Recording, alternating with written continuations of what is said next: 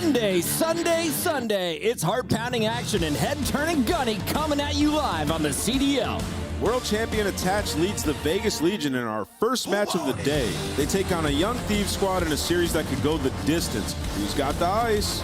The heat is turning up in Miami. The Heretics only have 2 matches left before their home major. This is a must-win series, but the Royal Ravens and their rising rookie Gwen won't go down so easily.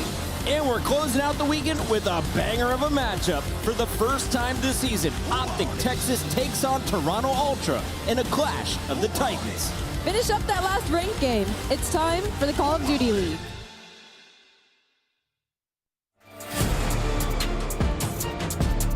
Shotzi may be the most entertaining player in the CDL, and he's dropping some of the biggest numbers. 10 spree and an ace. Too easy for Mr. Abizi. Oh, down to 64. Trying to go back. Pistol hits. Draws his phone two in the middle of the map with the Renette. He's going to find the third as well. Draws a lighten up the kill feed. 3-0 over Toronto Ultra.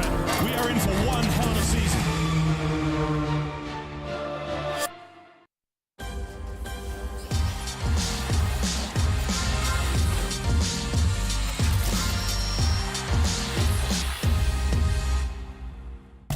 Down Ultra are gonna do it with 10 seconds to go, locking it down on defense in the cruise missile again. If there's the trophy, it might only be Ultras. It takes down Shotzi. It's all up to Ghosty, and he is gone. Oh, Ghosty gets eliminated, and this is it. Final moves from Hook. No, it's done.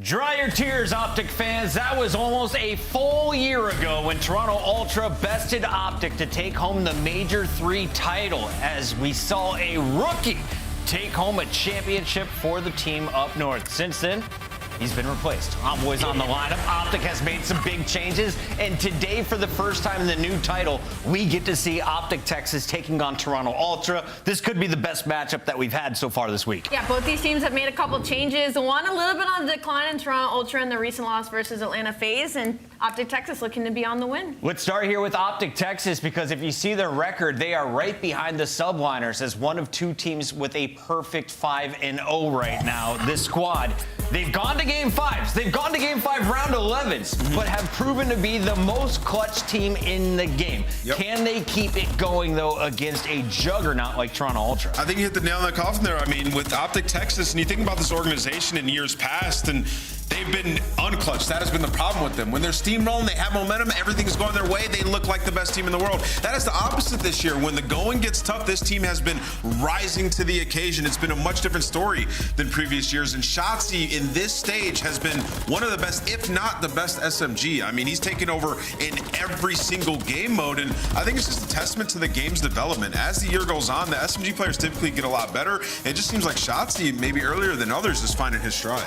And the difference between him and a lot of our other amazing SMGs, you know, and I'm talking about like Hydra and Simple, whatever, is that Shotzi has been having to do this to clutch a lot of these series, to have that ice, to give Optic a lot of these wins. So he has just been completely unreal. And you can see the difference. His teammates laying down that fire. He has been the finisher. A 1.22 in stage 2, a 92.1 Slayer rating is almost as impressive as that 1.4 in S&D. Yeah, he's got the #1 stats when it comes to Hardpoint and Search and Destroy, top 4, like you said, and Optic are 5-0 unscathed, but they've been in some battles. And this is what I find interesting. If Toronto beats Optic, that means we had New York beat Atlanta, but Atlanta beat Toronto, and Toronto beats Optic, and 3 teams are 5-1, but New York still waits to find out if they can finish perfect next week. I mean, that just means it's truly anybody's game. And, you know, Allie, we were talking about, I remember stage 1 was like, this might be a top-heavy year. It's shaping up that way. I mean, the top 4 teams versus the bottom 4, wild difference. And what's so crazy about it is usually we only have like top 2 teams heading into a major, right? Usually it's just like, oh, it might be one team or this other team.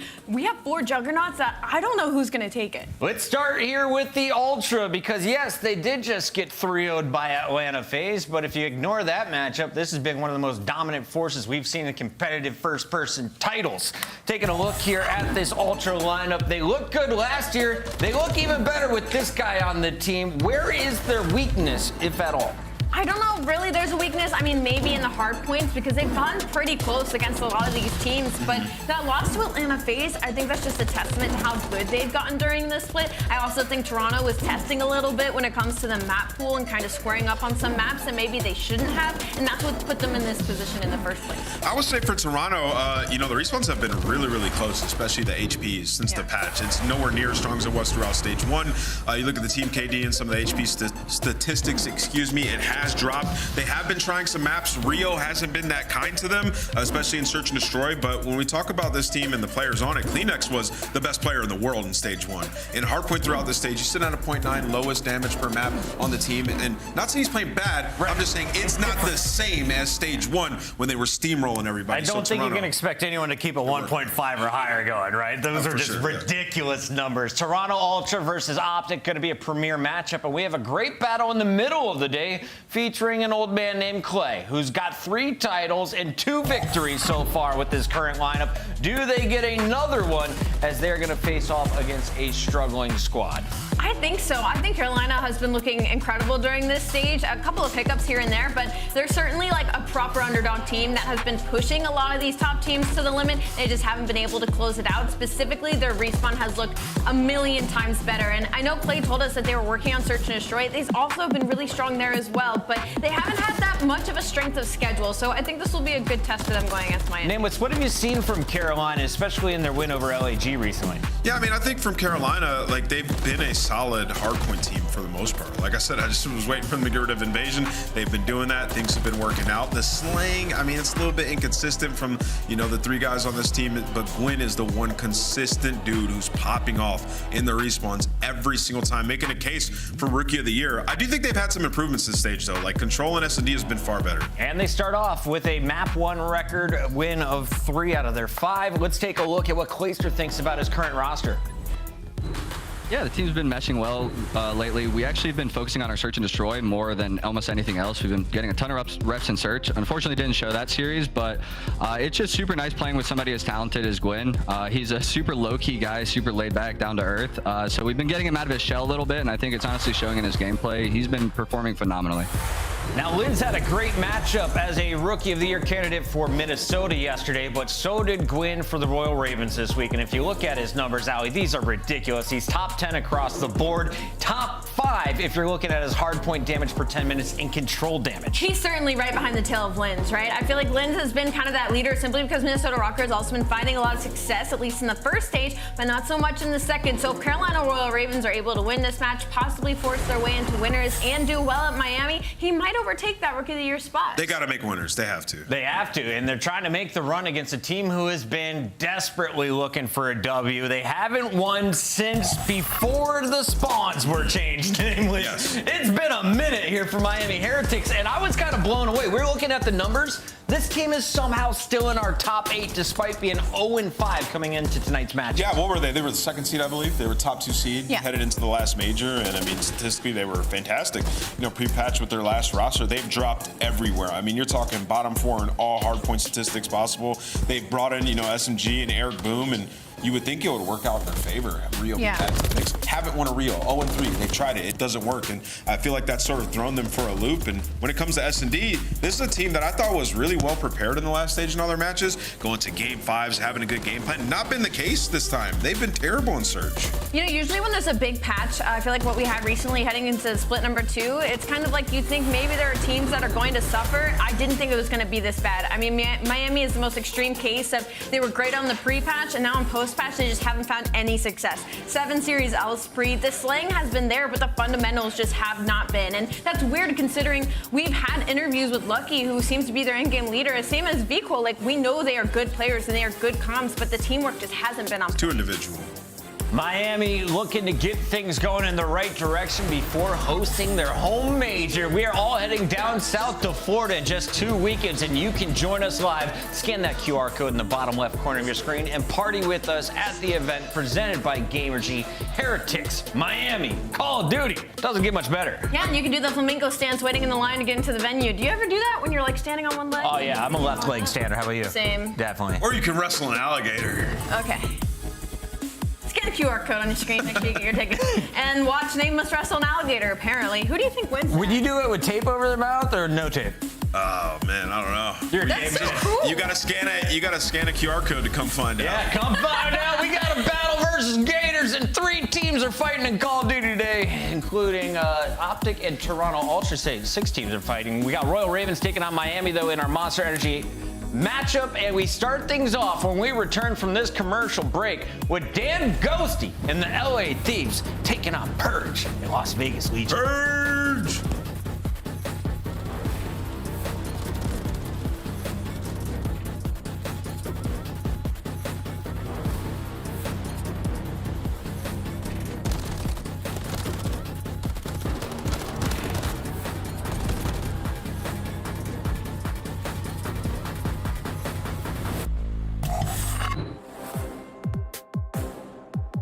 Slice up your competition with the Executive Chef Operator, now available in-game in the Call of Duty store. Check out all of the awesome in-game rewards you can earn for free just by watching the Call of Duty League. What's on tap this weekend? An all-new lineup including a weapon blueprint, emblem, calling card stickers, and XP tokens. Just link your YouTube account now to start earning.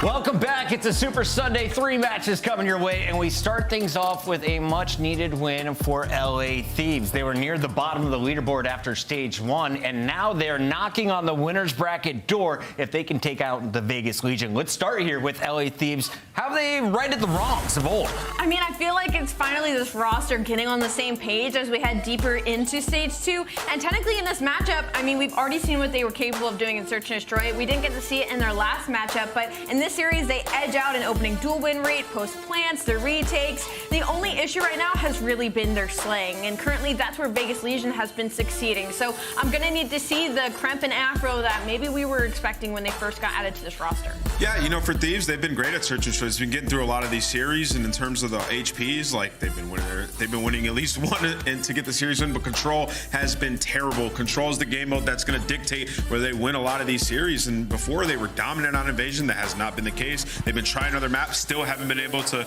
get enough kills to execute traps on high rise. And for the Monster Energy pregame, breaking is dysfunctional. They're 12th in break percentage, 9th in points per break, and 11th in rotation percentage. Listen, Hardpoint has always been the bane of this team. Remember, they started 1 in 12 in HP. Ooh. They're actually winning HPs in these last 2 series to get the dub. So for LA Thieves, progress is progress. Like I said, though, the Control dictates the series for them. I want to know, how did they get loose for the game? I saw they were playing with a puppy. Dan was going through a walk through the park with Pines, and we're going to see what's going on with the Vegas side, because Attach is ready for this matchup, right? He's ready to take down LA Thieves and prove that Vegas needs to be considered a threat coming into Miami. Listen, I think Attach is a vampire. 1, the guy doesn't age. 2, he's still shooting as good as he did 10 years ago. And listen, this team they're just clicking, right? Like, they got rid of a guy who's extremely talented. I know he's a great player, but they brought in somebody who obviously can't fill that shoes with the SMGs, running an AR and Geo, and they have gotten so much better. Like, the teamwork is there.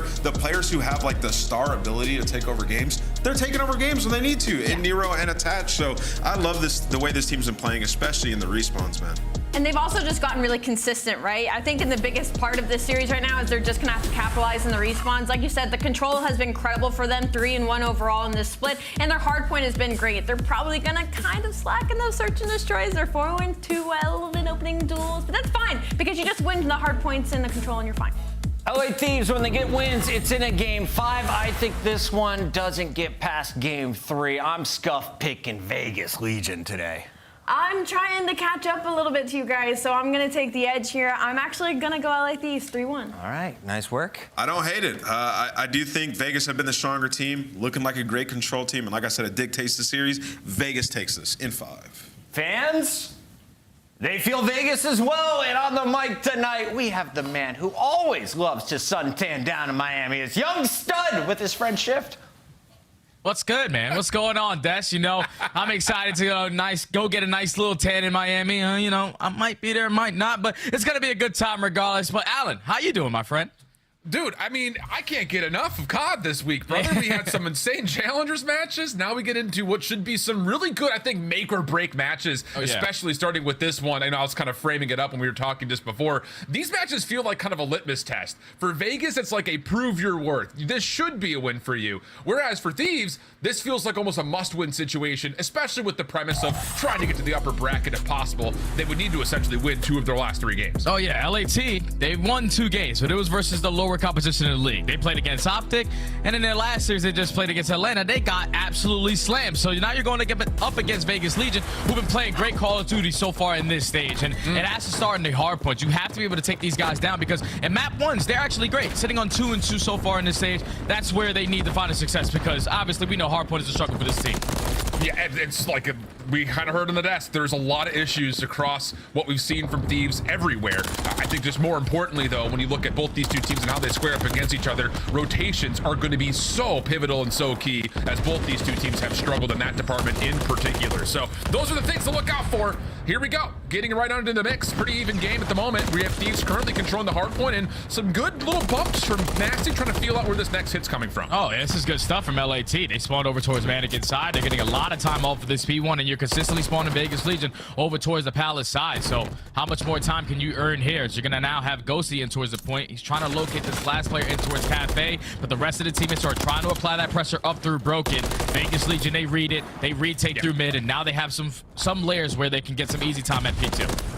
Yeah, this Vegas team, just to kind of put it out there, 11th in overall rotations, but they're one of the top 3 teams in hold percentages, especially on this map. So already kind of using that as a frame for success early towards Pete. Thieves, not under too much pressure, getting themselves set up for a clean break from the front. Nothing along the back at the moment. So this all has to be kills right in front of this P2 tank. Nasty, Ghosty trying to work things out, but good follow-up from Nero. And that'll be enough for Vegas to at least keep the kills even. Last attempt here on this setup, and Thieves will be pushed aside as the reinforcements for Vegas get back in. Yeah, with only 25 seconds left, Thieves need to hold them on this setup. You cannot let them get on out. You already have Nero on your mini-map trying to work up through the middle of the map, but this has been a great hold from Vegas Legion to soak them a majority of this time. But even better from LAT to keep them trapped in towards the backside of Palace, because now you're going to be free off the rotation over towards P3 at Bathrooms, where that could be a full 60. And you can even see that Vegas kind of stretching back into the old time, aren't 100% sure on where the Thieves members have positioned. So this is going to be really laborious in terms of how you rotate over to the third. I mean, there is absolutely nobody making a move through the right side of the map at all. And Geo actually hasn't moved at all. So I'm a little curious if he's dealing with any issues. A couple of shots, a couple of wiggles, but for the most part, he hasn't moved at all. So kind of keep a note on that as Thieves set up their holdover towards P3, and so far, so good. So far, so good. Like you said, Geo is still blocking those spawns, or at least consistently spawning his team on that side of the map. Don't know what's going on his POV, but there you go. The game is eventually going to come to an end.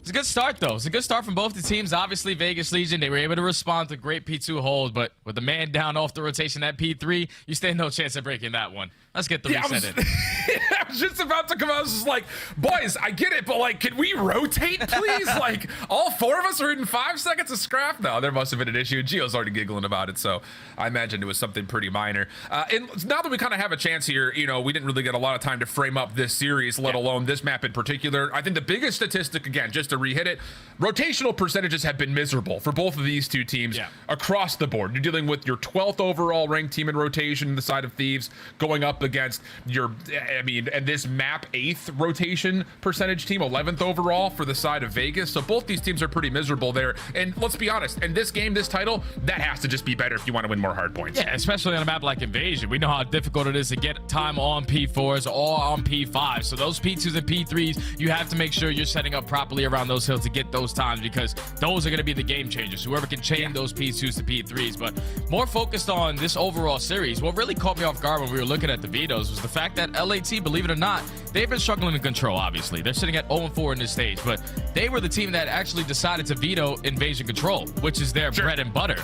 That one caught me off guard because you would want to play your best control map going up against a team like Vegas-Legion, who have been on the upwards in control overall in every single map. But the fact that they vetoed that invasion, that means that they're not really confident in their defensive setup anymore. So that high-rise of map number 3 just might be the difference maker. Yeah, and you know, Namos brought that up in the desk that this could just come down to who wins the control. He had this thing going 5, and there's definitely a world where that could happen. I think it's just one of those things, like, just to kind of re-harken back to it, this is kind of one of those matches that you look at for Thieves, and this has to be a must-win. I mean, you just haven't done well so far in this qualifier. Sure, you've improved in Hardpoint, but when you've gotten 2 wins out of your total 3, we're still not going to be, you know, spitting sunshine at you. So there's a lot to be learned, I think, about what the potential and what the ceiling of this Thieves team could look like. We're on the other side, you know, hey, yeah, Vegas is having a much better go of it here in this Major II Qualifiers, but let's be honest, their schedule has been pretty soft. So you expect them to come out and put together results like this. You know, now it's just down to, can you handle business and continue to win against a schedule that you should be finding a lot of success in? Yeah, that schedule hasn't really been the most difficult, but even though sitting at 3-1, the only loss that they took was versus Toronto Ultra, where they were able to win a 6-0 in the Rio S&D, and both the HPs were within 15 points. So you will take that versus one of the top teams in the game. Unfortunately, you fall short in those final moments, but you can see it's all vibes. Everything is clicking right now for Vegas-Legion. They want to just already spawn into the map, make sure that the team over towards bathrooms. And the crazy thing is also, I also had the opportunity to play ranked with Purge, and he's such a great kid, because we were sitting there, we were just chopping it up, having a good time, and I was like, yo, Purge, you know me, I'm a sort of a little bit of a troll, so I'm like, Purge, what were you doing, like, when you were running that AR? You know, it wasn't a good showing for me. He's like, yeah, Jay, like, it just wasn't good enough. I was putting up 0.4s, like, it's because I play on stick and move. I said, stick and move? Playing on stick and move. But then I found that Abizi plays on stick and move, so he copied a page out of his book, and now running an SMG, stick and move like Abizi. All right, we'll get that working. Yeah, and the thing about it is, like, when you look at what Purge has done in this qualifying stage compared to last, like, he's still floating closer to that 1.0 mark than way below it, which kind of was the case that I think really hindered this Vegas team. And again, it just kind of comes down to the point of, is it a for real statistic? Because like you mentioned, they've only played one top team until this point.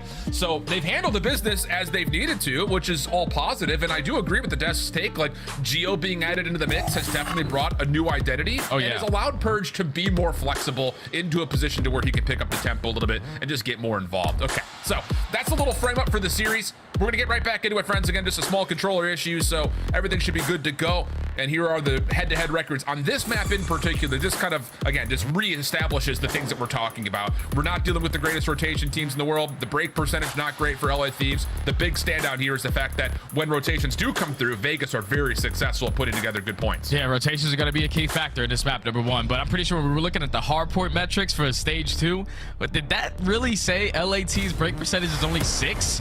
That means that they cannot find any success breaking into hills, so you better be the team early off the rotation. Yeah, for real. Especially in a map like this. So, here we go. Breakoff comes through again. This time, Vegas, well, may have learned something. Way better.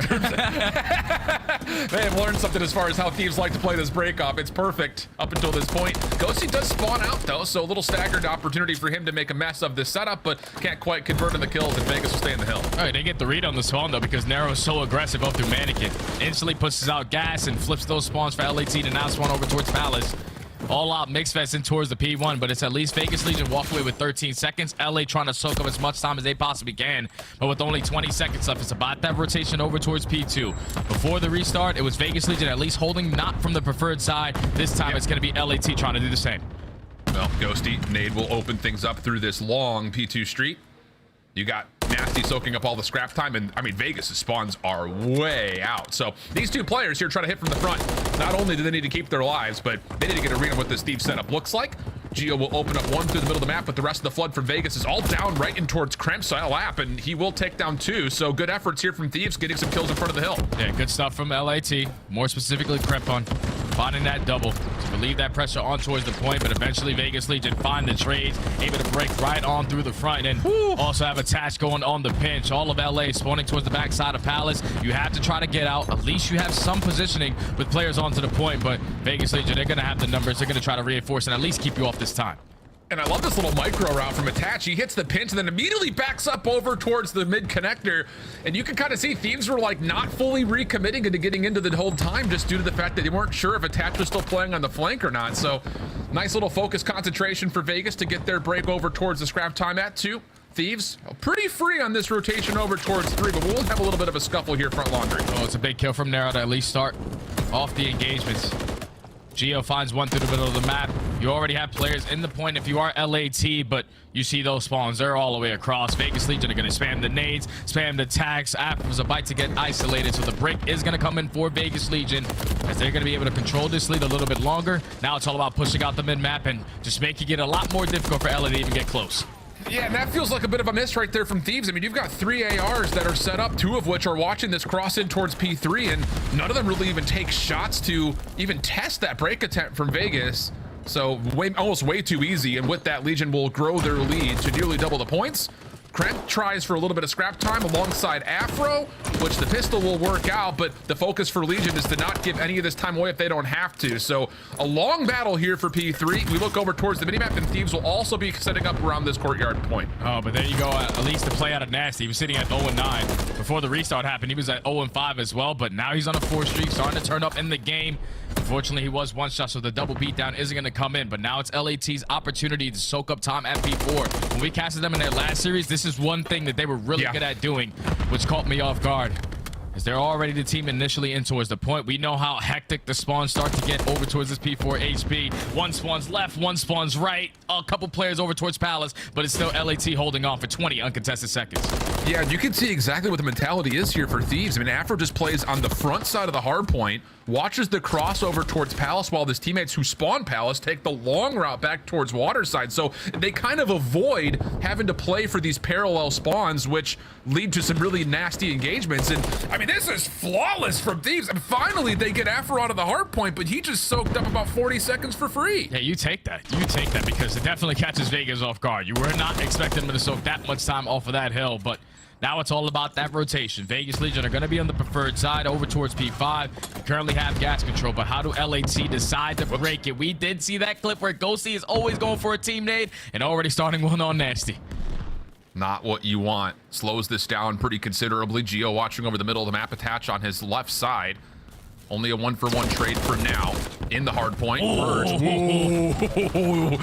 the gunfight that you want to see a loss on. So now it's really just Attach who keeps his life. Spawns will be a bit staggered here for Vegas. Kills looking decent as Nero's having himself a burner. 4 in a row, 15 and 6. And with that, Legion find the re-break. Yeah, Legion going to be able to find the break, but you see the spawns now for LAT. 2 through the front, 2 through the back. This is definitely going to catch them off guard as Kremp and Ghosty are going to come behind enemy lines, find the break on towards the end of this P5. And with only 20 seconds left, how much does Geo decide to contest this? Because we do not have the preferred spawns that we want for the next hill, at least initially, but you know, it's only a 10-point game. They're going to be able to tie this one up at the end of this one. Absolutely the case. Attach also looking for an early cruise missile on 5 in a row. I mean, this just feels like what it's always been, though, for Vegas. Attach and Nero. Attach and Nero. Just through and through, they have dominated in respawns. And you're having another one from Purge where you look at it and say, brother, come home. Try to keep up a touch. Attach looking for number 6. Afro tagged, but not going to be dealt with. The rest of Vegas still focused on breaking this large lead right through middle. Kills are decent, and here we go. Now an opportunity for Vegas to work their way through. Attach still looking for kill number 6, and finally is able to tally it as Vegas work their break through the P1. Yeah, he's able to get it, and now with that spawn coming in from Geo, now you instantly turn around because you know all of LA are going to spawn over towards gas. So can he keep this streak alive? So he's going to try to cut off the middle of the map. Afro sitting in towards DVD, but it's time for Attach to continue to slay. He's only able to take down 1 as LAT doing a great job of holding the hill. Kremp again gets the better of Purge. Yeah, we got to start turning up. Those are gunfights we can't lose. 100%. A little 3-spree brings the KD back to manageable terms, but Kremp is having his way.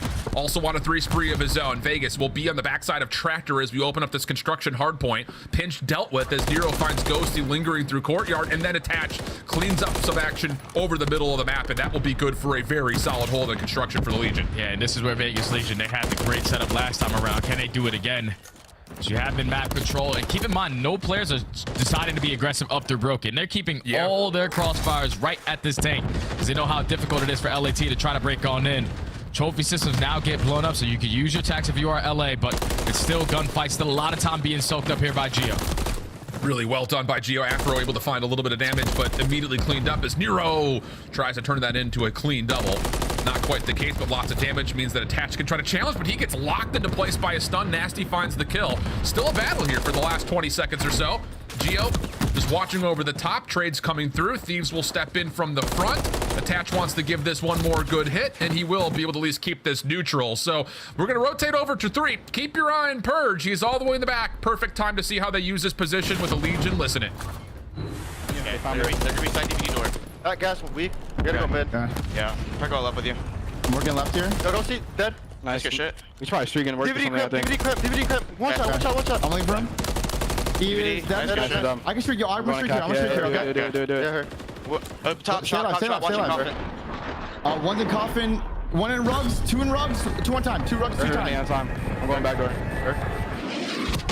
I got one on time. Nice. I have 2 on time. Dead. Let's go time. All palace.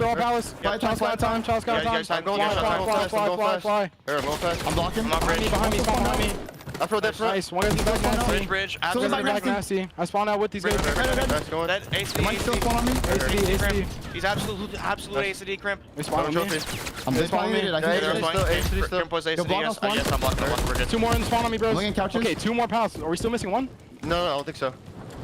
I'm going in P1 tank. Where's P1 tank? There's 2 P1 tank. 2 P1 tank. Rapping rain. After 1 time. Dead. One time. 1 could be P1 tank. Okay, yeah, he's definitely gonna be P1 tank. Try and flank dart. Time. Red. P1 tank. Mid tank. He's dead.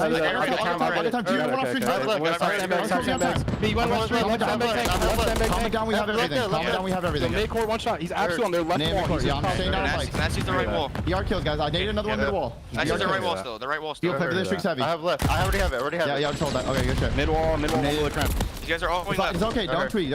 Stand tank 1 shot. Just hold for kills. Tank on me. There's nothing right on me. I look time. I help time. I have your left. He's in the deep right corner on top. I can't shot him, bro. Deep right corner. Deep right corner. One shot. I'll right corner. On me. Close on me. There's 2 close right. Trash. P1 tank. P1 is there for me? Let's get shot. I'm on fire truck. More on time somewhere? I have left. I don't know where. It's Afro first guy, guys. I'm blocking for me. Mixy, but boy, Jay, I mean, I was just saying it there a moment ago. Thieves may be one of the best teams in the game right now, finding time on P4. They're continually not just soaking good hardpoint time, but they're forcing Vegas to have to step forward to deal with it. And that's the reason why they currently have the lead that they do. Only up by 10 points, though, so you are forced to find a break in towards P5. Keep in mind, Geo at the same time during the listen was able to earn a cruise missile, so how can you decide to break on in? You have to get past Attach, who finds himself on another 5 streak. He's 28-11. I know you were saying it's always narrow and Attach, but what Geo and Purge bring to the team is just consistent plays, the dirty work, to allow these Slayers to be Slayers. And Attach now earns himself another cruise missile. Vegas take the lead, and now all of LA trying to break through the front. I mean, we're dealing with just God mode Attach right now. Flat out 30-12. Another cruise, as you mentioned. Good control around the hard point. A little bit of search and hunt right now going on for Vegas. Oh, yeah, we didn't get to see all Krebs player cam right there, but I'm sure the final part of that reaction wasn't positive. Scrap time going to be largely earned by Vegas. They'll hold a marginal lead, but Vegas off spawn looking to cook around the mid-side P2 tank. Yeah, they're already sitting at 218. You have 2 cruise missiles to work with as well, so this game most likely will end at this P2. You have Nasty setting up a pinch, finds the timing to get past Purge. I was trying to find that kill as well, but screw that one. I'm going to go for the one mid-cut and then come back for the guy in towards the courtyard. Great plays out of Nasty. He finds himself on another 4 with LAT soaking the time. Here we go again, though. Purge spawns outside the play. If there was ever a time for him to make his presence known, it'd be right here, right now. Gio going to support this with the cruise missile being called in. Nero following up with kills, and they actually just essentially chalked the cruise missile. No need with the kills that come through for Legion, so they jump back onto the hardpoint time, and now it's Thieves off to the races. They have to break through the old time and stretch over towards the second hill. You have to find a couple kills to even make that happen. Has Gio and Attach combined with 2 again through the middle of the map. Final 10 potentially going to be theirs. It's going to be a little bit of a late contest here from Afro, but it's going to be all of Vegas Legion set up for the next hill. Only 20 seconds till they call game, and if it gets a little shaky, keep in mind Attach still got that cruise missile. And look at the forward position here. Gio's just guarding mid-map. Attach putting his feelers out over towards Broken. It's just costing so much time, but the kills are pretty clean and they're pretty quick. Here comes Thieves, all 4 members for the break attempt. Nero and Purge, the last 2 left alive. 5 seconds is all they need. Kills are there, and wow, absolutely perfect on rotation. Thieves can do no more, and with that, Gio pops off. Feeling the energy for the Vegas camp. Okay, Gio, I see you, baby. He said my controller didn't work in that first replay, but it worked this time around, and I got it done. As that young man alongside Attach just take over with those ARs, but you earn a couple cruise missiles, you win a couple rotations, and then the second time at that P4, you do not allow LAT to soak up a lot of that time. They were just completely outslaying LAT from start to finish of that game. The fact that they were in that game was due to the great plays that they made at that P4 HP. But other than that, it was all Vegas Legion. Properly off the rotations, set up to make sure they gained much needed time. And then that P2 setup was perfect. LAD could not find a way opening through the front end, which is very difficult to do. Great stuff from Vegas Legion to start off 1-0. And I love the call, too, just to, again, utilize Purge off that kind of weird staggered spawn where he comes in, clears out P1. Everyone else for Vegas spawns back towards Palace. So it's like, hey, we've got good forward position. Let's really use that and just add a little bit of insult to injury here to make sure that Thieves are having a real difficult time finding their way through P1 and then over to P2. But like you mentioned, look at the slaying. I mean, we're dealing with almost 330 bombs for the side of Vegas. And to be fair, Purge did step back up, 4,400 damage, 8 assists. So give him some credit where credit is due there, especially in that last rotation. Yeah, he was making plays, man. Those crucial gunfights, like you said, when he's the player spawning on the pinch, he was at least finding that opening kill. As we got to the end of that P1, that cruise missile was simply for information. When you get a player spawning on the pinch, he gets that free opening first blood. And then everyone else now is scattered in towards a building, so you just isolate them one by one. But Vegas Legion, they dominated the slaying. They took over the game towards the very end of this one, because you can see it was back and forth. LA had the lead for quite some time from P4 to P4, but when they got to the P5, changed to the P1, that's when Gio and Attach started going on some streaks. They were able to close out this game 1. I expect nothing less from Vegas Legion, especially the way that they've been looking to stage 2. Yeah, absolutely. And I kind of want to throw this foreshadowing point out there if we do see a map number 4, which, to remind you guys all at home, it would be a Rio. Is there any encouragement in terms of the fact that, hey, this was still only a 40-point game, considering that Thieves got heavily outslayed? Does that give you anything to kind of look forward to in terms of if this does go forward? Maybe there's an extra lifeline there based on how they play around the objective, or does that make you worry more considering it's Rio and we often see teams that outslay dominate? Yeah, it makes me worry a little more, especially with the way that Afro played in this game number 1. Like, Afro is their main SMG player. You only put up 2,800 damage going double negative, and you only lose by 50. But on a map like Rio, we watched them play it, and they got steamrolled by Optic Texas. So all their stats on everything on that map are basically dead last. But on the opposite side for Vegas Legion, they love themselves some Rio. Rio S&D, Rio HP. They had a really close one versus Toronto. That's the only loss that they suffered. So they're basically undefeated on the map besides that one. They have been enjoying some Rio. So I think if you are LAT, you need to be able to respond on this search and destroy, because like I said, they managed to ban their invasion control, their bread and butter in game mode number 3. So if you can't come out and win this invasion search and destroy, which is a good one for you, it's going to be very difficult to even try to get to that map number 4.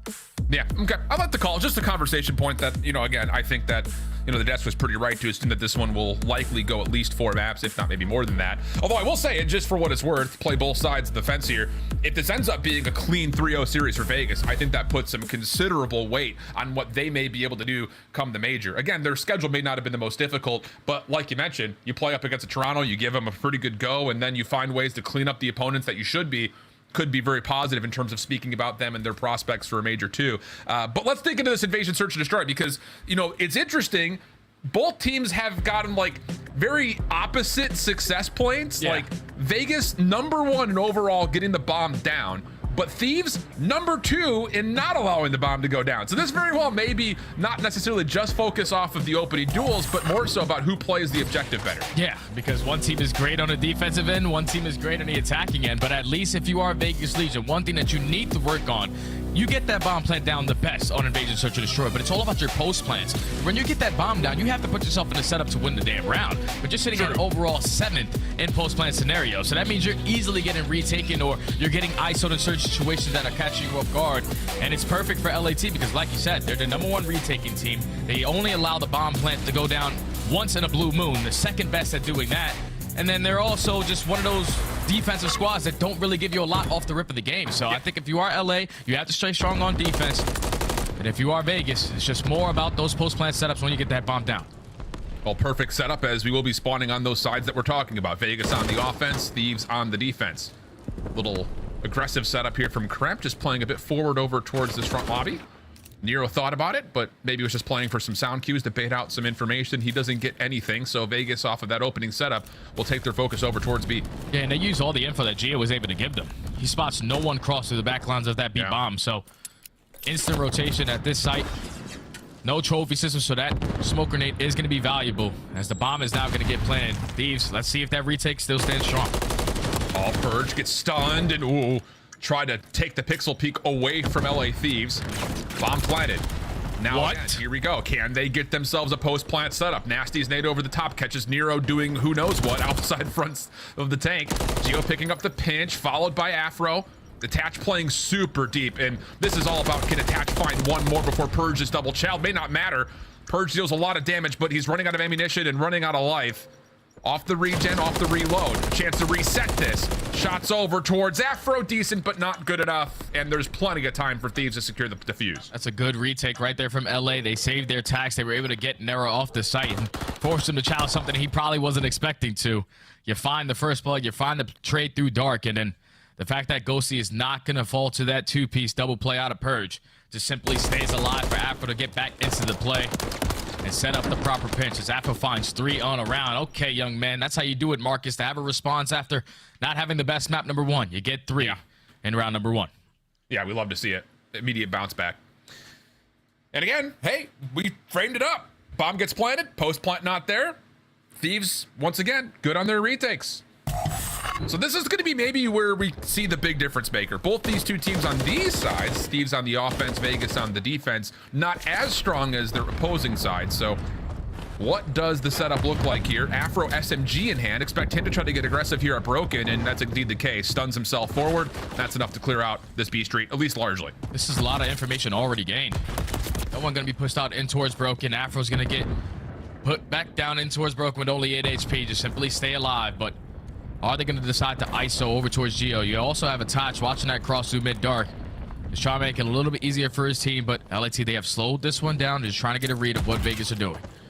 Trophy system denies the stun out of Nasty. And keep your eye on what Nero may do here, depending on what information Attach can transmit. He is in a spot where he could pop the door at lobby and maybe find a freebie here through mid-map. SMG in hand, don't want to get too frisky. You also got Ghosty watching the outside. Here's a couple of shots that come through, and that's enough for Nero to say my position's now completely exposed.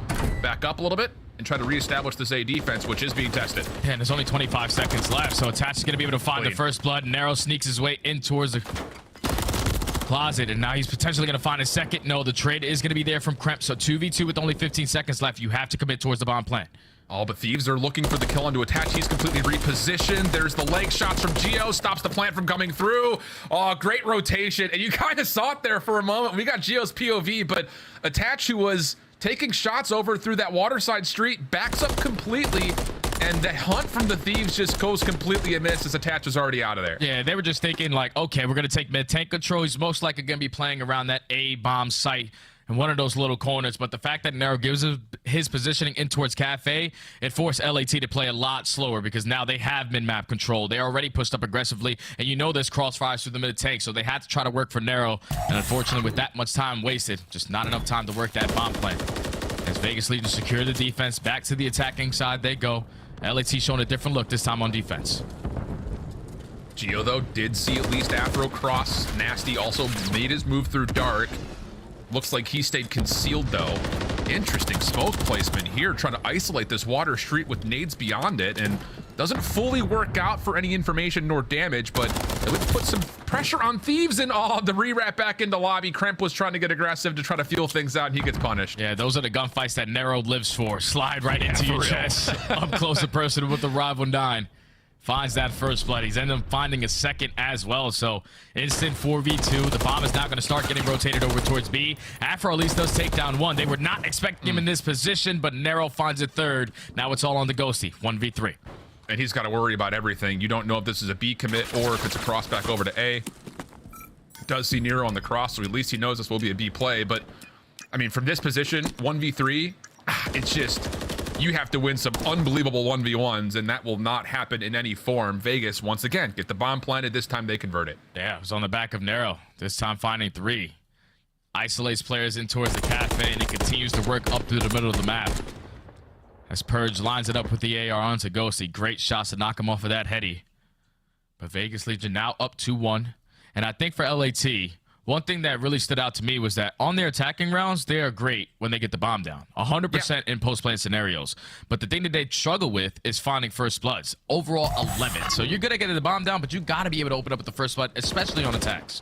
Yeah, absolutely the case. Kind of one leads to the other, right? Yeah. Cause and effect situation. You get the first blood, you likely get the bomb planted.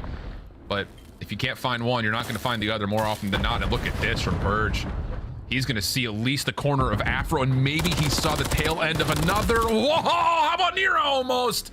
Gets the prediction onto both, but only goes 1 for 1. And then Purge actually does get isolated out of that spot front DVD. So numbers now leading to Thieves working around this A site. Yeah, Purge started off by giving that info to Nero, knowing that he was jumping up and checked that spot in towards Cafe. So he found the first blood, but instantly traded. Now Vegas Legion in a 3v2. Attach might have found the timing. He's going to work up the A street, find the free first, can't find the second. He was still a little weak, but now the play is going to be over towards that A bomb, and Gio knows.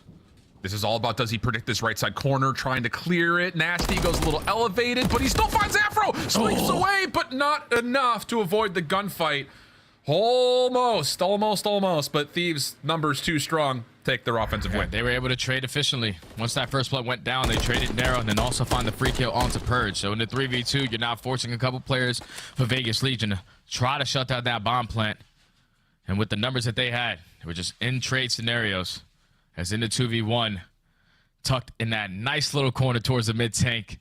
Didn't allow Gio to spot him, but is able to put himself in a position to find a trade. Back and forth free goal, all tied up at 2. Okay, a little bit of this, a little bit of that.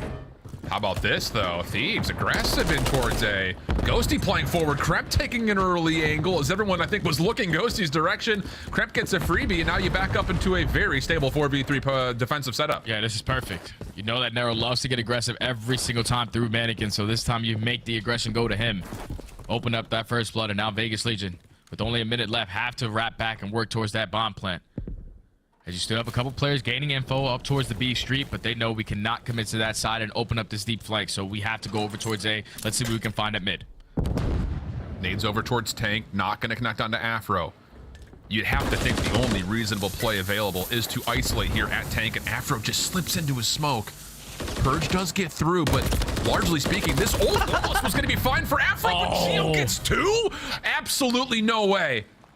So now from a 4v3 to a 3v2 situation, Ghosty sees attached but elects to not take the gunfight. Instead, he tracks down Purge at mid-map, and surely this is enough for Nasty to rotate over. Yeah, you got to get this bomb down, though, if you are Vegas Legion, because time is starting to dwindle down, and Ghosty at least evens up the numbers, makes it a 2v2. Potentially set up Nasty to find the kill on bomb. Now it's attached left in a 1v2. But his position is completely concealed. Nasty looking over the middle of the map. Ghosty from courtyard, and shots are decent. Forces attached to reposition, and Nasty tracks him down perfectly. Wow, initially you think Gio maybe saves the round, but it's Ghosty on the other side to retaliate and get Thieves to 3. Yeah, the good thing is that Ghosty, he gained the information early on to attach, but with only 25 seconds left, you know that the play has to come in towards A. We can't go for the bomb planet. We have to get the guy that's watching over him. So winning that one-on-one versus Gio sets up Nasty to find the trade onto Purge, and in the 2v1, that's where you originally spotted attach on that right side. So you isolate him and you clutch up on the round. Another successful retake out of the Thieves and the man disadvantage. They get it done to now take the lead a little bit by 3-2.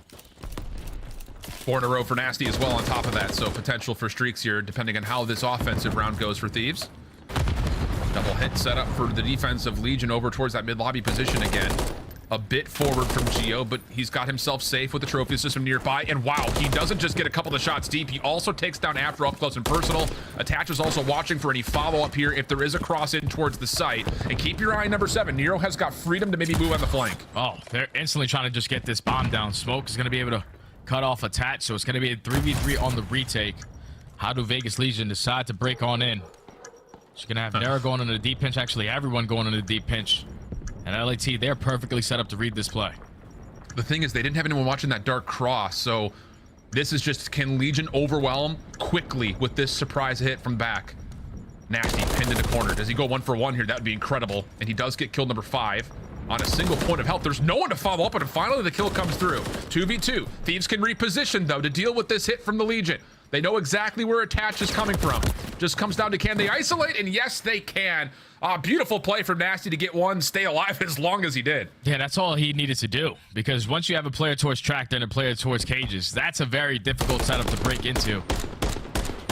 As Nasty does not earn the cruise whistle, but he earns the round for his team. Great plays from LAT to ISO Geo over towards the B side. Use the smoke, instantly put the bomb down, and then not even have to worry about the flank because of the setup that they were in. 100% on post plants, and they show it there. Yeah, absolutely. Great stuff. And I love the idea from Legion. It kind of felt almost phase-esque when it comes to trying to hit that retake. The only difference is they don't have anyone through dark. They try to just completely overwhelm it from the back. Just not quite quick enough. So pivotal round here in this search and destroy. Vegas on the offense. Looking to maybe go with a little bit of aggression here towards B Street.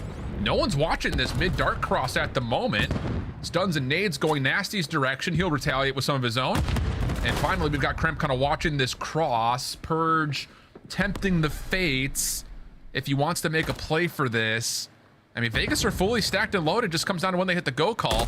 Nade's following through. There's Nero. They get the information on Kremp, and now it's just a decision of actually, can they isolate Nasty? Oh, they're trying, but Nero unfortunately does get stunned. They were able to shoot the trophy systems out. Try to isolate Nero, but now the team, the reinforcements are going to be here. As all of LA, they attack through the back end. Afro's not going to slow down. He has a freebie through the mid tank, and that's going to be the round. Great plays right there out of LA to help Nasty in that situation, because the first stun hits him on the backside of that tractor because the trophy is just way too far on the left side of the street. So at that point, you're thinking, if you're Vegas Legion, we can nade this guy out. Nero gets him one shot, but then there's more of the tacticals get invested from LA to keep him alive. And that's all they needed to do, was just keep him alive till the reinforcements got there, and then it was all of LA after that, as they now put themselves at game point. Clean stuff. I'd be curious to know, was that a Thief stun that came through to Yeah, 1,000%. Okay. If so, it's one that went over the top of the buildings, then it's pretty fortunate to land. Cramp will back up, find the bomb. Left and spawn a little longer than we would have normally anticipated, but no harm done, as Vegas will set up a very heavily concentrated defense over through the middle of the map. Nero trying to get aggressive in towards DVD, but once again gets punished. Oh, and that's a first blood this time for the first time on the attacking side for LA. So already in the man advantage. Just gotta try to pick apart this setup from Vegas Legion. Attach, evens up the numbers, makes it a 3v3, and that's gonna be the bomb players. So now if you are LA, you have to work towards that and eventually try to read this setup, because Vegas are moving around. It looks like they know Ghosty may have stretched in towards P3 here at the bus stop. And there's the confirmation of it. Oh, and the wall bang comes through. Purge just able to slip away. So no trade. And that's set up for Thieves over towards A Street. I don't know if they just didn't wait long enough for the smoke to embellish it, but that's almost a little bit too free for Vegas, and now they've got numbers. Yeah, now they got numbers. Great read out of Purge to just play that patient. Now with only 20 seconds left, you just spot Avro towards the fire tank. You have to know the play is coming in towards A. Purge strikes first. He's able to take down one, but now it's after left in a 1v3. And gets taken down by Attach. Thought it was a great start to the round by LAT, finding that first blood onto Nera and towards DVD, but at that point, we know that they love to play around that A side. Attach is always playing Water Street. Purge tries to assist him over to the map. Geo's the only one that plays over towards B. Probably do not want to commit up to that Water Street side, especially with the smoke the way that it was. Yeah, I just don't. I mean, that had to have been an LA offensive smoke that came through. I don't know if they just moved quicker than when the smoke popped or what it was, but I mean, looked like Vegas had full information on what was coming, plus the first blood through it, at least the return on the first blood through it. But still a long way to go here for Vegas. Can they stretch them together? A little bit of information through mid-map. Attach was trying to assist just in case anyone from Thieves did pop their head out a little bit longer than you would have expected. Nero through mid. We'll clear out lobby. And the only real question mark here is, do they have enough utility to break through this trophy system backside tank? And do they get a read on Afro playing really far forward here? Oh, unfortunately, Nero gets caught again as the first blood goes to LA. Now it slows down the push for Vegas Legion. That's your most aggressive player. We have to try to work through the map. They're trying to ISO Kremp, but unfortunately, he's just going to stay alive and allow his teammates to look over him. The time is starting to dwindle. Eventually, the play has to come in for Vegas Legion. With Geo still getting a lot of information towards B, it might be the play called a rapid. And I don't know if Purge was fully regened right there, but it looked like Thieves were wondering and maybe worried that he had pushed through that smoke. Not the case. Pops up on the other side of it. And now Geo gets isolated. Nice little turnaround to pick up the player at dark. And honestly speaking, that's pretty clean from Thieves. A couple of rounds that I think Nasty single-handedly just stays alive longer than he maybe should have. And that helps Vegas, or pardon me, Thieves kind of quell the hits coming out of Vegas. But regardless, through and through, really nice stuff from LA. Oh, yeah. They dominated on the defensive end. They only needed 1 to 2 attacking rounds, and they got it done with ease. Great pressure over towards that B bomb. Just getting the bomb down and then play your close plans. But every single time on defense, when it needed to retake. First round, 4v4 at B, they got it done. 2v3 at A, they got it done. They just know a little bit more on that defensive end to walk away with this map victory. 6-3 is the final score. Chopsticks out of Afro. What a bounce back game from him. Yeah. But multiple first Really bloods clean. onto Nero really shut them down, because that's your most aggressive player. He's your play caller. He's your playmaker. He's the guy that's always going to give that early information with that SMG. But when he gets picked apart, that forces Vegas Legion to play a little bit slower, especially with the 2 ARs that they have in Attach and Geo. It's not going to be easy, especially on a map like Invasion. Series tied at 1 now. Yeah, it kind of felt like, what, 3 out of the last 4 rounds, Nero was first blooded? Yeah.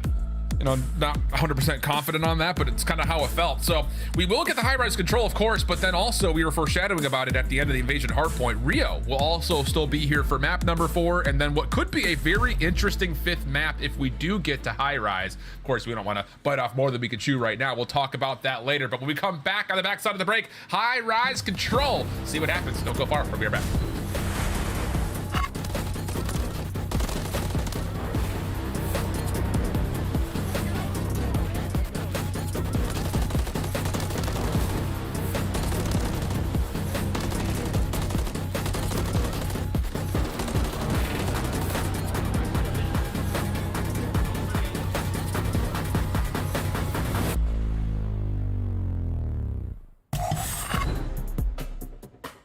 Upgrade your game with the Scuff, the official controller of the Call of Duty League. The Call of Duty League is brought to you by Monster Energy, the official energy drink of the CDL. I mean, I just want to show everyone why we're the best team in the world, and I think we've been putting up a lot of hard work.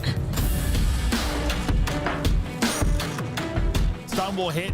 Just Abisi does a good job not giving him the one-on-one, then gets his head ripped, hits some great shots. Awakening tagged down weak, but it's Awakening that's able to win it. That is a clutch and a half in round 1. Purge, he found the right moment to snap, and trades are gonna be there. Purge gets the double kill as well. Purge gonna hold it down from the top right side. He was the one that really broke through over towards P1, and he might be the reason that Vegas Legion win this game.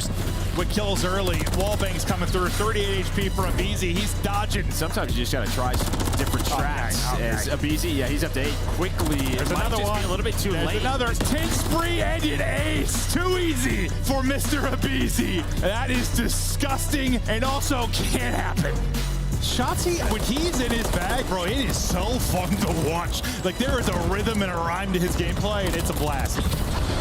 Well, he's going to call it a cruise right away. Flies on down, hits the speed boost. He may be the most entertaining player in the CDL, and he's dropping some of the biggest numbers. So Ultra players, it looks like they're gonna 4-man group up together and work. Troz has found 2 in the middle of the map with the Renetti. He's gonna find the 3rd as well. Troz lighting up the kill feed. And letting the phase, sending us to around 11. Honestly, it's just us in Toronto, but as you've seen, we just 3-0'd them, so I think they're and we're on top.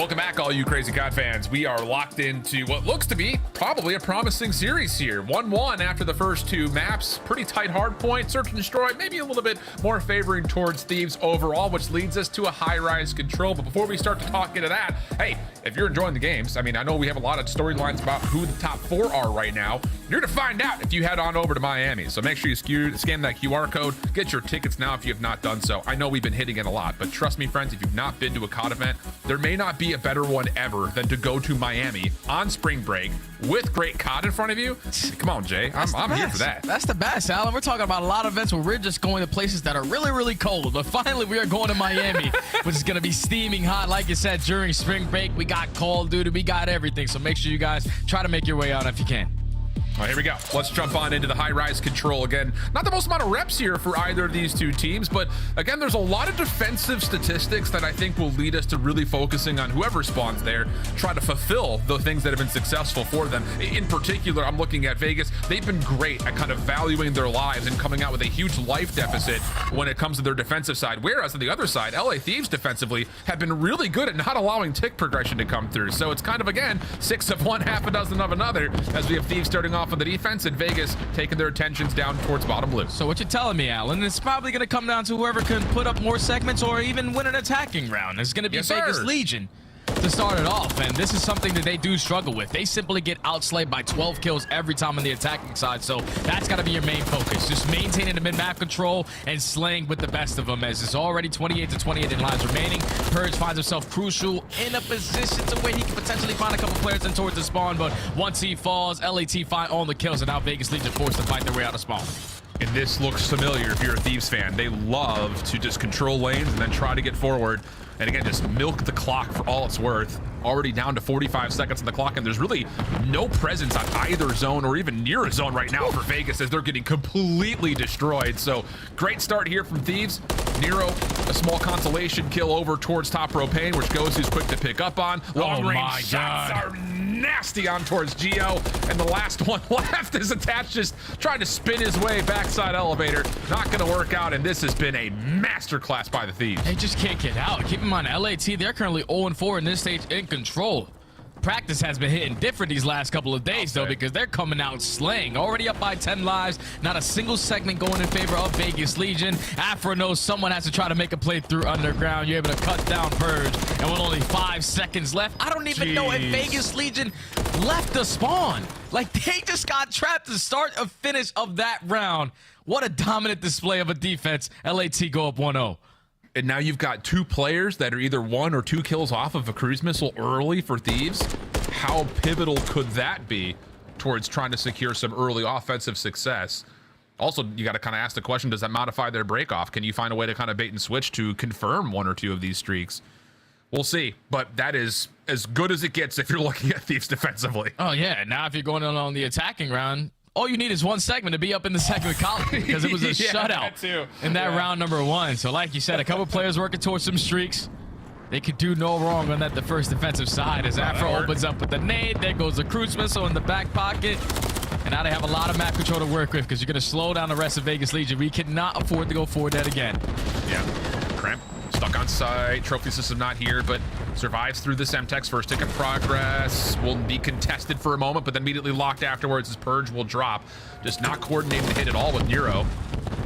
Nero finally able to open up the door to try to get himself back in. Second tick of progress does get locked before Vegas can set up their rebreak attempt. So again, overall, mission complete here early for Thieves, and they still have the extra resource of the crews if they want it. Yeah, you have 2 segments already complete. Unfortunately, Nasty falls off the map, trying to hit the side of the wall hop.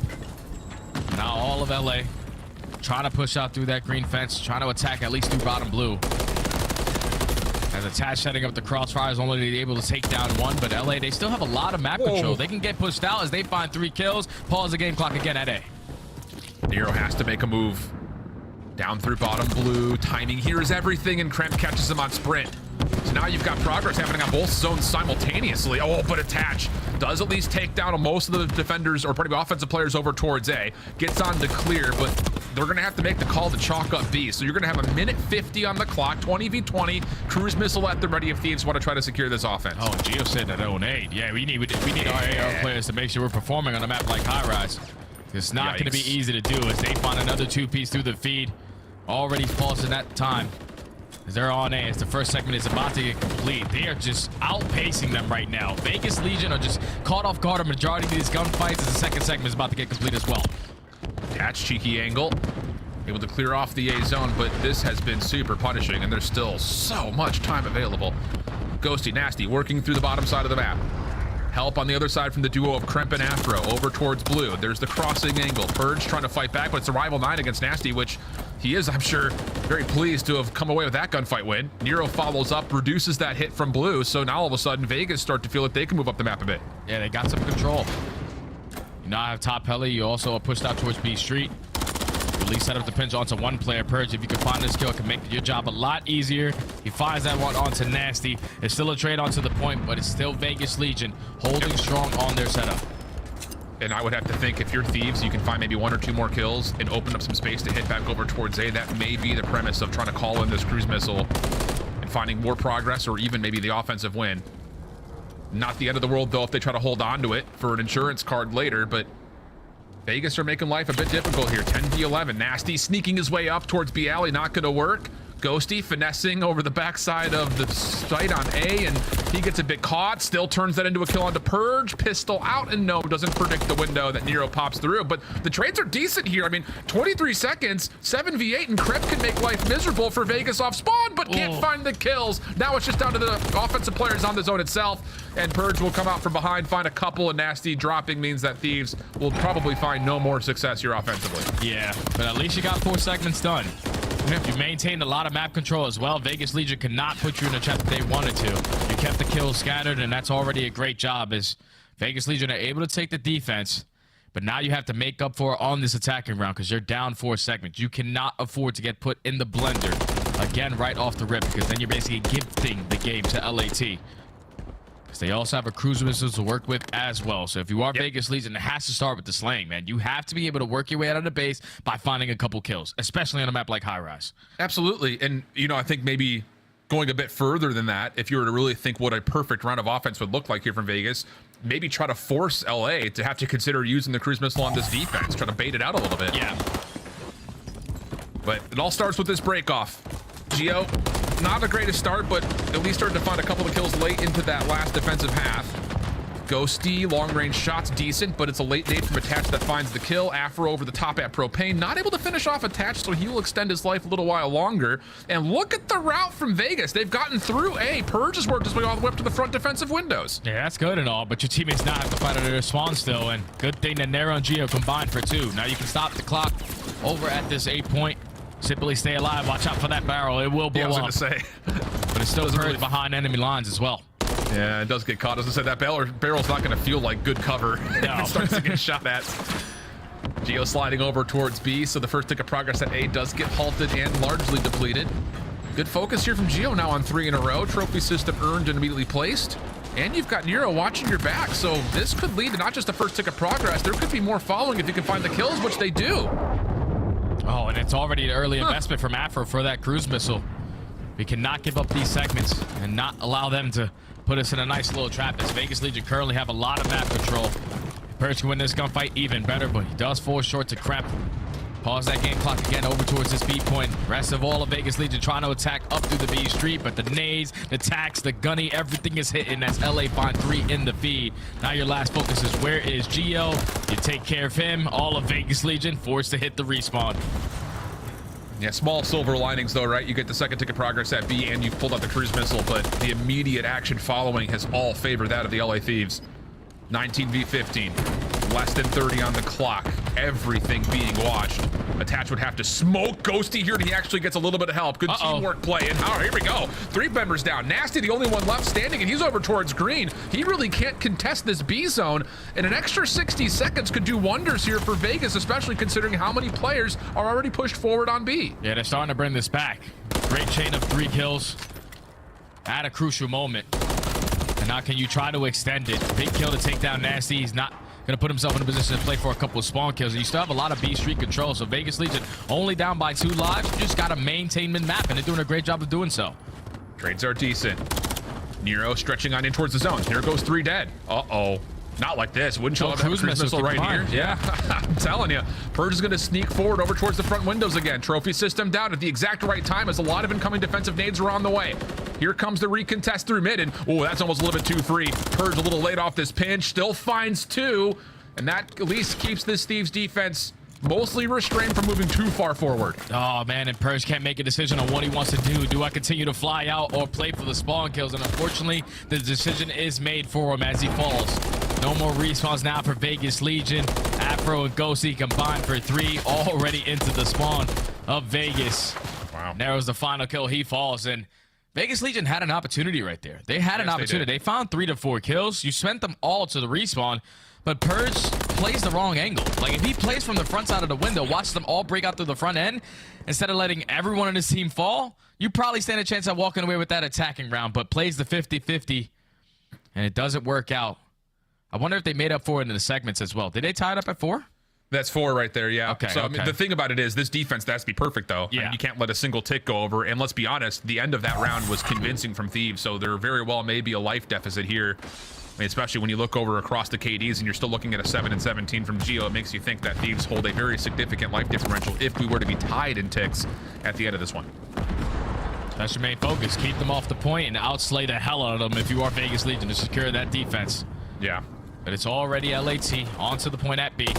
Pause in the game clock. Afro finds some timing, at least onto Geo. He's not going to commit towards the gunfight. He's going to wait for one of his teammates to at least pick that one up off spawn. And that's exactly what's going to happen as Vegas Legion hold down the first push, only dropping 1 life. And now they have all the map control. LAT forced to break out. Yeah, Nasty dropping from that top propane position means that Thieves, like you said, we're going to have to essentially fight out of spawn. They'll get through their windows, but they have to recreate some space. Purge tracks down Ghosty, bottom underground. Cramp looking for the trade. Denied.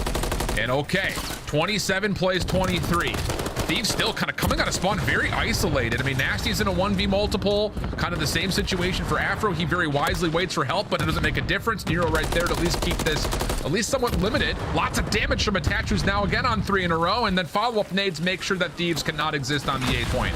They might be making up for this. I agree. But the way that they are putting him in this trap with only 28 seconds left, like, you have to get out, at least earn 1 segment if you want to guarantee that defense. They are making up for it in the slaying category. Attach is able to get Nasty 1 shot, but he is on a 4 streak, so he wants to play his life a little bit longer. If he can earn that cruise missile, it could potentially be GG, but the first segment does get complete at A. So LAT, they are going to have the defense if it does go to around number 5, but they're finding all the kills in the feed. They potentially might close this out. Yeah, they very well may. Purge takes 1 member off the A zone. Off spawn, here comes Vegas in full force, just trying to re-hit this. They desperately do not want to see this thing end here. Last bit of progress needed. 1v1 from Afro secures the extra 60. Still a marginal life lead here, though, for Vegas. 15 plays up against 12. And there's not a lot of spawn presence to at least reduce this if you're Thieves. So they're going to have to rework out a spawn and refocus this hit towards B. And they're doing a great job of doing so. They're winning all the gunfights up through B Street. And now you have Nasty underground, just cutting off this hop-up angle. As the teammates are able to get onto the point, all the Vegas Legion have to find a way on in, and it has to be through the middle of the map. Nasty's going to get blessed for a free kill, but first segment is already going to be complete. Vegas Legion got to get a move on it. Purge able to find 1 through the heli stairs, and then a follow-up. Nice bounce back here from Purge at 22 and 24. But this round is far from over, friends. Attached deep towards Elevator Alley, able to find Nasty. Do they expect Crimp? They do. Good reduction on the play from Thieves. And now you're in a 10v7, 45 seconds to go. Maybe 1 more good attempt here if you're LA. It starts by simply getting out of your base. All of Vegas Legion do not have control of blue, so you can sprint right up through the right side of the map if you decided to. But with only 30 seconds left, eventually someone has to work their way up through the point. It's potentially going to fall into the hands of Afro, who's trying to make the flank play with that MCW in hand. Finds the freebie. He's actually going to be in tack stance. You definitely don't want to do that, but finds that kill. The rest of his teammates fall. No more respawns for LA. I mean, he's still holding this tack stance. He's losing composure right now. I mean, what are we doing? Pistol's out. He's like, I'll just take the pistol, brothers. Don't worry about it. Okay, finally gets the reset on the tack stance. Clock will stop at 15.2. 3v5 situation, but Purge again through the middle of the map is doing it all. Last 3 kills, I believe, go his way.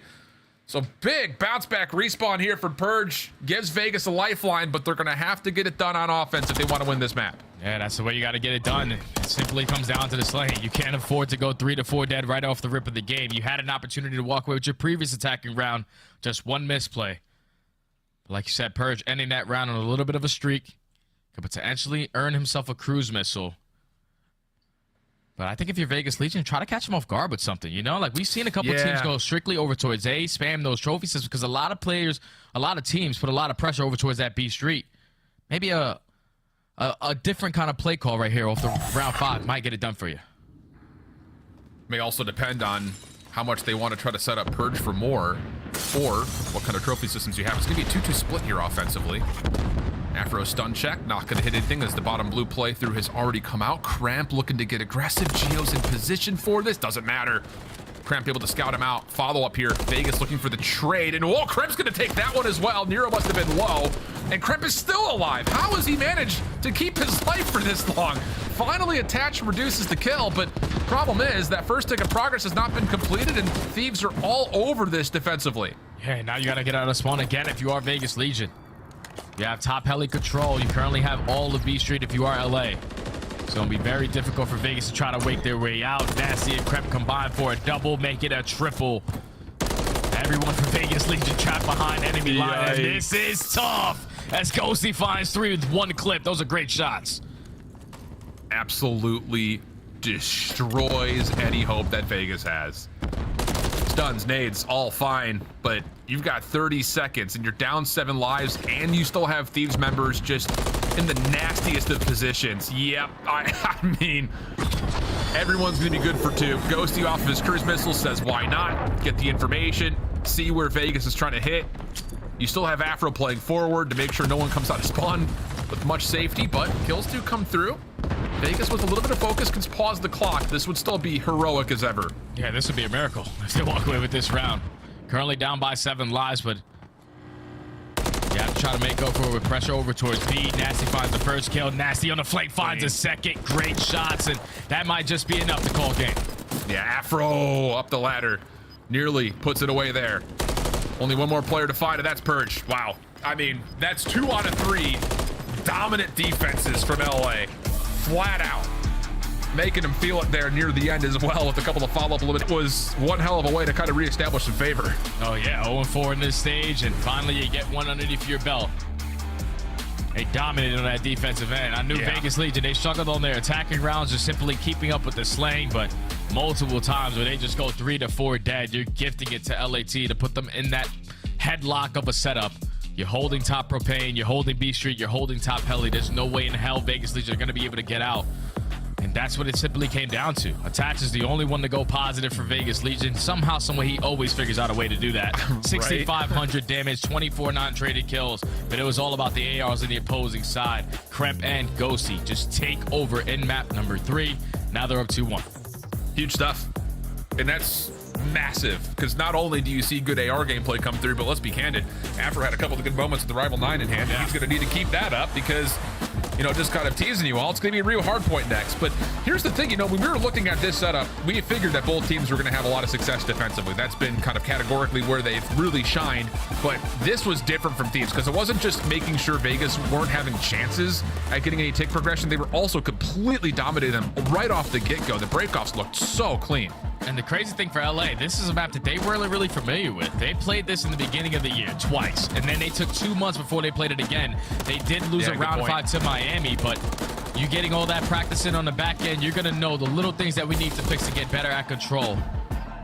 Now they can add this one to the playbook, because if you can allow your ARs to get set up the way that they were, consistently putting them in traps, earning cruise missiles left and right, yeah, we're going to start putting this one definitely into our series. But now you're going into a Rio HP where we've only seen LAT play it once, and it was versus one of the best Rio HP teams that we have in the game in Optic, Texas. They got blown out of the water. And on the opposite side for Vegas Legion, this is one of their bread and butter maps. This is one of those maps where you can allow Nero to really be who he wants to be.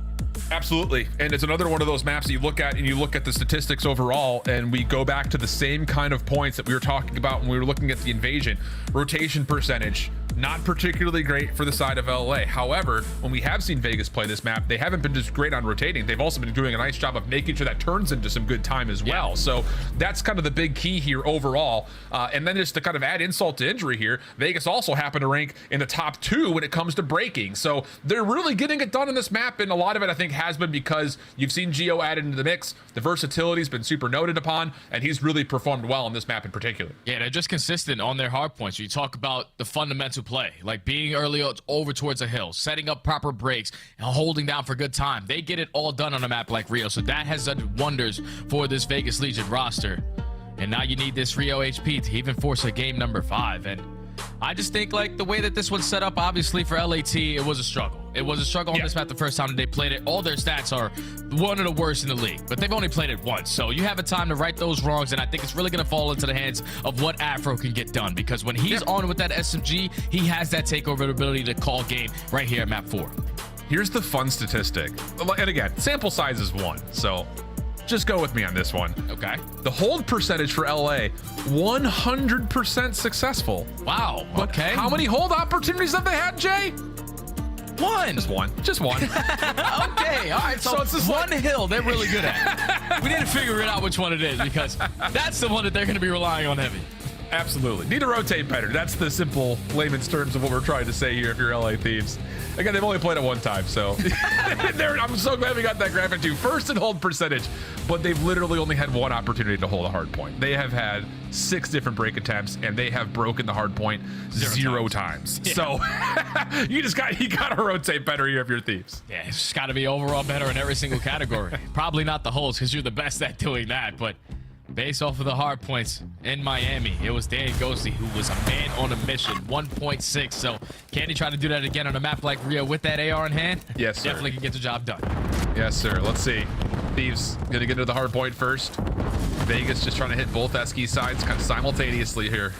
And another test to see if Purge with this SMG roll swap can really help light up this Vegas squad. And so far, so good. Every single kill goes their way, including the one on the outside. That is a 4-man down situation off the break off. Perfect start if you are Vegas Legion. Now let's see if LAT can change that breaking percentage right here, right now, as they find a break in towards P1. Already great stuff from Ghosty. He whips out the Rival 9. He said, I can do it with the AR and the SMG. Great plays from him as all of LA, they're starting to get aggressive up through the middle of the map. They're trying to force Vegas Legion behind them, and at least they're coming out on trades for now, but those plays from Vegas Legion spawning behind enemy lines are going to be able to set up a couple crossfires over towards the next hill. I mean, this is Vegas spawning everywhere, but Kremp, whoa. Hello? Oh, door pop sound. Yeah, he just didn't quite track down where the kill was coming from. Now he's going to get isolated by Nero.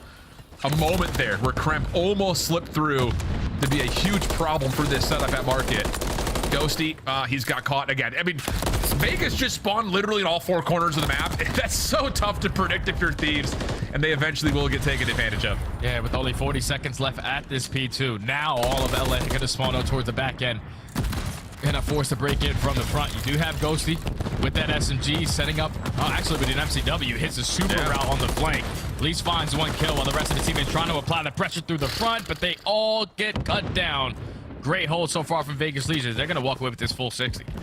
And a great start for Purge. Now on 4. Hello. Oh, almost clean shots to find number 5, but Nasty gets the elimination. And with that, Thieves will have 3 members set up over towards New, but they're struggling to get themselves in the right position. I mean, you had all 3 members that were on the backside of this hard point kind of holding hands. What are you watching? I'm watching the same thing. No, what are you watching? And now finally they get into a position where they're holding from the back of the hard point. So Vegas is going to get a lot of freedom for this setup to move forward. Just comes down to, can they find the opening kills? Geo good for the first. You've got 1 player moving around the back, and Vegas are going to try to hit this from all sides, but it's picked up nicely by the Thieves. Yeah, this is perfect for the Thieves. You have a player push out towards bridge. You know that all of Vegas Legion are going to decide to push through the back end so they can try to flip those spawns. But they read that first push beautifully. Eventually, Vegas Legion breaking through the bridge side, attack up close and personal with the FCW, wins another nasty gunfight.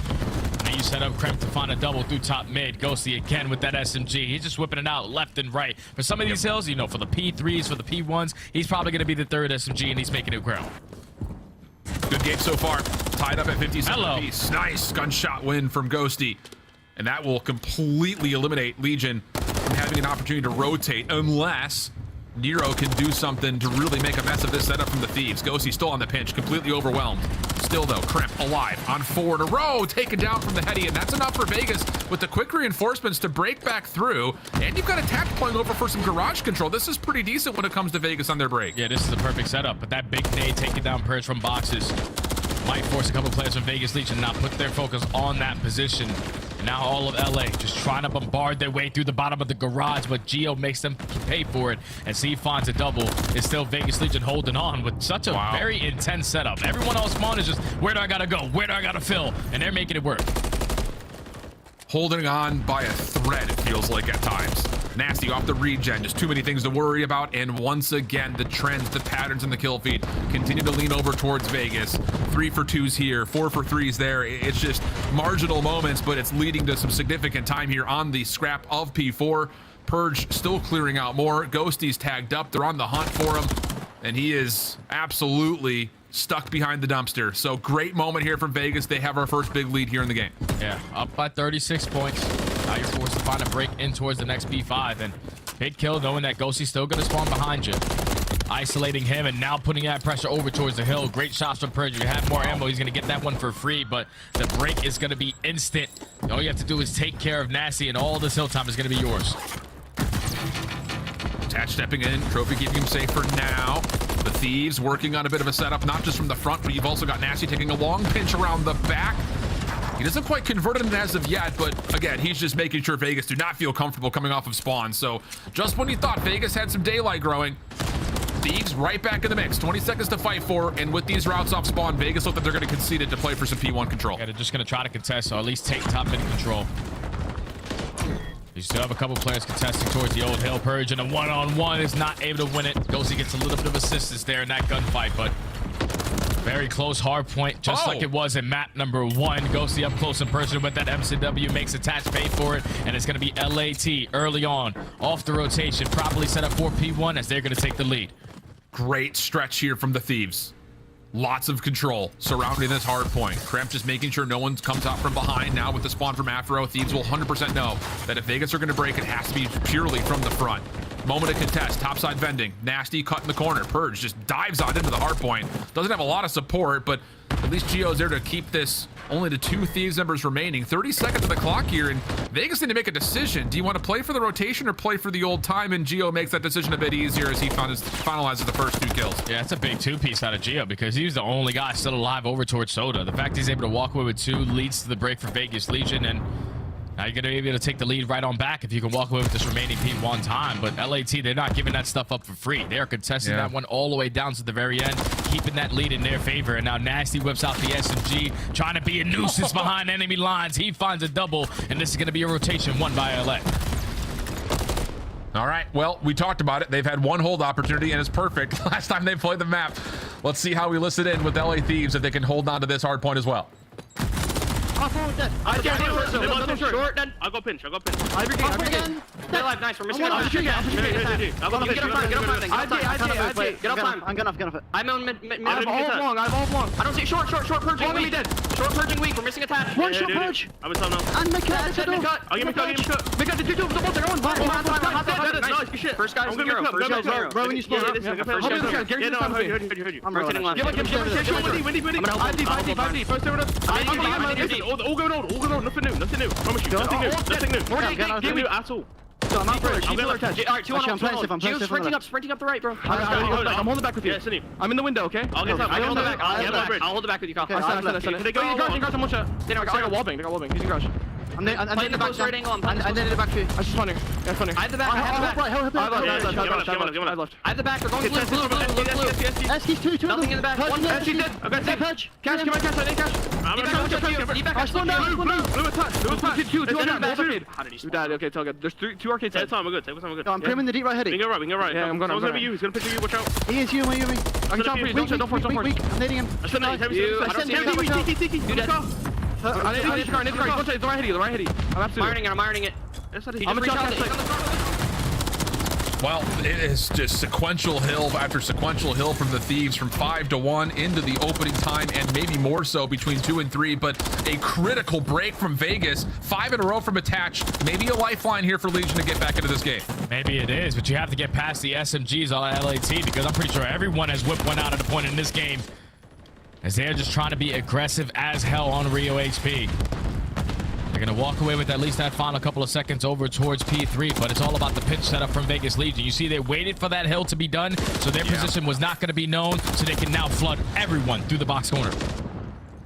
Trade over the top. Kremp still in position. He was here last time and absolutely ruined the hopes and dreams of Vegas. Looking to kind of reprise that. Well done for the first. Watts burst in the corner. I mean, off of a bullet worth of health. Ghosty on the other side is also getting it done. 5 in a row for Ghosty. 4 in a row for Kremp. And all of a sudden, it looks like green pastures here for Thieves. They can hold on to the remaining time. Yeah, this is going to be a very difficult break to even get on in if you are Vegas Legion, because you have to use your attacks to blow up those trophy systems. Unfortunately, not using the Major teammates. And that's instantly 2-10. And LAT, with only 20 seconds remaining on this hill, just continue to stay aggressive up through the ramp, not even allowing Vegas Legion to get close. They can win it here. Absolutely can. Numbers for Vegas from the front, though, starting to be amassed. Nasty last one left, and he's just too weak to hold on to the hard point. But Kremp, fully healthy. Maybe thinking about some last heroics there, but we'll see another hard point. Purge, Afro, the first two that are here. Opening shots from Purge takes care of Ghosty. He's going to have to find more than that, though, as Afro's able to convert onto one long-range shots to Geo. Doesn't necessarily need him, but it's from behind. Attach finding a double, and that's going to immediately call Kremp to pull out a cruise missile here. There's really no one from Thieves who can follow up off of this immediately. Just comes down to how many kills they can get, and they'll at least take Attach out of the hard point. And keep in mind, you also had Afro spawn on a free pitch, so he's going to come behind enemy lines, there basically call a game, and that's going to be a GG. Wow, unreal stuff, man.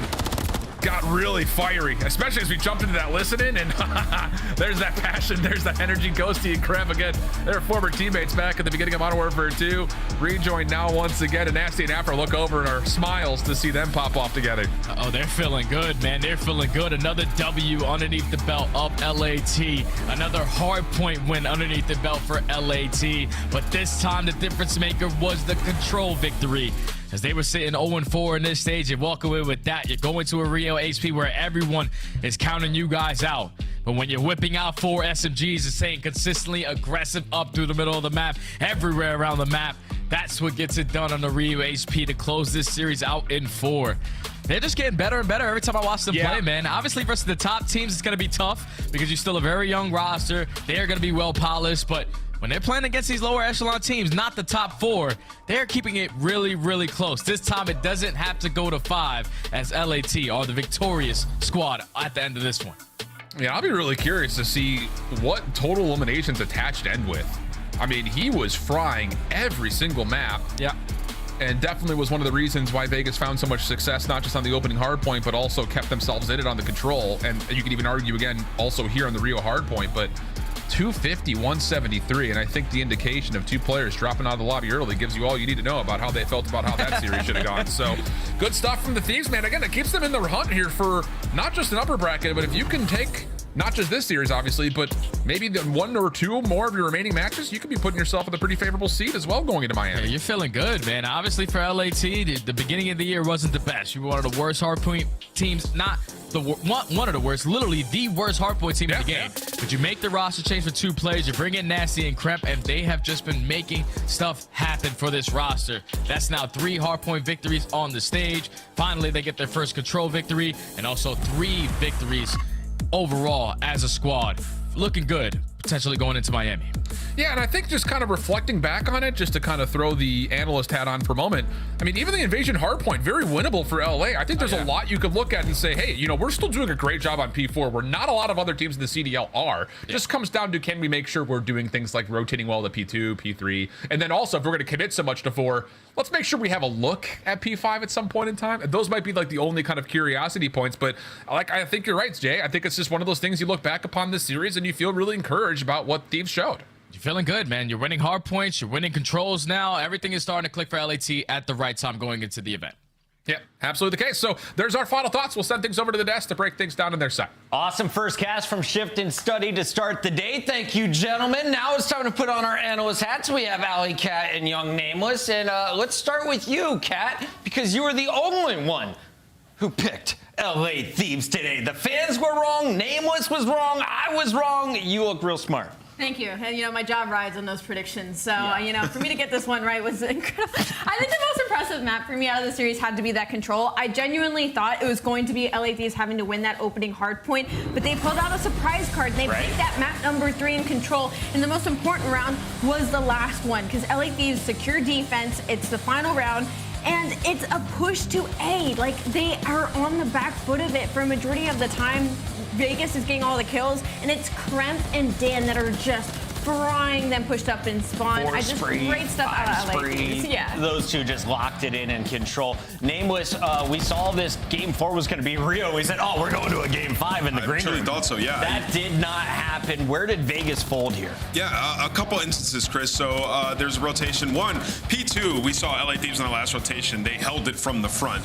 You're in a situation where now Vegas, you're on the back foot. What do we got to do? Get over towards P3 lobby and get a setup. Okay, bang, we did that. We're down 40 points. Now we have to hold this time. They are unable to do so. They're in a great position to hold it after they break. They give up the left side street. 2 players get on through, and then they botch the next rotation over towards White Truck. So these like little things Vegas are doing really, really well last week. They're throwing them away there. I think they just got worried about the potential of losing to a bottom 4 team. I do have to say, Attach was playing lights out once again. Today, you look at his numbers. Vegas definitely making one of the best offseason moves and bringing in a veteran to lead this team. Vegas, though, with 3 wins, is still looking to finish strong. They have 2 more matches, and the Thieves, they've got 3 to go. Let's take a look, though, at today's Scuff play of the game. And Allie, you asked our production team for it. Here it is one more time. Young Dan, the fiery fellow, getting the job done with Kremp. Yeah, so this is the final round with Kremp and Dan. I mean, like I said, they got that final defense, and they've just been putting Vegas in this spawn trap. Of defense. Ghosty goes on a 6 here. Kremp over on the B side goes on a 5. I mean, it was just, the slang was on point for LA Thieves today, and that's what they needed to start winning some of these series.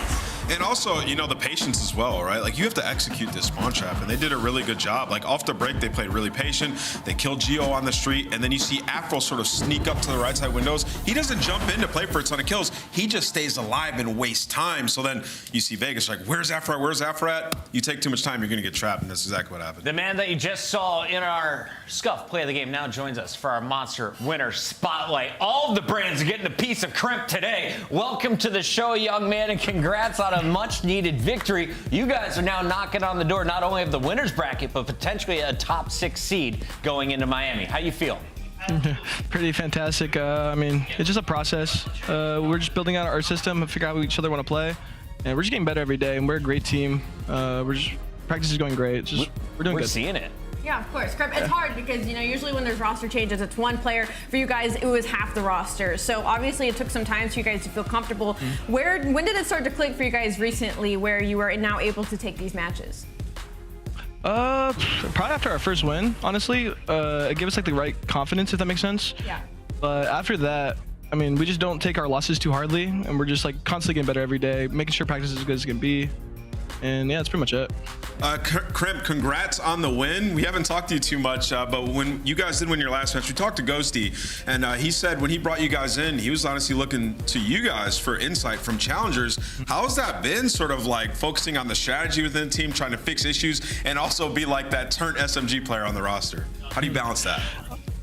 Honestly, it's actually been pretty easy, considering me and Dan have a history of playing together, and then Marcus and Nasty have a good history as well. So honestly, it was pretty easy. Honestly, it just comes down to, like, everyone's playing their favorite way of playing the game, and we're making it work. So it's pretty good. I don't know. I'm looking through here. I see you guys are playing LAG next Friday. You're going to be playing Toronto Ultra next week as well. What are your thoughts on the remaining online qualifier matches before playing on LAN?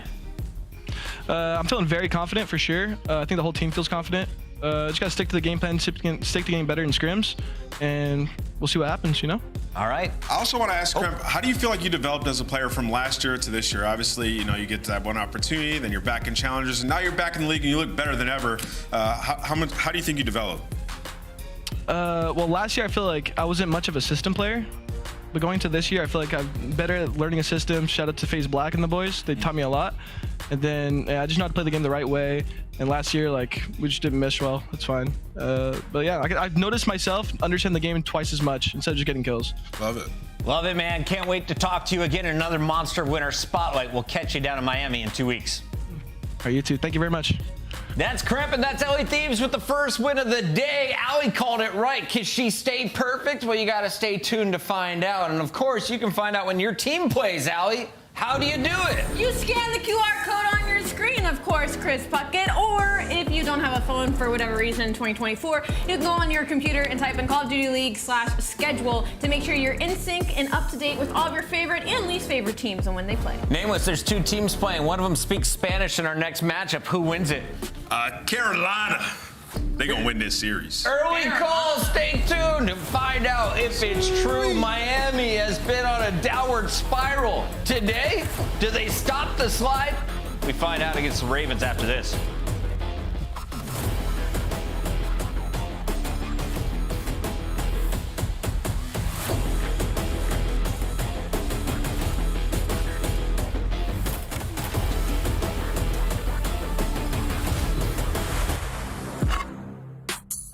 Start the season strong with the Call of Duty League Pack. Grab yourself the CDL Operator, Weapon Blueprint, and so much more.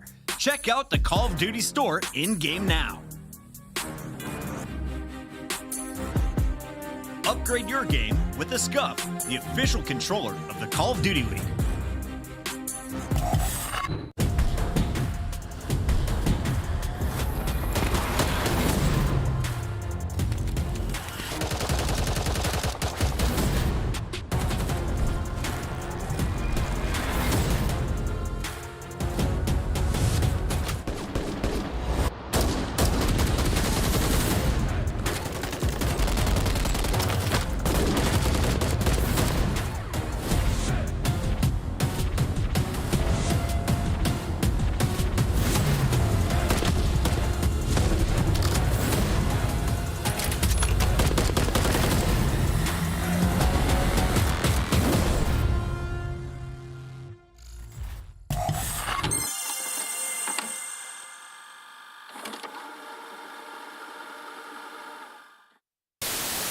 Behind enemy lines. He's getting loose early every round. Like, do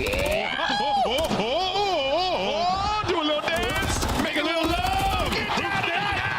Who's standing there? Stops the clock. You have to do a setting on the top side of the plat. Does indeed. That's good. Oh, the snap. Max stays alive. Another for Mac. That's unreal. 23 seconds. Pause.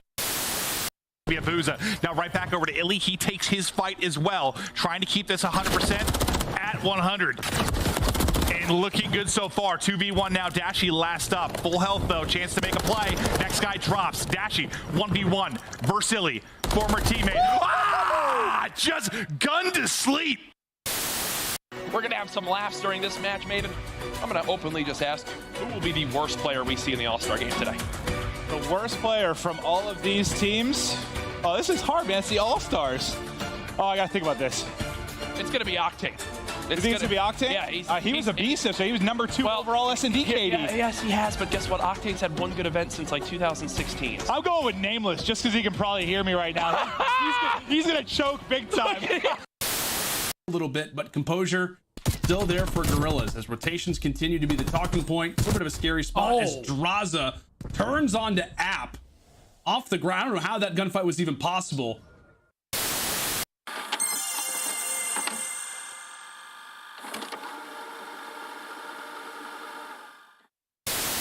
Yeah, one cross, two cross. One more. That's him. Alright, I'm gonna help you at B now. I'm gonna help you at B. Yeah, I mean, I don't know where he went. I don't know if he's still here. It was deep perception. Nice one. Get that ace, my friend. Get that ace. Probably in both. 1 minute remaining.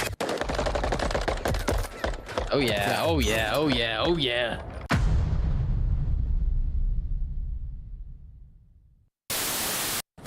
All just on the outside. But Nate Dogg team was in 6th. Going big here, finding one. Tapa gonna try and take down Watch Waldo, but falls. The trade from Nate Dogg. It comes through. 10 eliminations. Look who's last alive. It's Huskers in a final 1v1. They eliminated each other. Who wins the gunfight? Huskers pushing the fight. Zoning off with the grenades. Finding it. Swings around the corner. No place, but chows it anyway. Nate Dogg gets the better of Huskers for the win. Nate Dogg with 11. Listen, where am I looking here? It's Mother's Day, all right? Call your moms, all right? And maybe I'll call them too.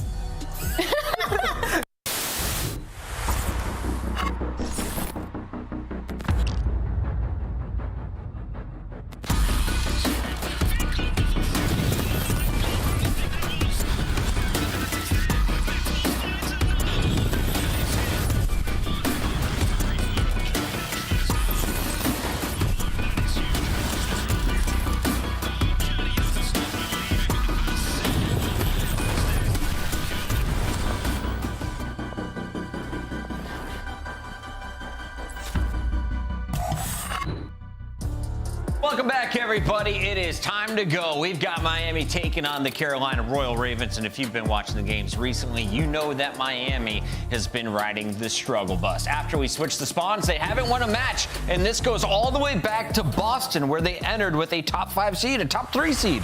Yeah, and since then it's been a downward spiral for Miami Heretics, unfortunately, which is crazy because the slang has been there, just the fundamentals are out the window. Let's take a look at what's been going down for the team playing from Florida, the host of Major II in just 2 weeks here, Nameless. Yeah, what's been going down? Their record. Listen, they did such a good job throughout stage 1 that they're in a good spot when it comes to points, right? So they know that they're going to start loose bracket at this tournament. It's about like fixing some of their issues, getting back to where they found initial success, and that was things like control. They were ahead in stage 1, but they made a big roster change. They bring in Eric Boom, who's a fast-paced SMG player. They've tried to play maps like Rio. It hasn't worked. Time to reset. The one thing that I want to see them focus on mostly is search and destroy. I mean, their stats have dropped tremendously. They are last in the entire league in opening duels. When you have players like Vico and Eric Boom, that cannot be the case. They're second to last after they plant, winning the round. When you get a bomb down, win the round. Heretics have to improve and search and destroy. The fundamentals have to be better. And unfortunately, we didn't really get to see the Monster Energy pregame, but if it did pop up on your screen, it probably is something about Miami Heretics needing to closing out Search and Destroys. Sure. They're a strong control team, but they are not closing out Search and Destroys. 2-10 in their last 10. Gotta win those game 5s. That could be the key today. Let's take a look at our maps and modes. And real quick, if you are talking trash about the Heretics in my chat, please post your rank. Are you gold 1? Are you silver 3? Are you still in bronze? Let us know live here on the channel. Allie is crimson, and I'd love to see it. That's what I was gonna say. I was like, well, I'm crimson, so I'm gonna sit here and talk trash. I mean, technically, Miami is stronger in conversion and post-plant and retake in this series, and they're stronger in control in this series. So realistically, you would think they'd have the edge, but Carolina Royal Ravens, they've been looking incredible recently. I made the mistake of doubting the Ravens yesterday. I am not making that mistake today. It's the Ravens over Miami for my first scuff pick'em. I'm going to go with Carolina Royal Ravens as well. Sorry, Miami. I got Carolina 3-1. And fans are riding with blue. No one believes the Heretics turned the ship around today. Do you shift and study? Well, I don't know, man. I don't know. Hard to say.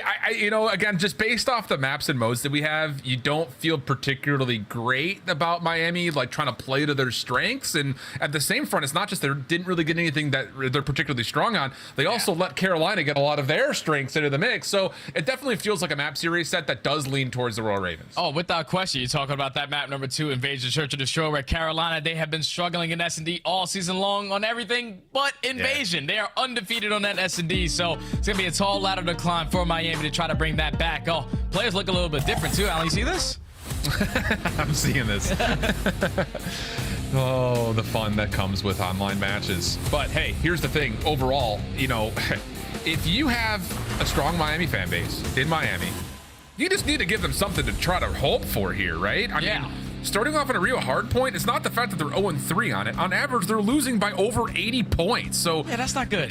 Need to see some signs of life immediately is really what I'm getting at here. Yeah, you would expect Miami to be great at a map like Rio because they got those aggressive players like Meadows, like Eric Boom, and even Vico at certain times can run that SMG. But we're gonna be able to see if they've been able to right their wrongs on this map. And already starting off is my potential rookie of the year, because Gwyn, regardless of the roster, regardless of who he's playing, he's always putting up numbers. Can he continue to do so today?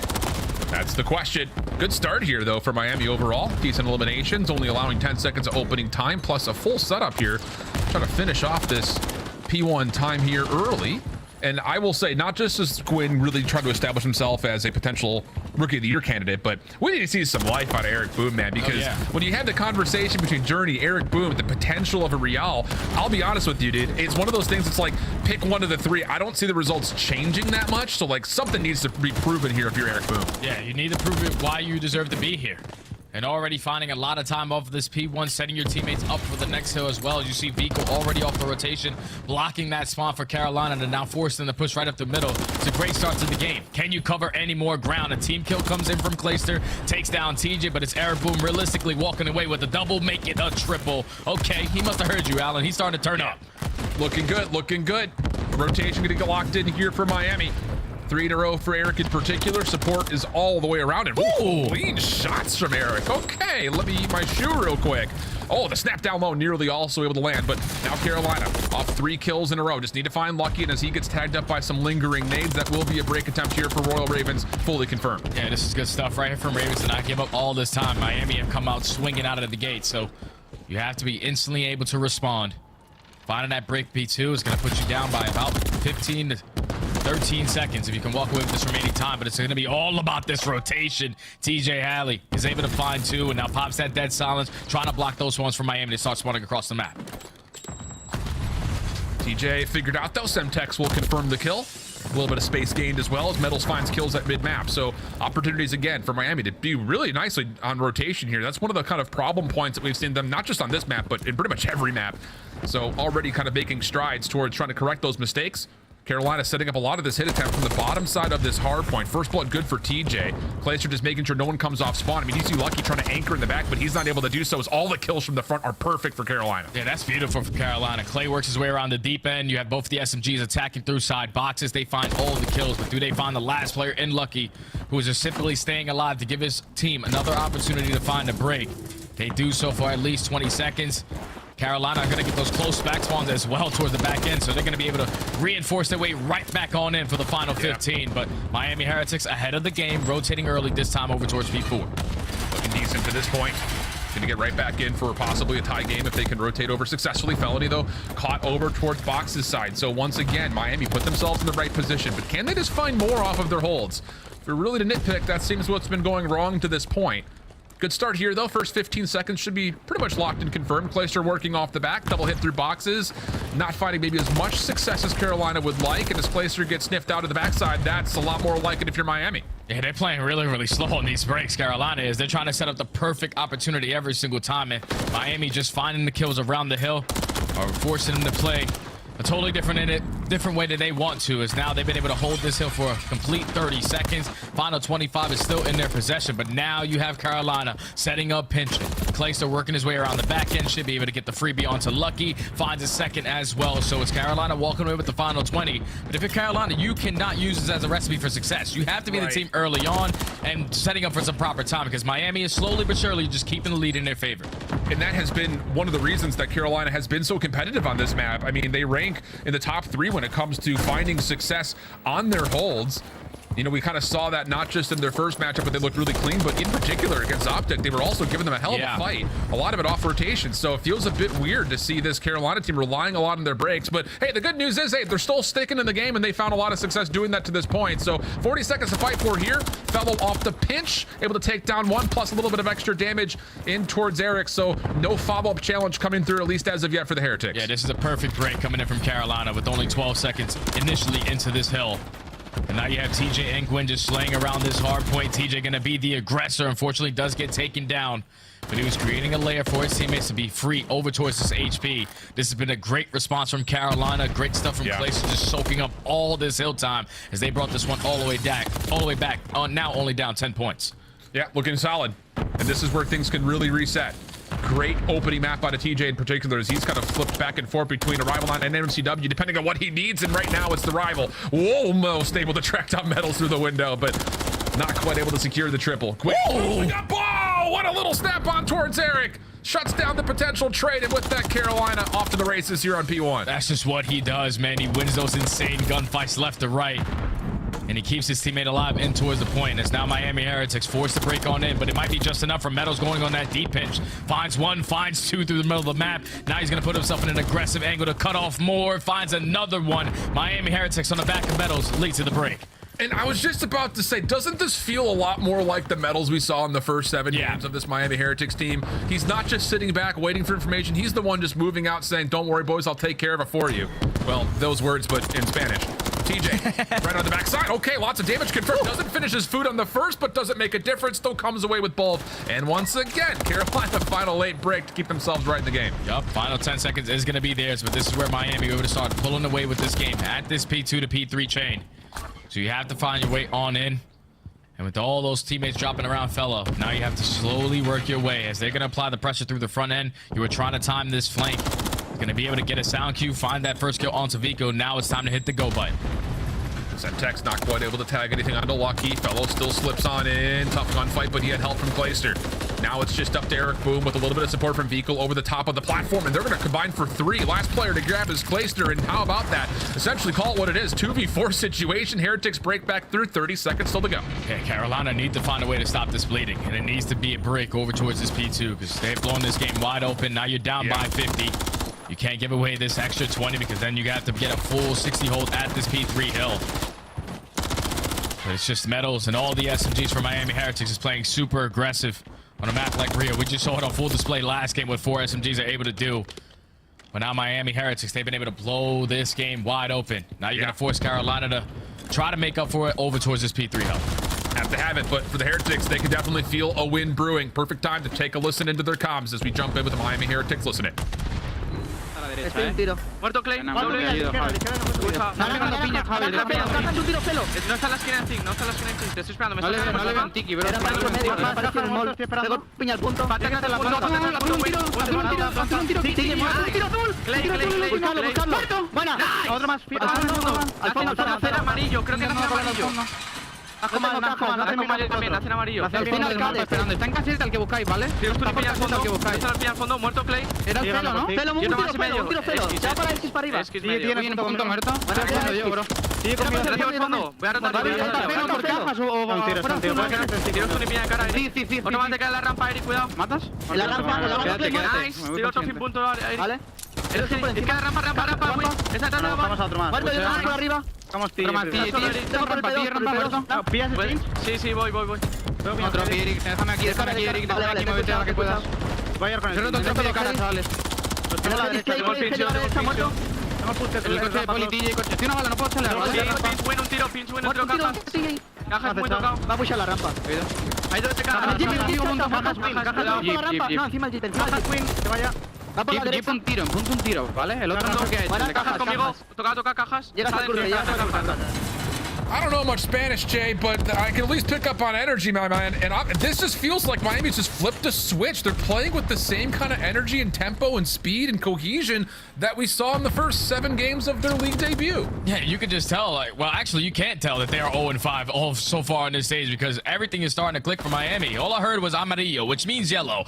Pushing out the ramp, that's what Eric Boom was doing. You know, I am Spanish, but I don't really know a lot of Spanish. But it's still Carolina in this game, as they were able to keep P4 contested a little bit, but Miami Heretics have been on the gas pedal the entire of this map number 1. And now they're only 28 seconds away from closing map number 1, and they're all ready to team off the rotation. Yeah, and this is one of those moments where for Carolina, you're not out of it yet, but you're not in a great position at the moment where it just feels like every other, or maybe even every rotation is continually being won by Miami. Yeah. Decent kills though. Gwyn able to at least open up a little bit of space. Pinstripe kill feed. Gwyn not done yet on 3 in a row. Metal's the last one standing, and fellow from behind will take him out of the hard point. So 240, 175. Carolina in a good spot. And interestingly enough, Miami going to take the passive route here, play through P1, and if they get the kills, great. If not, you're set up to try to win the game on the new hill. Yeah, because all you need is 1 break if you are Miami. Now you have Eric Boo going on the pinch. He finds the timing for the first, can't find the one for the second. But it's still Carolina holding on. So this final 12 is going to be theirs. They can potentially win it if they can get a full 60 in towards the top P1 HP. But it's all about these next set of fights. Metal comes out with 2. Gwyn does trade, but it's still Metal's contesting through top mid. That's an interesting call, though. It's only a couple of seconds. In fact, it's only just 1 second, and that leads to an opportunity here where Carolina could come off a spawn and try to reinforce this. 194, 243. Kills have to be perfect, but it's Fecal Metals able to turn up one absolutely needed. Last attempt would be from Clayster. Gwyn trying to make his way up towards Eskies. He would have to clean everything up, and outside of a trophy and a team nade, Miami will still hold strong. And that just feels like the Miami we used to know. I don't know where they went. I don't know what happened, but that's a little bit more like it. There you go, Miami Heretics. Finally, you're giving your squad some life. You're giving your fans some life. Because your major is going to be next up, but you get a W on a map like Rio, where we thought when that map was implemented into our map rotation, it was going to do wonders for this roster. You're getting a victory early on versus Carolina. You're starting to change that script. Great plays out of Eric Broom. Great plays out of Metals. Every single time he was finding the time and going on that late pinch. But I really think it was all about those rotations. Carolina, they were right back and forth. What is it? 8th in rotations for Miami. 7th for Carolina.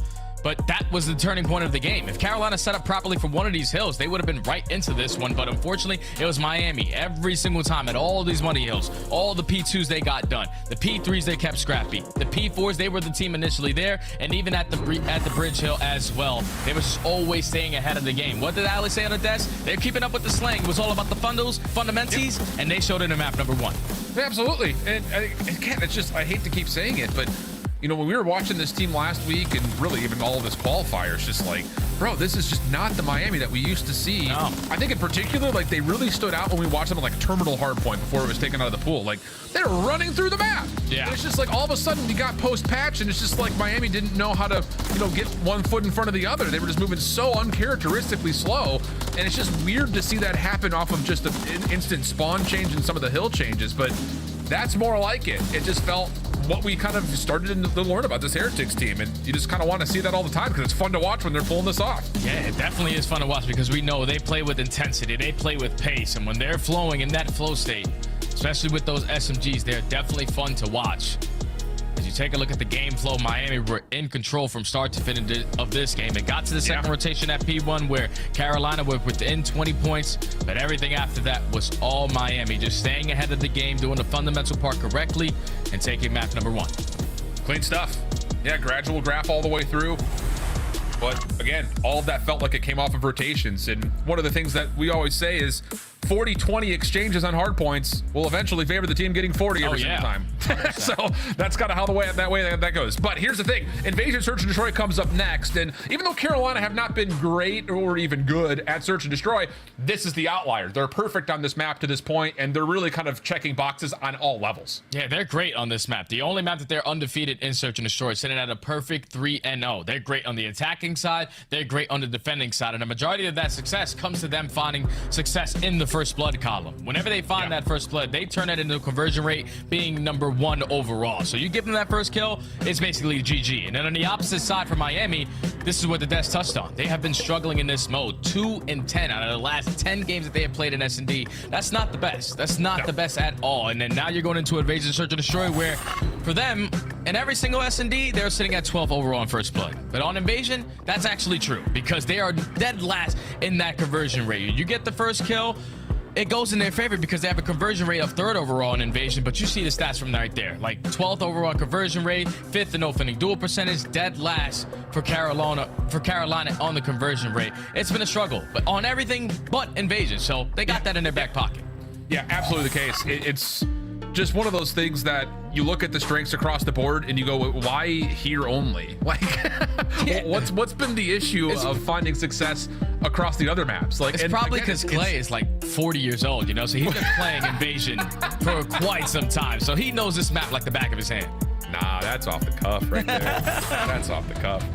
So it's going to be interesting because there's a lot of, again, polish and really positivity to say about Carolina. However, you know, on the other side, we were kind of touching on it a touch here, but, you know, here's the thing for Miami, we need to be better at finding first bloods, bros. Yeah. Like, straight up, I mean, we're doing great at converting when we do find them, but it's just, an overall 36% of their opening duels, they're winning. Like, that's just not good enough. That's dead last in the league. So we need to be better at making sure we're picking good battles on the opening 30 seconds of these maps. And I think, at least based off of map number 1, the confidence is there for the SMG. So they're probably going to be playing with that confidence in map number 2. So expect them to be pushed out in towards Cafe. Expect the aggressive plays up through Broken. It's going to be Carolina on the attacking side early on. Clayster tries to get early info onto the crossfires, but how many players are over towards B? Because you already find Eric Boom pushed up in towards Broken, which can contest Carolina and force them to slow down. Yeah, and he's just watching on this quick cross. Vehicle deeper, making sure nothing hits through street side. And Eric has actually gotten up top. This should be a guaranteed 1-for-1 spot. Maybe over peaks that, and now all of a sudden Carolina know that they need to isolate if they do want to play through this B street, and they will. Good help from Vehicle. First blood decent, but it's immediately traded back. We go 3v3, now make it 3v2 as Fellow catches Vehicle up. That should lead to a plant. Yeah, it's going to be an instant bomb plant for Carolina. You have Clayster watching a deep pinch. You can maneuver your way around blue, though. But he is going to get info early on onto Lucky. Yep, just going out, playing with your life, not forcing that one-on-one engagement is a much better play as the bomb now goes down. And Gwyn has gotten forward again. Pinch from Clayster also on the way. Although Clayster does drop. Gwyn did not see the player immediately below him, but still follows up on Lucky, and then the transfer over. Clean stuff. Maybe he did know.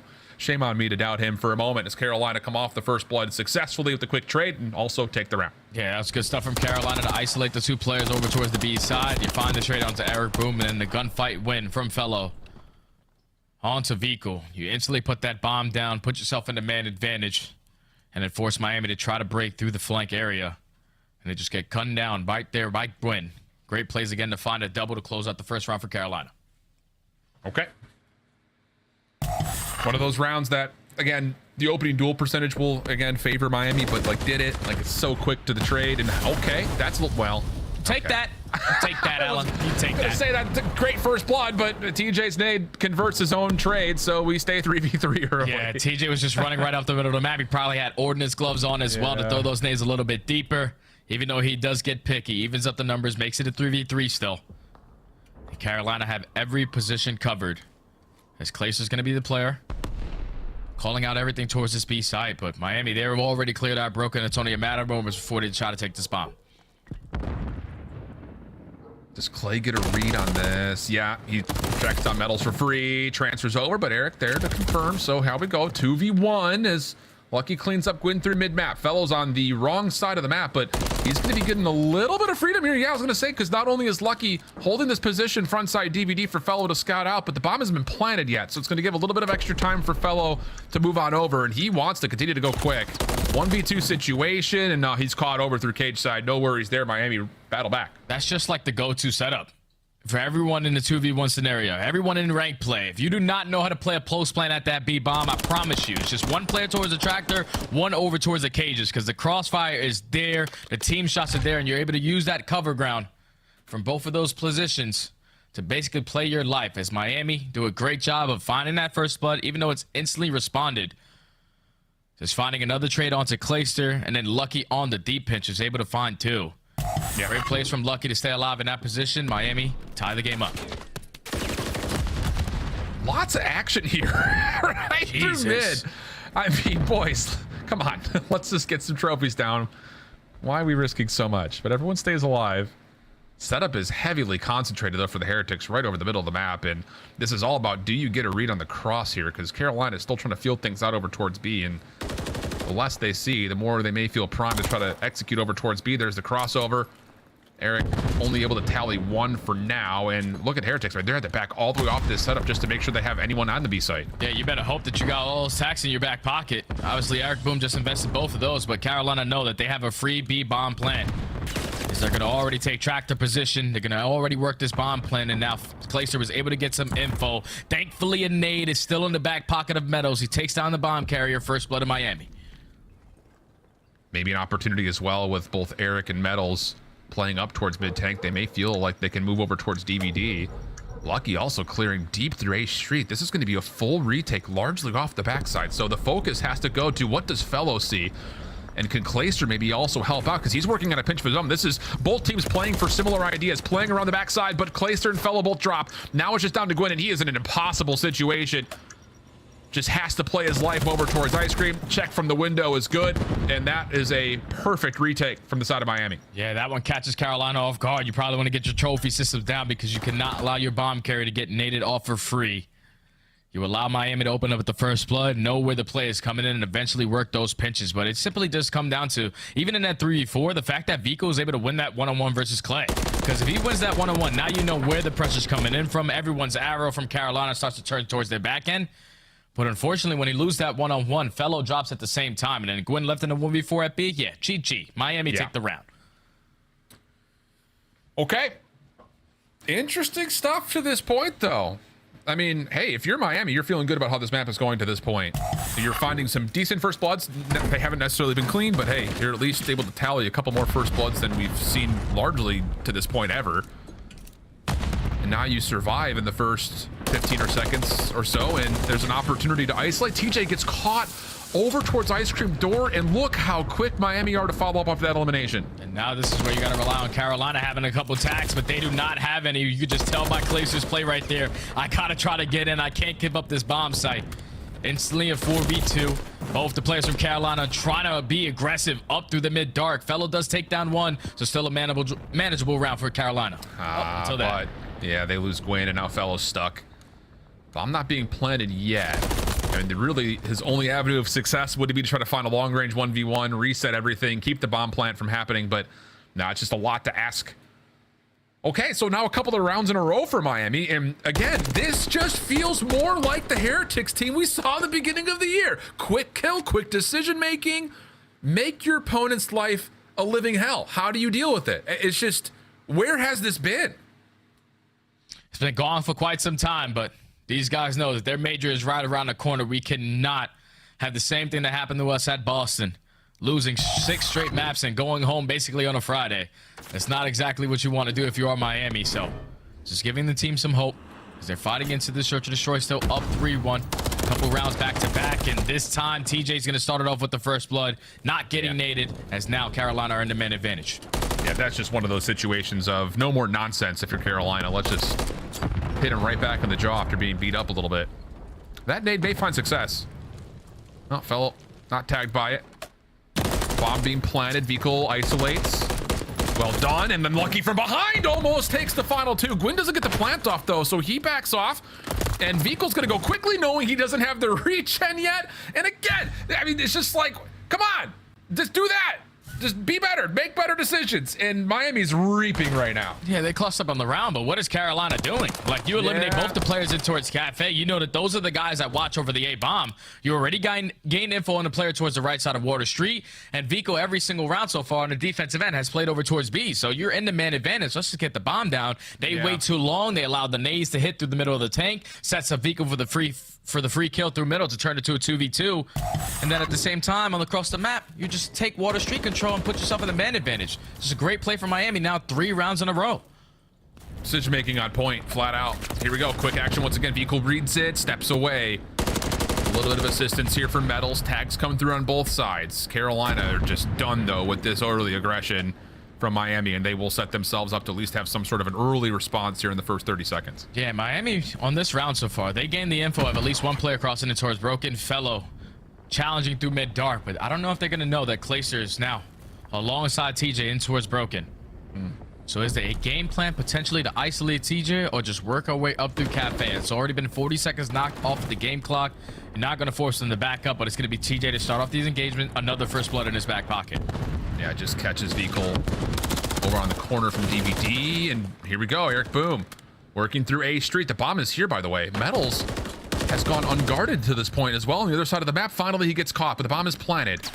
Very plausible that a 2v3 post-plant setup could work out, but a lot of it's going to rely on the timing that Lucky gets, because Eric is kind of stuck on top of the site. Clay through Courtyard. Oh, tough gunfight. Oh. Lucky walks away the winner. Now on the other side, Eric Boom able to get a clean one for free. Treks over towards TJ, but the smoke gets placed. This is going to force the hand of Lucky to have to make a decision. He's called the bluff perfectly to this point.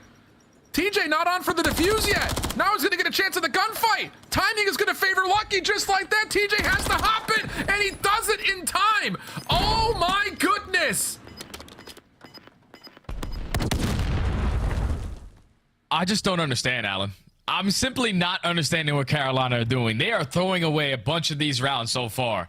We're talking about a 2v3 where you have them trapped in towards the A site. Eric Boom just finished getting the damn bomb down, but Fellow just allows him to get away with his life for free. Then once it turns into a 3v2, you see that Carolina, they're forcing, knowing exactly where they're going to be at, towards the Water Street side. Clayster challenge on the back end, loses that one-on-one to Lucky, but then at the same time, his teammates are still not working the fuse. Like, they're trying to find these kills, and unfortunately, none of those go their favor. Miami now 4 rounds in a row at game point.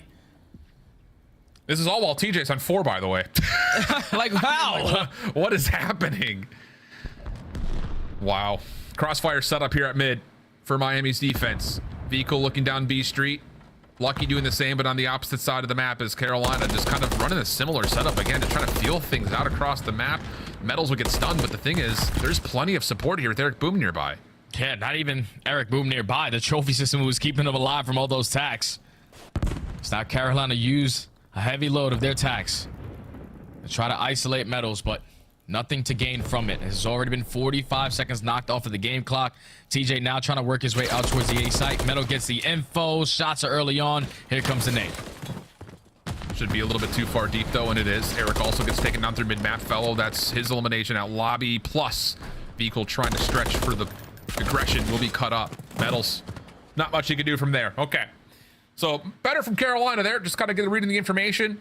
It kind of forces the hand of Miami with that little stretch through closet in towards the bomb site. And after that point, Carolina just completely ripped apart this defensive setup. Yeah, they took mid-map control. You had Gwyn watching that late pinch as well. He was able to get a freebie, but there's great stuff for Carolina to change the tempo of this search and destroy, as they were the aggressors on that round. But now you have to do that for the next 4 rounds to try to bring this one all the way back, as you're going to be the team on the defensive end. Just like if you're going to give early info over towards that B point, do not allow the isolation to happen. And also, for real, where's the clutch gene? Like, we got to be able to clutch up in these man advantages. Yeah. It's a long road here for Carolina.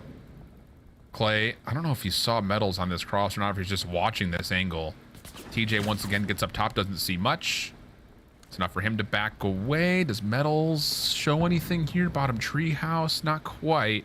And while all this is happening, look at the space that Eric's been able to take. There's no information on anyone playing through A water, and that's enough for him to move into lobby and also clear that. Yeah, he should be able to slowly work his way up through the bomb plant, but now Fellow wraps back towards Water Street. He knows that there's no action early on over towards B, but Gwyn gets some bad timing trying to text over towards the site. The door didn't even pop yet. Metal finds one on the repinch. It's a 4v2, make it a 4v1. Fellow 1v4. They're just playing a different level of COD today.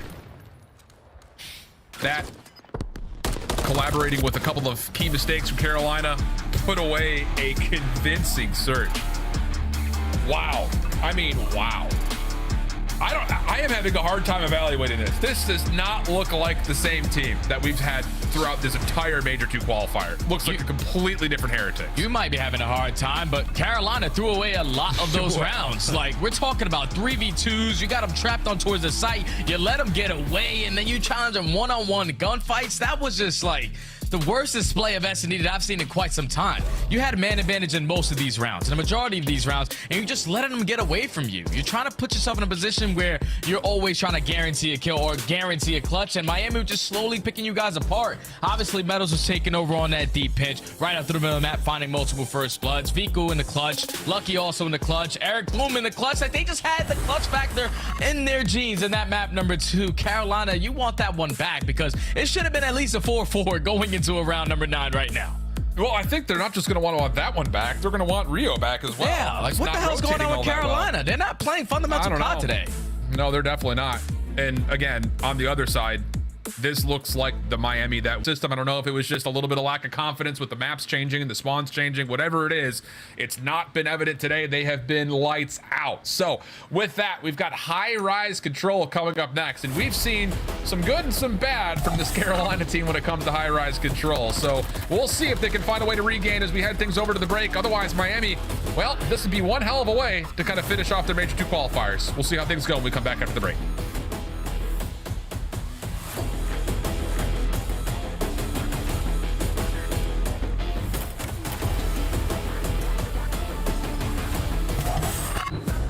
The Call of Duty Week is brought to you by Monster Energy. the official energy drink of the CDL. Upgrade your game with the Scuff, the official controller of the Call of Duty League. Slice up your competition with the Executive Chef Operator, now available in-game in the Call of Duty store.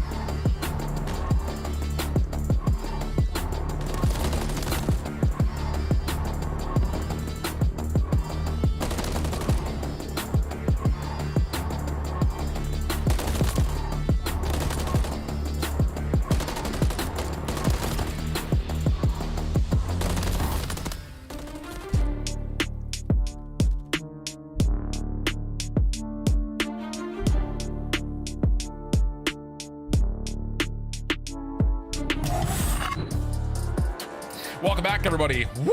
We've got Miami decided they want to play COD all of a sudden. Unreal stuff, man. 2-0 up. Whereas for Carolina, I know I was watching this team over the course of the last couple of weeks saying maybe there's a chance these guys are starting to get more for real. Question marks right back in the mix again here, Jay, through 2. And I think the only real major good news here is, hey, Major 2's around the corner, and now all of a sudden Miami fans have something to root for. So, yeah. Hey, how about this? Scan the QR code, get your tickets, give that Heretics team maybe the little bit of extra energy they need. Yeah, they need that. Make sure you go over there. Make sure you shout them Vamos, because they need all the energy as they're going into their own major. Now they find themselves on 2-0 in this series where they could potentially not be 0-7 going into their own major. So yeah. Confident to starting to build for this Miami team. On the opposite side for Carolina, I guess the game plan book that they looked at today was Call of Duty for Dummies, because all the fundamentals are just not there.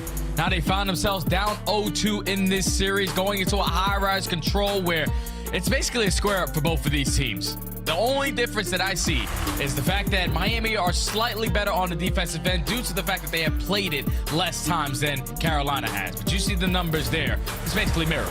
I thought the whole series for dummies books was supposed to teach the fundamentals, though. No, I guess not. No, there's literally called different. They must have only read the back page.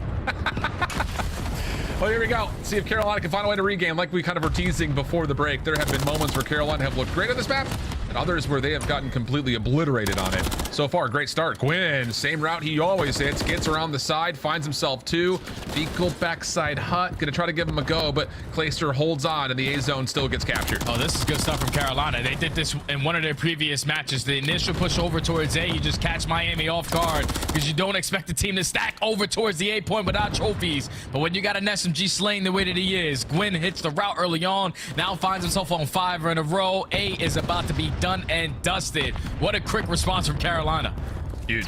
Gwyn now off in, trying to find the 6th kill from the spawn side. Not going to work out. So Cruise Missile gets eliminated. Clayster, good patience. Ay. Eric with the quick turner. And then the follow-up kills from Miami are perfect. It just feels like no momentum is allowed to build here for Carolina. Yeah, that age definitely showed a little bit right there, my friend. But now all of Carolina trying to fight out of their spawn. At least getting those underground spawns, and not a single player from Miami are looking towards that position. But Eric Boom knows there's something up. They have to be getting out from one way or another. And finally, to get a read on it as Carolina work their way through underground. TJ and Gwyn combined for 2. Clayster finds a 3rd. They're on the B point. Beagle, the only defender really in place to do too much. Shots from the window, decent to kind of tag up just a touch, but Clayster will finish it off. Okay, second tick of progress locked. 3 members on this stack. Holy cow. Lucky, able to jump in for a brief moment, but that's all it is as the follow-up eliminations are there. And it got a little sloppy for a moment, but flat out, that is a very convincing offense for Carolina. I mean, that's perfect if you're Carolina. You catch them off guard with the early A aggression, secure that point nice and easy. And then eventually 1 set of kills to work your way out towards B, stack the point, and then that round is going to be done. As Carolina walk away with 6 segments, they walk away with an attacking round. Now they go on the defensive side where you just simply can't allow what you just did to happen on the opposite side if you are Miami. Absolutely the case. Okay. Moment of regain there for Carolina. Not the greatest start for Metals either. Just trying to get a lot done, just not able to quite find the responses to Gwyn, who had a fiery start. TJ also finishing with 3. Heavy focus here from Miami, right down elevator alley. TJ tested, doesn't know what gun to use, and that decision, or non-decision rather, is what kind of costs it as Miami will start to find some success jumping in towards B. Oh, and Clayster with the nade in hand, unfortunately, does get caught off guard as the second child comes in. Miami are now stacking over towards this B point. They're finding all the kills. It's not going to be at A. This time it's over towards B. First segment about to be complete. All of Carolina trying to fight out of their spawn. Yeah, Metals holding on to one side. Lucky a little bit further down, making sure from the staircase he can watch everything through mid. And Carolina's going to chalk this and try to rotate for an A setup. But Metals has gone completely uncovered. Oh, no. This is not what you want if you're Carolina. Only 1 kill tally to this point. Extra 60 seconds has been added. But at least the follow-up here from Carolina, much better than the start for sure. Yeah, good on the exit kills, shutting down all 4 players from Miami. Now you can take some map control right on back. Already aggressive up through the B street. You have underground, and you also have blue. A couple players from Miami are able to sneak their way on out, but it's not going to get anything done because Clayster's still holding down top mid control. The teammates are still setting up the proper crossfires. Eric Boom, now the only player out. He's trying to work up the middle of the map. Oh, nearly, but gets caught a little bit on sprint. Fellow traded though by Metals, who nearly has a response for Clayster falling off top helo, but not quite enough. So the life deficit now just 2 for the side of Carolina. Clayster continuing to work on that with more kills from bottom helo steps, and for Miami, kind of have to rely here on Eric Boom to create some space because there's not a lot of room to work with coming off spawn. And it's not a lot. Can't work your way up to B street. You have to try to fight your way through blue, and Clayster finds that kill to earn himself a cruise missile. So Carolina only found 1 kill early on into this round. They have now taken advantage in the lives remaining.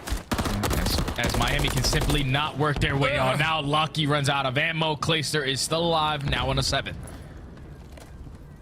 Pivotal streak earned. Underground hit coming though for Heretics. This has gone completely uncovered. Eric's gonna get all the way through. Metals vehicle at mid-map through B. Good, but Gwyn, oh, well picked up. able to at least mitigate some of the damage that was being dealt for a moment there by Miami. Still not out of the woods yet, though. Lucky does fall off the map, so that does turn things into a at least manageable situation towards trying to get this defense back online. And with only 20 seconds left, this is going to be Miami's last push. How do they decide to execute? A couple players run through the middle of the map. Everyone else through bottom blue. Gwyn starts it off with the first engagement. Meadows there for the trade, so they're able to pause the game clock for now, but this is where the tax need to be raining if you're Carolina. Oh, Fellow turned around, though. Uh-oh. Not like this. Gwyn trying to work his way back over through mid once again. Can he find a way to jump on in? The contest is over, and wow, Gwyn just continues to win these gunfights, man. I know that, like, it's going to be tough to, like, vote for Rookie of the Year on a team that has not been necessarily as good as Minnesota, for instance, but Gwyn has been so pivotal towards saving Carolina time in and time out. Yeah, he's been making great plays overall, but you see at the very end of this round, you get the investment out of the cruise missile from Clay. He said, this is one that we got a guaranteed win. As they're going to walk away with that defensive round, now up 2-0 on the control. And this time, I don't think Miami are going to give up that 8-point as easy, so... Now, if you are Carolina, you got trophies to work with. You're already leading in the segment column by 3. Just got to try to get a lot done on this attacking round, and even if you lose it, you guarantee 2 defenses in a row. Yeah, yeah. That is the big point. Okay. Moments there, though. Definitely feel the sweat building just a touch, especially from Carolina having to call in that cruise missile, but the fact of the matter is, you find yourself in a very convincing and powerful position up 2-0 early. 4 in a row for TJ. Could try to replace that previously spent cruise missile, and he's found a freebie off the opener. Does he see the player over towards Hilo stairs? Not quite, doesn't need to, though. Teammates have picked it up, and all of a sudden TJ off dead silence can get forward and try to play for another free kill to get the 6th. Yeah, he's just going to chill down low. Wait to see if any Miami Heretics players are going to push towards the lower end, but that stun is going to give the info that there's definitely someone in our base. And Eric Boom finds the kill. Great plays from Eric to shut down TJ off the streak. Finds a double onto Gwyn. And now all of Carolina forced to fight out of their base. Fellow at least opens one up on towards top heli. Finds a second as well. So here's the avenue to work towards A. Absolutely. Clock will stop at 43 seconds. Follow-up eliminations coming over towards the B zone. So Fellow just needs to be a pest here. Let his teammates work over towards B, and that's exactly what will happen. Quick clearance, though, from the side of Miami. Metals trying to take over top blue. Not going to work out at all. And now all of a sudden you've got TJ on the zone. Support nearby from the rest of Carolina. Eric trying to make his way up the back of the ladder, and he catches TJ on his transition to try to reset things up. First tick at B will be good, but outside of that, Miami have regained nicely defensively. Yeah, Miami doing great work right now, holding map control, forcing all of Carolina to overextend up through the B Street side. Vico wins a big one-on-one as well. On to Fellow, but it's all Carolina through this B Street. All the kills, though, in favor of Miami. Last player is Clay, so you take care of him. Now everyone off the respawn with only 20 seconds left. Yeah. Miami looking like they're going to walk away with this defense. 4 life advantage as well at the moment. Got a lot of work to be done when they get into their next offense. But for now, things looking decent. Hold the phone, 8.7 on the clock. That will stall as progress is being made on both zones here simultaneously. The kills from Carolina are good. TJ stretching across the middle of the map, taken down by Lucky. May not have been necessary, but regardless, it does create enough time and space for a second member to join over towards B. Second tick of progress is locked over on that B zone. Clay trying to make life as hard as possible on this A defense, but not quite able to. But the better news here for Carolina is that they have secured the extra 60 seconds, and with that, mathematically, they will also have the defense. Yeah, that's good stuff right there from Carolina. It was only 10 seconds left. You had to make those final couple of kills count, and now you have a potential to walk away with this attacking round. Great route from TJ to work through the side, wall run, finds the initial kill, Fellow through the middle of the map, finds a second, and now TJ's in a position to just keep these players at bay. He can find a 2-piece or even 1. That's a good enough job, but the nade comes in from Eric Boom. It's not going to get enough done as the second segment is already in. Carolina might close it here. Yeah, they very well may. Fellow just holding his life at mid, taking so much focus away from Miami's defense. Follow-up eliminations are decent. Here comes the reach out. Third tick of progress being worked on. Clay off 3 in a row, having a much better map here. TJ behind him, and that will be enough for them to stack it up and convert 2 offenses. Yeah, I'll say that's going to feel a lot better if you're the Royal Ravens. Oh, yeah, you're feeling good. Okay, all right. I was talking about some Call of Duty for Dummies. That's how you bring it back, though. You shut me up with a clean 3-0 on high-rise, walking away with 2 attacks. You simply do not see that. But the game plan, the strategies were clicking for Carolina. First attacking round, you get everything over towards A, then you rotate over towards B. You keep that slaying prowess on your side of the map. And then you win another attacking round with the final 10 seconds where I thought it was definitely going to go to Miami. Oh, that's good stuff from Carolina. Okay, now we got to chain that into the next hard point because they have a sub base where they are one of the best teams at the map. So you're feeling good. Yeah, absolutely. Okay. This kind of feels like, again, this is a weird series to this point. It is. In this spot where it feels like Carolina could definitely maybe even put it away at this point, but Miami's fighting, my man. Not so much on this map. And again, that just gives a lot of credit to the Carolina opening offense. I mean, finding so much value off their break-off when no trophies are available can sometimes be a menace, especially with the propane tanks being as mysterious as they are sometimes. That masked with the idea of getting the cruise missile just built up so much early favor for Carolina. Yeah, that was just good stuff from Carolina. When you attack over towards A, it just caught Miami off guard, especially when you don't have any trophy systems. There's no way in hell you're expecting that play to come through because then you have to worry about stuns, you have to worry about nades. But when you allow those SMG to get aggressive as they were with Gwyn working that side wall run, that's basically a start off. So if you're playing Carolina, you watch that side wall run every single time on high rise because you're going to be able to catch Gwyn. And if you allow him to make a play through that side, then you're basically the chalk up A. Yeah. Carolina came out swinging in this map number 3. Series is far from over as they finally come to life. And now you're going into a sub-base HP where both of these teams, they enjoyed themselves some sub-bases. Like 2-2 for Miami, 4-1 for Carolina.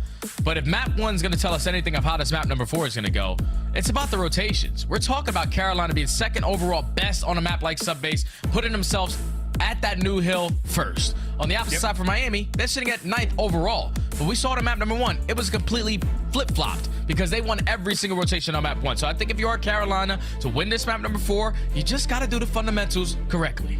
Yeah, and just to kind of throw a little bit extra on there statistically for all of you big brains out there, Miami currently ranks 3rd in overall hold percentage as well. So that's another opportunity to where you look at and say if Miami is going to rotate successfully, hey, they're likely going to put together a handful of points straight back to back. So a lot of focus for Carolina needs to be, I think, where exactly you're pointing to, on rotation, making sure you're putting yourselves in the best positions possible, because the other side of that statistic for Miami is that they were ranked last in breaking on this map. So you just have to stop them from rotating and setting up their hold setups. And if you're Carolina, you're a fan of them, you do that, you likely see a map 5 come through. Yeah, and based off what we saw in map number 3, Clayster is now activated. He was the guy who was taking over, earning a couple cruise missiles, and the vet has to now lead these guys to try to complete a reverse sweep. And there's no better map for him to go out there and dominate again, like that, other than a map like Subbase, where you're talking about top 3, top snow, rotating early, setting up properly with that AR in hand. So I'm really looking at Clay to just be the tone setter alongside Fellow, who had a slow map number 3, but we know what that guy's capable of. When he is on, especially in HP, he's a very difficult guy to shut down. Yep. Okay. All the key culprits lined up for you guys. And the other side of things here too is, again, you know, we expected a map like Rio for Miami to be strong for them, considering how quick their SMGs had played previously, plus the addition of Eric Boom. But now you put a lot of weight on, can you pull out 4 ARs and actually fight back against what has been, again, I think the thing about Carolina, there's going to be a lot of heat out there about how their AR line maybe hadn't been performing as well as you would like to see, especially considering who those players are. But let's be candid, you know, you put them on an AR-based map and they do play well. I mean, their hardpoint record has been good and it's been reflected by a number of maps that are more AR favored in the last handful. In particular, Carolina, last they were here, beat LAG 250 to 198. I mean, take from that what you will, but you know, just being LAG, I think the thing about it is they do rotate well. You expect Carolina to kind of play into their strengths through that muse. Yeah, that's exactly what you got to do. Just play into your strengths, not play to counter the opposing team. You be the team early on and you force Miami to break where they're sitting at 12th overall. Not good. That means they never find success. So if you're Carolina, it's just got to be the fundamentals. And I'm really curious to see who starts on the preferred side, because on a map like Subbase, it's all about trying to chain that P1 to P2, and it's going to be Miami Heretics starting off on the preferred side to get some good time over to P1, but set up properly to not let Carolina simply get across that 50-yard line. Yep. Oh, wow. What a start from Gwyn. Yeah, that'll work. Immediately battled back though by Miami. 3 for 2 the exchange. Hardpoint going neutral for now as both teams are just trying to vie for positioning over towards the left side of the map. Yeah, both teams are just trying to flip those spawns, and then now, at least if you're Miami, you're winning the engagements to keep Carolina trapped the way that you want to. And one thing that I was really curious about for Miami is that the last time we casted these guys, it was Eric Boom consistently running that Rival 9. On a map like Subbase, you need to pull out that 4 for AR sometimes, so I'm really curious if he's going to do so. Trades back and forth. Fecal on 5 in his start. Opportunity for an early cruise missile to get earned for the side of Miami. And Vehicle's just kind of played for it. He is sitting topside snow, just waiting for someone to cross through the middle of the map. Carolina coming back with a little bit of scrap time here, but their rotational timing is, to put it plainly, slow. It is not, they're not even close to putting a setup together. Oh, but the good thing is they take down Vehicle, who was on a 5 streak, shut down that cruise missile early on, and now you can apply pressure through the front end. So you have Clayster working around the deep, everyone else through the side door, through the front window. It's going to be a successful break and the spawns flip from Carolina. It took longer than we were expecting it to, but they get it done. Yep, and they also shut down the cruise, as mentioned, so opportunity for them to get right back into this game. Vehicle timing, oh, doesn't check his right, and Clayster's able to punish. Follow-up kills from Gwyn from the front, looking good. Miami in pieces, trying to find a way to break through this, and Carolina have read that perfectly. They say time for us to go, make sure there's no follow-up hit, and now all of a sudden you're starting to see the Royal Ravens really get across the map until Vehicle can get to top warehouse, and he puts a bit of a pause to the timing of this rotation. Yeah, you just got to keep this positioning if you are Vehicle. Eric Boom trying to at least be the aggressor up through the middle of the map. Not letting anyone slip on by, but gets a bad COD timing that he knew that they were pushing through Water Street. Fellow's able to take him down, so Carolina now have the opportunity to work their way through comms, to work their way through tunnel and try to take top snow, but you got to get past Vehicle. Yeah, absolutely you do. And he has found, I think, every single one of his kills from this position. Tough battle with Fellow on the other side. Nades one side, tries to predict the follow-up on the other, but doesn't quite work out. Miami still soaking up a bit of time here, though, as the spawns are good for the Heretics. Metals try to create space in towards tunnel. That will work out nicely. Plus the follow-up over towards top snow.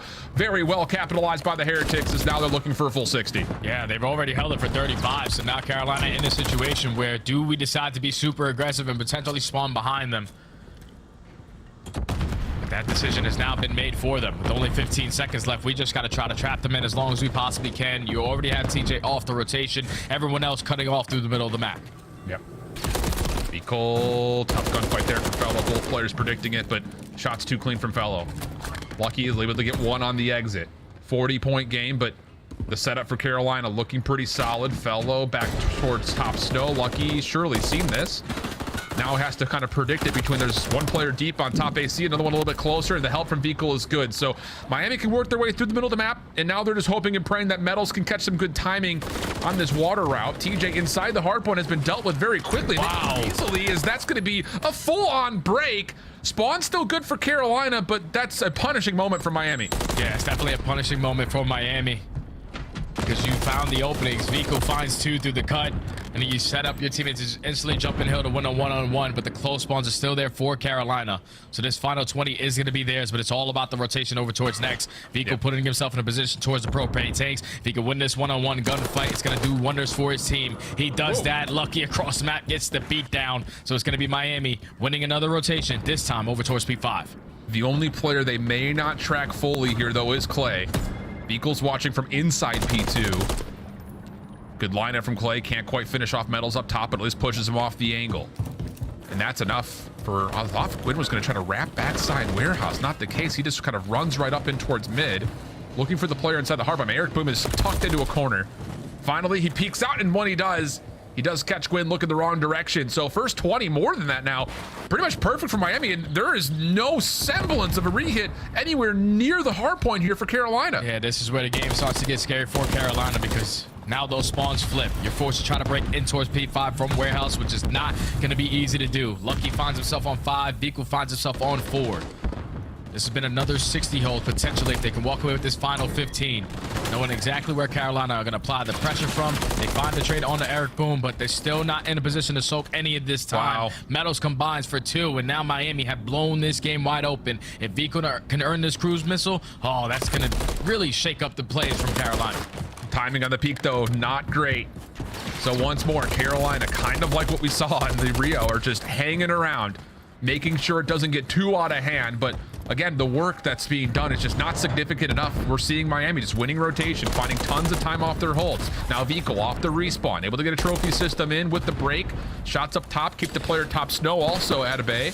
So now you've got, again, this situation where, I mean, Carolina's just all over the map. They're not teamworking anything. These are so many individual gunfights.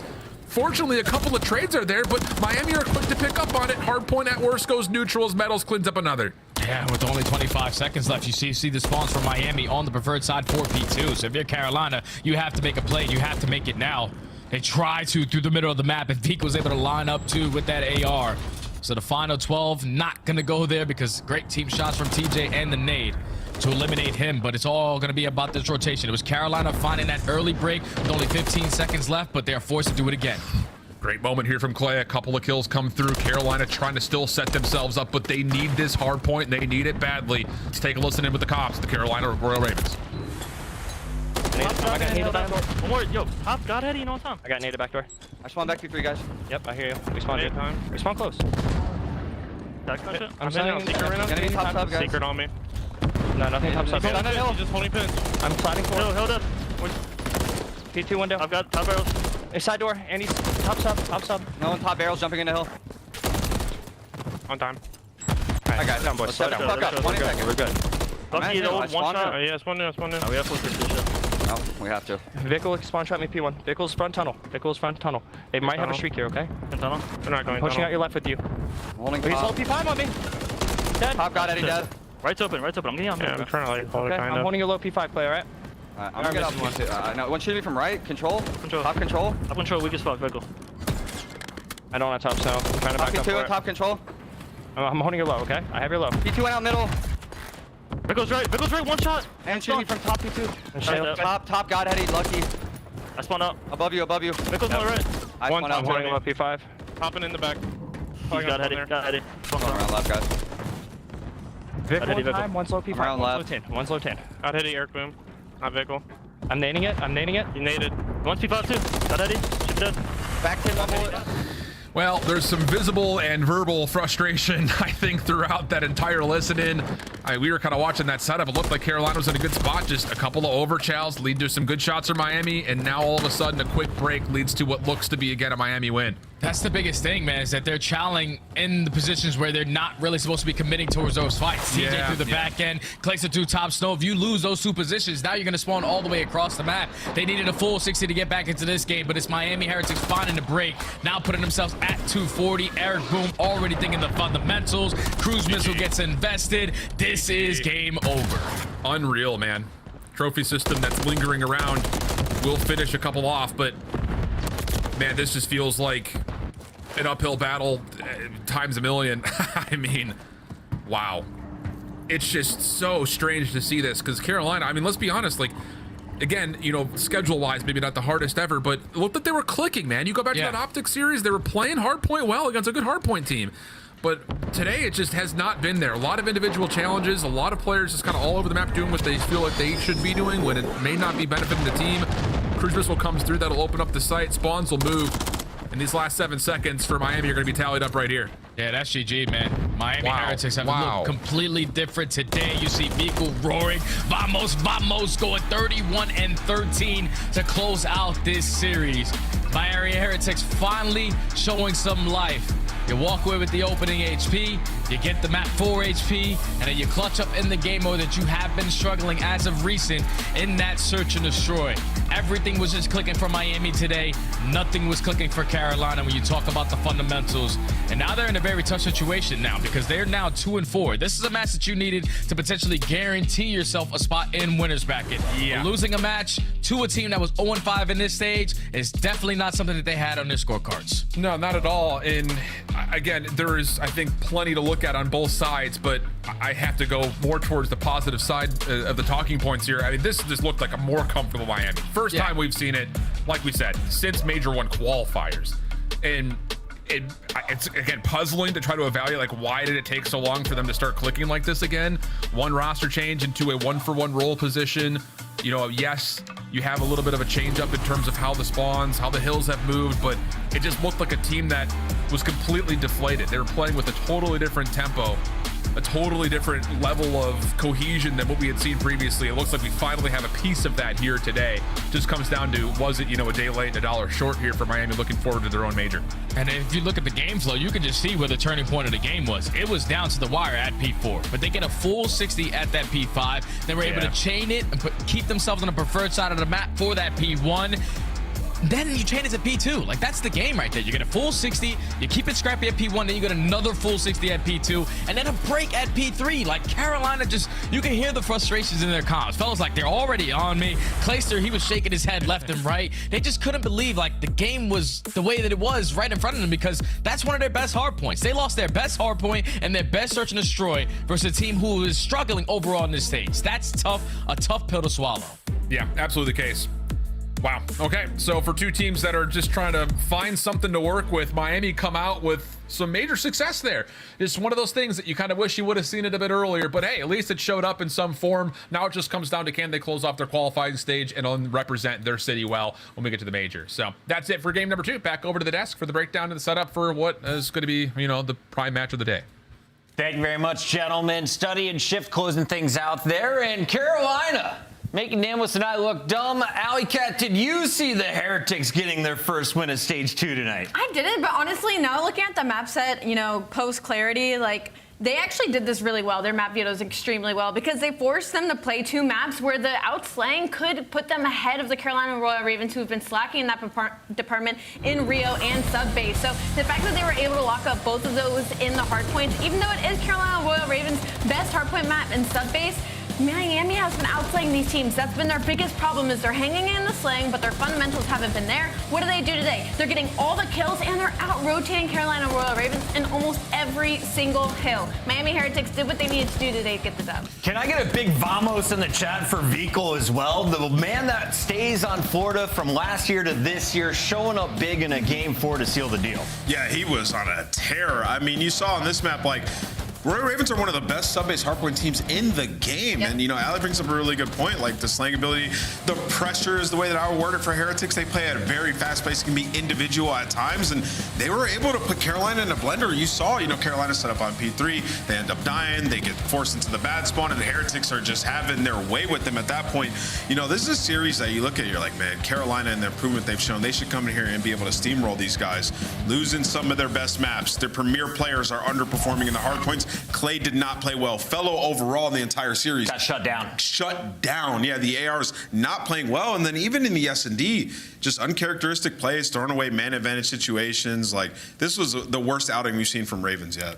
Ali, you got time to talk over our scuff play of the game, because it's going to take a minute to show you all the highlights here from the battle between Miami and Carolina, 153-94. I think Carolina ended the game with like 109 points. Yeah, it was just a masterclass hardpoint for Miami Heretics here in this game number 4. Their rotations were perfect. They were winning all of their ones. I think the biggest thing for me is the last time these two teams matched up, it was a Miami Heretics 3-0. Again, this was back in split number 1, so I didn't think it had a lot of, you know, weight when it came to this series. But I will say it did have weight in the sense of Vikul had an absolute masterclass in that series, and he was able to do it again in this matchup, ending 31-13. Lucky's play right here, Nameless. We are going wild in the green room. He picks up all 4 members of the Ravens, secures the remaining 20 seconds of that hill, and at that point, I knew this game was done. Yeah, I mean, they're just setting up beautiful plays, right? This is what you see from high-level teams. He's getting kills from the front. They're executing it perfectly, and then on the rotation, they're able to take their time and just force Carolina into the deep spawn. Like, this is exactly what you want to see and what we saw throughout stage 1 from the Heretics, right? And,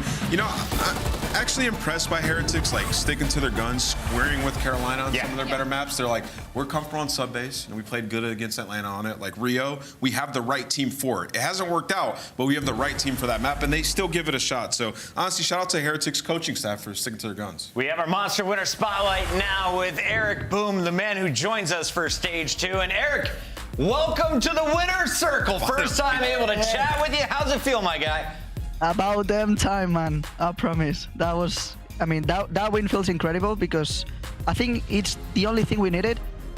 One win to get the confidence, because I promise that if you watched our practice, it doesn't show it makes no sense that we were like 0-5, you know? So we just needed this win to get that confidence back, and I promise we're gonna come back. Just gotta get that one. Yeah, you gotta start with 1, Eric. You know, congratulations. Obviously, you know, it can't be fun having to have those scrims go that way and then not be able to translate it in matches. And because of that, what have you guys kind of been focusing on to try and get that translation? So, I think just motivating ourselves, just get comfy, just motivate your teammate right next to you, and gas everything we do great to get that momentum and get that confidence back. I think it's what we have done this match. Eric, first of all, welcome to the league. Congratulations on the W. How do you navigate like the mental side of it? Obviously, you know, I've been seeing the tweets from your guys' camp, the huddles before the game fives. They just haven't been going your way. And I know that can be very tough on you as a player. So how have you navigated that side of it? Well, as a rookie, wasn't great. It wasn't a great start. And yeah, well, I was a little bit frustrated because I was like, fuck, you know, we can get a fucking win. And I was like, maybe I'm the problem, but just refreshing, regain, and go next. That's the only thing we could do. Yeah, we couldn't like think like negatively. Absolutely. Eric, staying on the topic of you being a rookie, trying to kind of make it in that running, tell us about you. You know, what kind of player you are. What do you add to this team? I think I add like this energy, this passion to this team. Because I have 2 old people and then another one with a lot of experience here in the league. So I just need to get the passion and gas them every single time. So they get like really motivated and they just fry and I just do the other work. I have to say, man, it makes me happy to see you smile. Final question for you, Eric Boom. What is the skincare routine? Who's going to sponsor that beautiful face? Okay, I don't know. Thank you. I'm blushing right now. It's just the first of many interviews. I have a feeling. Eric, thank you for joining us here on the CDL. Thank you. Appreciate you guys. That's Eric Boom. That's Miami getting their first win before their home major, and it's all just an appetizer because coming up next, we've got the main course, arguably the best match of the week. Optic is taking on Ultra. We have 3 matches today, Ali. My bad. 3! It's the best match of the week. Tune in. It's going to be a banger. Scrapper Shotzi! They're different rules.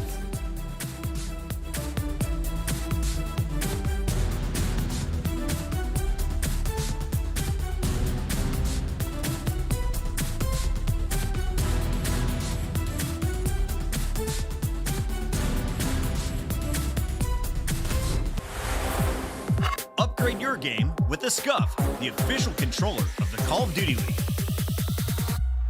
Start the season strong with the Call of Duty League pack. Grab yourself the CDL operator, weapon blueprint, and so much more. Check out the Call of Duty store in-game now.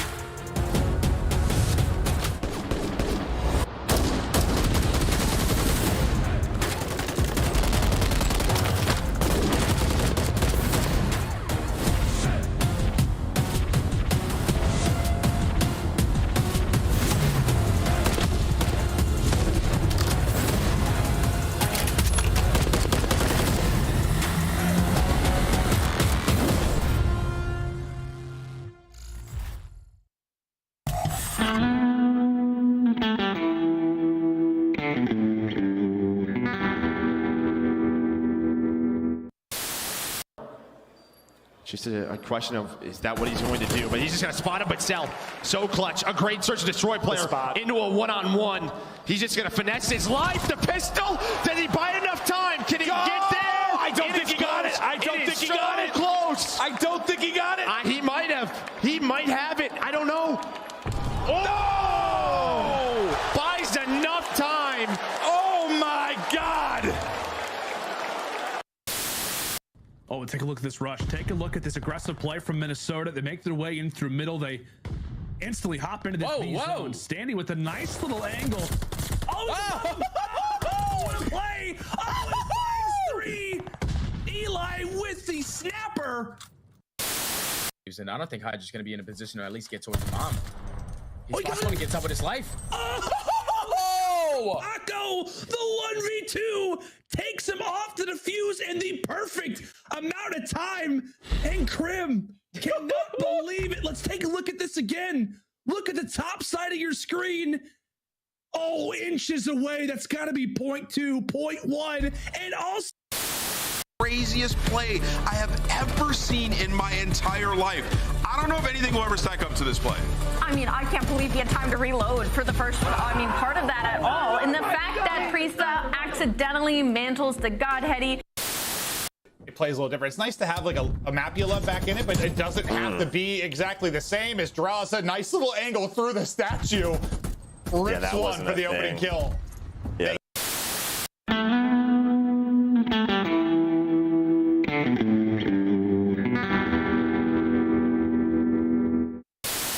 That's the problem. You gave them all the time in the world, and now Ultra have set themselves up perfectly for the barbershop hardpoint. The apartments, the alleyways, all the nooks and crannies are now full of Canadians. And you have Abizi at 9 and 22, and this is only a 20-point game. You're looking at big plays in the final moments, but Envoy takes down 2. Envoy the front line. Player left. They gotta push. Good. Watch the 8-bomb push. Yeah, gas. Be advised, you're low on reinforcements. Oh my God! You won that round. Get ready for the next one.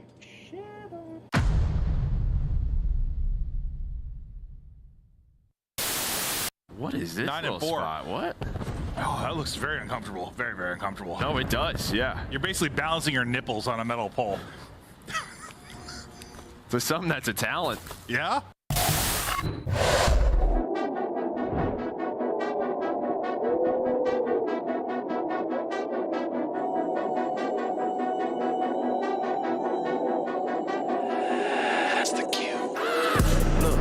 From a city, you hear signs when we sleep. Heaven sent, hands down, vibes so unique.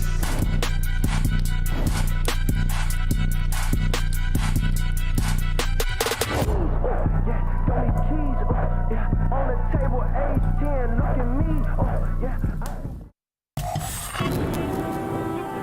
I love when the good news coming in on a day-to-day. Already know what's happening, I don't gotta shake the egg. In the right direction. The trick continues. Every double use a psychedelic. I think they gon' need a minute.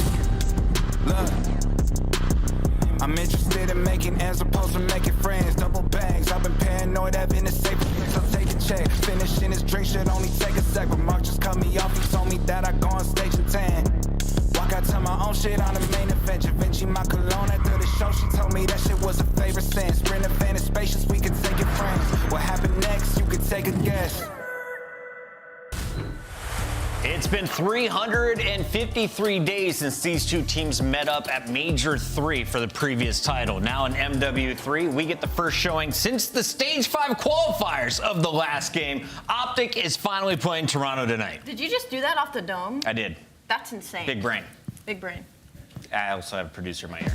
Oh, okay. That's You're basically a Mentat, Chris. Yes, let's take a look here at our friends from Toronto. Envoy joining Insight, Scrap, and a man who dropped ridiculous numbers throughout all of Stage 1, Mr. Kleenex.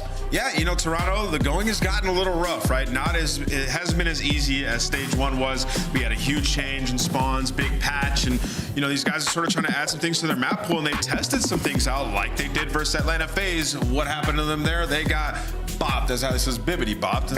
And now they got another very tough matchup versus an Optic Texas team who has played probably the most maps of anybody throughout this stage. They've been going game 5 in a lot of this series. They've been tested. But Toronto Ultra, we know this is a championship caliber team, and when they play a top squad, they can take it to them. Ali, last week we were saying this is the greatest team on the planet. They look flawless. Then they run into Atlanta with recency bias. It feels like people are saying Optic is the favorite matching up against Toronto today. Do you agree with that? I do in a sense of, I mean, obviously the green wall will agree with you. I think statistically, though, this is one of the few times that's actually added up. So when it comes to the Toronto pregame, Monster Energy pregame, the control hasn't been the best during this split. They've gone to a lot of round 5, and they're 5-5 right now in the last 10. But again, that's kind of just the way control has been flowing, it feels like, during this split. I think their biggest focus right now should be tightening up that hard point, which is their dominant point in the first split, and why they were able to win Major 1 is edging out Atlanta FaZe in those hard points. So I think for Toronto Ultra in the series versus a team like Optic Texas, who has been disgusting at hardpoint all split, that's going to be where they're truly tested. Scrap and crew got shut down by Draws and Atlanta FaZe. Does that fire them up for today's matchup against Optic at all? Listen, it should, right? You know, we've seen some like concerns concerning tweets from the Ultra camp as well, like sort of about the game, frustration. Hopefully this can be the silencer of that and that they're still just going hard and trying to get better. But also another player I'd like to highlight is Kleenex has been frying, but there has been a little bit of a dip in his gameplay. He was Superman in stage one, let's be honest, right? So we'll see versus Optic. This is a really good matchup, right? You got Kleenex versus Shotzzy. Both those guys can take over map at any given point.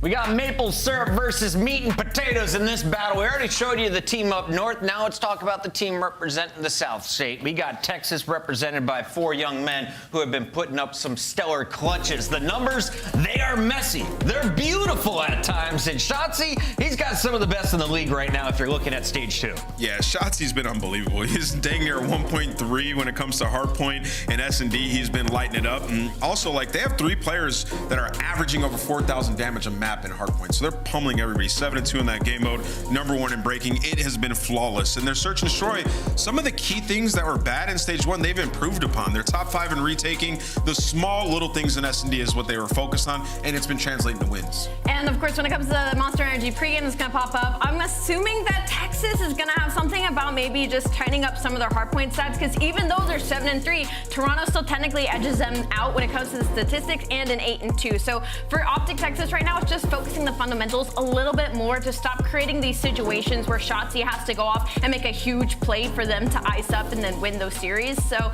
for Optic Texas, again, like I said, they are streaking at Hardpoint, but when you get into the nitty-gritty, there is some room for improvement. If you're looking at the maps and modes for today's fight, well, you could have expected a few of these coming. Nameless, who has the edge, as we are starting things off with a real Hardpoint between 2 ferocious SMG squads. Listen, my brother, this is about as much of a square up as it's ever going to get in this series.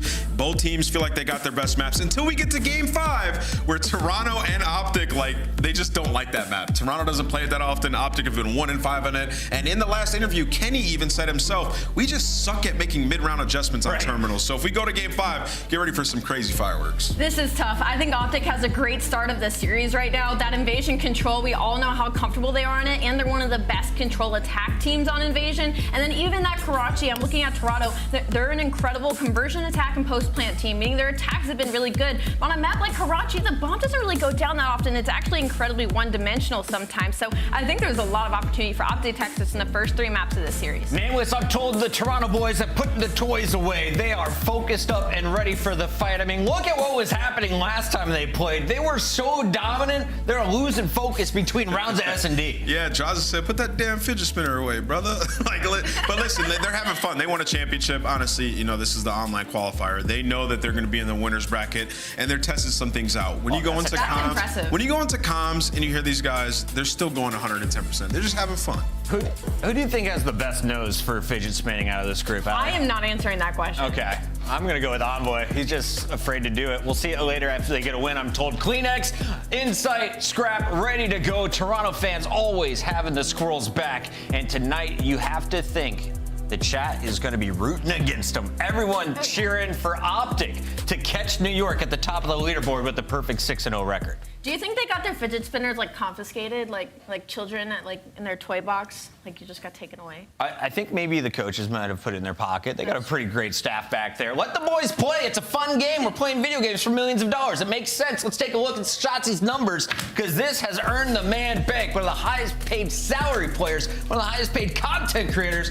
is also looking to take home some prize money. What's crazy is that it just keeps getting better against better teams, right? Like against Carolina, he has a 1.55. You go against Boston, a 1.72. I am terrified on what that number is going to turn into against a team like Toronto. Nameless, how many thousands of damage is he dropping today? I mean, the guy's unbelievable. I mean, but at times, like, everybody on this team can put down damage. Kenny had the most in the last series, but for Shotzi, I feel like Rio got added, and he can get into a Rio and get some flow going, and he just has that confidence the rest of the series. But, you know, as the year goes on, the star SMG players are going to improve and get better, and Shotzi right now is hitting that stride. We know what he's capable of. He gets a couple kills, gets some momentum, and gets lost in your base. You're not having a good time, and he has a great supporting cast around him who are willing to take a back seat, and that's why they're finding success. Let's take a look at our Scuff Pick'ems for the day. This is a 2-part question. Who wins and who drops the biggest numbers in game number 1, Rio Hardpoint? I'm going to answer this one quickly. It's Toronto and Shotzi.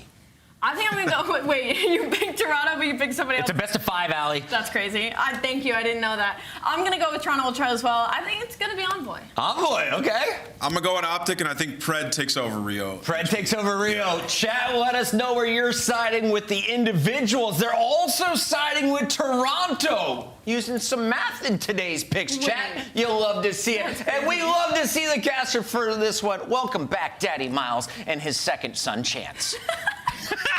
Got him again!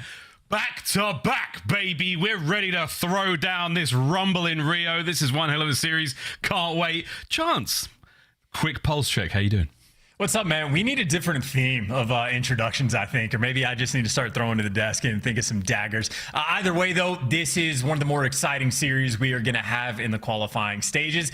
It's a different feeling when you're waking up knowing you have to play against a team like Toronto, you have to play against a team like Optic. So the fact that they are going head-to-head, it's going to be fun. You heard the desk talk about the map set. It's a square up basically the entire way through, maybe just a precursor to them meeting up at the next major, because honestly, I mean, it might just be an expectation. If you're battling for the top 4, they're gonna find each other at some point.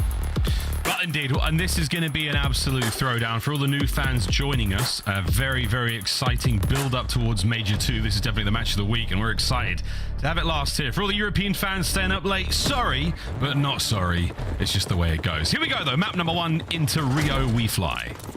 And it's the man of the hour, Shotzi. We already know that he is impossible to contain, and the lower level teams, they get bodied by him. Well, on the opening break, Toronto, well, they handle it perfectly well. The nades on point, the coordination is there, and I mean, even better news, you flip the spawns as well, or at least potentially. You're trying to work on that for Toronto as they're collecting the initial time. Lovely opening kills. Shotzi Schmovin, scrapping Kleenex in the feed there, still maintaining a nice hold over P1. So many avenues of attack here, many angles to worry about, and isolating those fights, knowing where the enemy's coming from, nearly impossible. But so far, great work out of Ultra, a nice 20-ish point lead, 20 to go.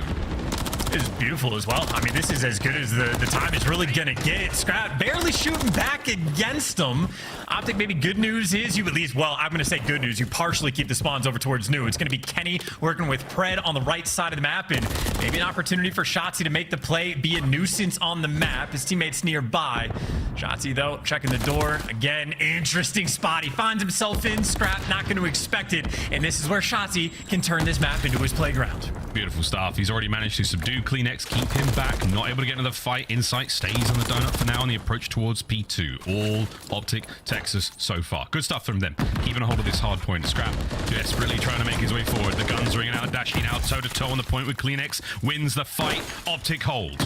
Good handles as well. Now it is all just one direction. Guns looking forward, and for 30 seconds on this time, you imagine maybe easy to collect. Some good gunfights coming through. Insight actually ribs Dashy off of the old hot dog stand, but in the meantime, while Toronto is sort of battling for that old time to make sure Optic can't get it, a little bit of square up on the other side of the map, and Shotzi constantly behind you. I think almost every one of his kills has come around the boxes section of the map, but now he gets to play the cutoff man. As Toronto, they do get the left side spawns. They get to square up, but the pressure from Optic clearly present on the hill. Shotzi is still moving. Here comes the next fight. Will he get it? Kleenex backs up. Scrap with the teamwork. Pred from up high. Can't get both. Nice shots. Nice work. Optic take the hard point back. Got the spawns as well. That is the big thing long term. So a nice moment there for Optic Texas. Window, though, going to be opened up. You see, as soon as Optic have one thing going for him, it is double trowels rolling through. It is a 4-man wipe, and the spawns are gone. The hill time gone. In Toronto now, they just get to collect. Rio is a banger already. 30 seconds remaining here on the point. Envoy holding Optic back. Kenny over the top side of the Humvee, taken care of. Dashy with the trades. A second for him. Ooh, the snap, but not enough. Optic are still holding it. Pred waiting for his moment to strike. Shotzi, though, doesn't wait for a second. Soars on in. Pred picking up the pieces, and the final 10 should go to Optic. Yeah, now Pred trying to put on the pressure as well through boxes, right? You had, I should say, Toronto over towards the nuke time first, but they can't feel comfortable. I feel like Insight is the benchmark player. When things are going to go well, he's going to thrive, but 3 and 7 for the moment. You can see Optic really trying to push the pace. At the same time, though, anytime Optic does something well, Toronto bounce back and does it even better. A near 4-man wipe is Ultra. Reclaim the time, get back in position, and Envoy pouncing, ready, waiting for his next kill. Significantly outnumbered so far. Can Ultra find a few more? Oh, unfortunate back and forth. Absolute bloody pandemonium here on the outside of Rio. Lovely shots from Scrap. 12 and 8 as he puts Dashi in the dirt. Yeah, that's like the extra lethal threat that you have, and one of your main AR players can rock an SMG and thrive like he has. I mean, he's putting up the Kleenex numbers, so Scrap, you know, the case for MVP, always going to be there. Right now, cutting off Optic from making their way towards the hill, and the cutoff should pan out. You expect the trades to exist. Insight going to deliver. Pred, last man standing, though, wins the gunfight, but that is all for 7 seconds. Over towards New. Ultra continuously ahead of the game.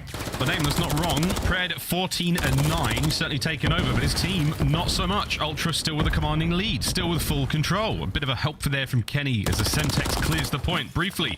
Envoy soaring through the kill feed, desperately now onto the time. Optic, the counter attack is not quite over yet. Shotzzy the tip of the spear. Insight backs up, taken care of as Shotzzy finds 2.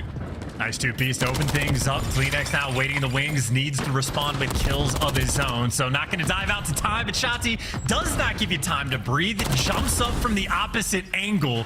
Envoy finally there to shut him down. That is the nice little bounce back moment Optic we're looking for. Still though on the break, Ultra are soaring from over top. You just see every trophy, every player. This hill is being lit up with everything.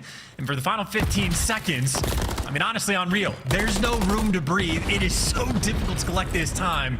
This is definitely a high-octane match.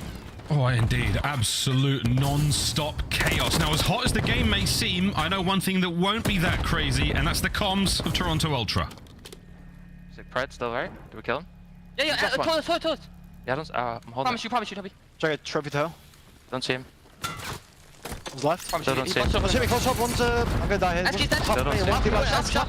And then security. That's right. Nice security. There's no more there, hops, man. 2. On time and cat. Nothing pinch. Take our time. Doing time. You only 2. You on right side time. Who pushed that whale? All good. In the armor. Well, armor got me. Shop. Weak in. I'll be cat. Caution steps. I've slipped. One's a cat left side, going cat steps. Both flipped. Play for all. Red's cat steps. 2 you challenge me. Okay. Go in shop 2, Shotzzy. Hold new. Yeah, one's already on the right here on me. I spawn a calf. Yeah, Grab you right. Once you give me a sec, bro. You dead. That's the guy with streaks. Could be in the security, by the way. No, shop. Already shop. Okay, nice. Last one. Let's go. Yeah, I'm Eskies right now. Okay, guys, cross now. You push. I'll get your shop. I'll see this guy hold. Hold dead. One's cross garage now. I rep front. Okay. Can you wrap over? I'm gonna die to an 8. Yeah. He's close. Close ramp. Yeah. I didn't see anything ramp. I have to like back up. Charlie, shop entrance. We'll go gate. You ramp. Another one, 2 hop up. Shop. Calm as ever, Toronto Ultra. Now to the other side of the stage, it's Optic Texas managing to slowly but surely pull this one back. Now for a quick listen in. One shot, Scrap. I'll down. Throw shit. It's behind him. Okay, we go. One is on. Scrap, one is on. You want to play? He's gonna go new. Envoy's gonna go new. I need time. Yo, caution and gate. Okay. Just hold this. My pit. Yeah. No, miss on. Yo, I spawned it boys. Back up. No, sounds on boy. I have ramp. On the right, push it. On the Flat box, he did. We ran. Two on time. Not too front. I'm one shot. I'm trying to hit him. 1 HP at old. 1 HP pillar. I'm hoping it out. You can only I'm pillar hitting me. Trying to They're hitting me out. I'm full. I'm moving it out. I'm I'm living. There's two right. You're good. Nothing there. Close on it. Two. Okay, one more box deep. I will pick up deep. I have deep. I'm boxes. Push you, bro. Yo, one's boxes on me, boys. I think they're going boxes. One box. I get him. I'm one. I'm looking for boxes. Did they be left? I'm so one shot. Yeah. Scrap. Look at scrap. Boxes, shit up. Yo, hold time. Pick scrap, bro. Scrap. You got your time? I got time. You're good. No one left. He hit the deep right then. Go left, P5. He's 1 HP. I'm holding mid. I have all mid. I want. That's scrap. One con mid. Top mid and con. He's challenging left. I have your eskies. Could get circuits. Can go stay. I'm gonna stay. I'm trying to wrap the left. I'm trying to wrap the back left. One HP. Absolute. Yeah, I couldn't get it. I'll get 3 there, bro. 3 there. Split through. What's that? One deep. You guys stay left. Got the stairs. 1 HP. Watch upstairs. Graffiti. Are you just trying to get him? Top you. I got one top mid. Stairs on top. Where's he on top? Eskies, I think. I don't see him. Give me stairs. One of that guys. I'm challenging shit. Yeah, back to trap and node. Hit on one shot. I'm on you end. Where are you? I'm in on the tram. I'm back to it, Brandon. I'm leaving. They flipped. I hear you. I'm holding our pants, Brandon. Madness. Optic Texas comes so close to taking the lead chance, but not quite able to do it as Ultra still climbing away. It's still though so nice. You can see both these teams, they're just both playing good COD, so the reads are always on point, and anytime they make a small mistake about where the spawns are coming through, it takes all but another second to figure things out. But Ultra with the advantage in the game by a very small margin inside the time as well, to try to stay alive, but the nades and stuns and the players flying over top. You can tell they're feeling the pressure, but the coordination is there. Scrap and Envoy able to light up the feed and still stabilizing and holding on, but by God, they are just desperate for a trophy. It's non-stop, man. Anybody at my kingdom for a trophy as Insight gets it in there. Wait for it. The engagement now as Optic fly forward. Should we get the break here? No. Insight pulls a couple with him down to the depths of hell. Well, from there, we now go to a brand new hardpoint. Other side of the map, nearly through this absolute banger of a map so far. And the way this hill played out last go around was Ultra got there first, and then Shotzzy just broke it down. This time Ultra got there first, but it is a pinch, it is a swarm. You got Dashy pushed out to a corner of the map. He does get cleared out, but it's Optic now playing from the other side. Of course, though, they're also in a pinch, and that is a mixy moment that Ultra thrive in. But now you got to read the spawn. You got Envoy cutting off 3. On the flip side, you had number 8 Kleenex maybe even watching the back. So you talk about a game with spawns that are difficult to predict. Ultra are playing for every possibility. Oh, we're over 200 points now. As Envoy's still alive here, he managed to break contact and buy so much time for his boys, it will amount to nothing. Optic break the point. They've got control now and 20 seconds with their name on it. I mean, you're playing for everything, but yeah, it's still tough to read, and even Ultra getting the split spawns. If this is a hill where you are constantly just head on a swivel, Envoy, though, fighting for these final 10 seconds. Any advantage you get with this small amount of time is going to go such a long way in Ultra. Again, it has been consistent, just ever so slightly ahead of the game. Again, that new rotation, they're in P1 first. Shotzzy setting up for the flank, but number 5 is going to read it. But again, the reads are one thing, the execution is different. There are players going on tears everywhere on this map. Ultra still full control of P125 now for the win. Optic, one more break. You got to stay alive right here, right now, lads. Kenny manages to catch out one. Fly forward. Optic with the numbers now. Can they get the break? Here comes Shotzzy, the first man in. Doesn't get a mount for anything. Dashy gets one. Traded out. Ultra still with a contest. Kenny keeping the play alive. Optic with the break. And they got the spawns for new as well. So if you continue this gameplay, if you keep the pressure on them, and you make sure you maybe even block those right side spawns, again, a situation where Optic are just reading and preparing for the worst, but it's the square up, it is the break, it is Ultra getting the first 2 kills, but they've yet to get that time. Still thinking about the rotation as well. That was a big win, and that's it. Ultra are in. Can't get the win here on the map, but they put themselves dangerously close. Optic already looking towards new. Scrap's gone on a big rotate. Oh, what a win against Kenny. The backline is now open to war on 2 fronts. Kleenex taken care of as Optic dig in. And you got inside flanking too, so you got every member on Optic with their head on a swivel. Scrap paying patient because his teammates are going for the break. He's going to get his 3rd on this life, and you're keeping Optic off the time. And he's still getting the kills, looking for the new. Looking for the new Envoy in. Time going to Ultra. Optic have got to find it again, and it's Shotzzy. The late break holds it down. You've got an open angle now. War on one front. Scrap destroys Shotzzy. The hard point open again, but nobody close enough to get the time. Nades from Scrap. Endless onslaught here as the barrage continues. Scrap head down. 5 for the win. Can he stay alive? His boys have got the kills. Kleenex drives them back, and map 1 is done. Oh my God, yeah, the absolute blender. That is real Hardpoint. That is non-stop start to finish. That is like an endurance map as well. Just for the fact that there's 2 or 3 different hills where both of these teams are making good plays on the mini-map, prepared for every single spawn out, waiting for the rotations to go through, the trades on point as well, but it's mixy and difficult to keep track of everything that exists on Rio Hardpoint. Ultra come out on top, and that is square up map number 1 out of the way. Toronto with that extra edge. Things starting good. Well, the Rumble in Rio is over. That was exciting. My goodness. Great plays either side, but just that little bit extra from Toronto Ultra. The game flow will show you that. But before we get that to the stats, 36-26 from Scrap. Sweet child of mine. Your boy was frying. That's 27 non-traded. One of the things I wanted to sort of bring up, Chance, from an individual perspective, just the pure eye test, Scrap and Envoy making life incredibly difficult for Optic at nearly every single step of the way. Absolutely absurd. Yeah, 100%. I will say though, like that is an incredibly balanced like stat line that we just had too. Every single player in that like 5 to 5.5k damage.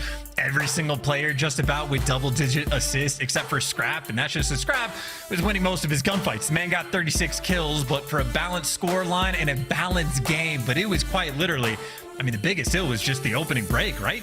I mean, Toronto Ultra get 46-1 after the fact. Every hill, it's a bit of a balanced game in between, so that it might honestly be a case of you win the opening break, eventually you win the map, as long as you can continue to play nearly perfect. But I mean, Ultra, they certainly brought it to the map one. Exciting stuff there in our first map of this series. Again, it's a best of 5, as Puckett had to remind Ali as we look across the highlights. And honest to God, I mean, these are great highlights. We've seen some fantastic individual plays, some really nice multi-kills all across the map. And again, Kleenex, not necessarily the craziest in the stat lines, but look at these entry kills. The man knows how to break a hard point. Same can be said for Shotzzy as well. But individual prowess across all 8 of our players here in this lobby, it truly is some top-tier COD. Yeah, and even in these like highlights, it's just people picking up the flanks, getting the trades, reading the weird spawns. Everything is on point, and everybody was like taking turns being the fry man. Like I know Kenny had a bit of a slow start, but he's also the man that popped a 3-piece to go and break like the P3 and became a thorn in their side.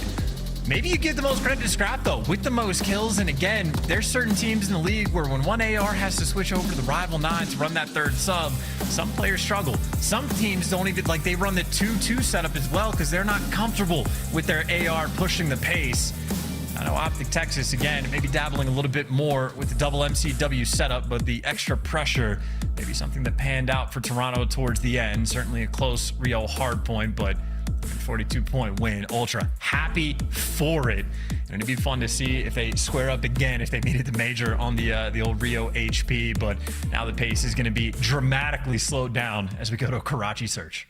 Indeed. Well, we'll see if that pace changes because, I mean, Karachi could go crazy. You never know, man. I mean, the way we've seen Shotzzy playing recently, endless love for him on the timeline and across all social media for his very, very fast and flashy plays. We'll see what happens here, though. Mate, I was just going to go back to that pressure. I mean, Ultra seem like one of those teams that just know they have this fantastic understanding of when they have to push forward a little bit, change gears, hold back just for a moment. And I think that sort of comes down again to the good comms they have. There's not so much, there's much more airspace to work with. They're able to have those kind of conversations. They're able to make those calls.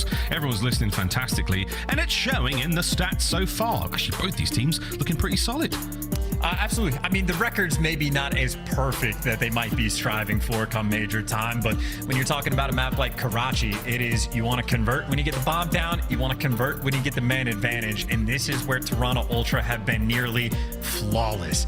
Any situation where they have to clutch up in some capacity, they're the best team in the game at it. On the flip side from Optic, that's their theme for Search and Destroy, maybe more specifically on Terminal compared to Karachi, but it is the mid-round adjustments, and you can just see that conversion rate not nearly as high.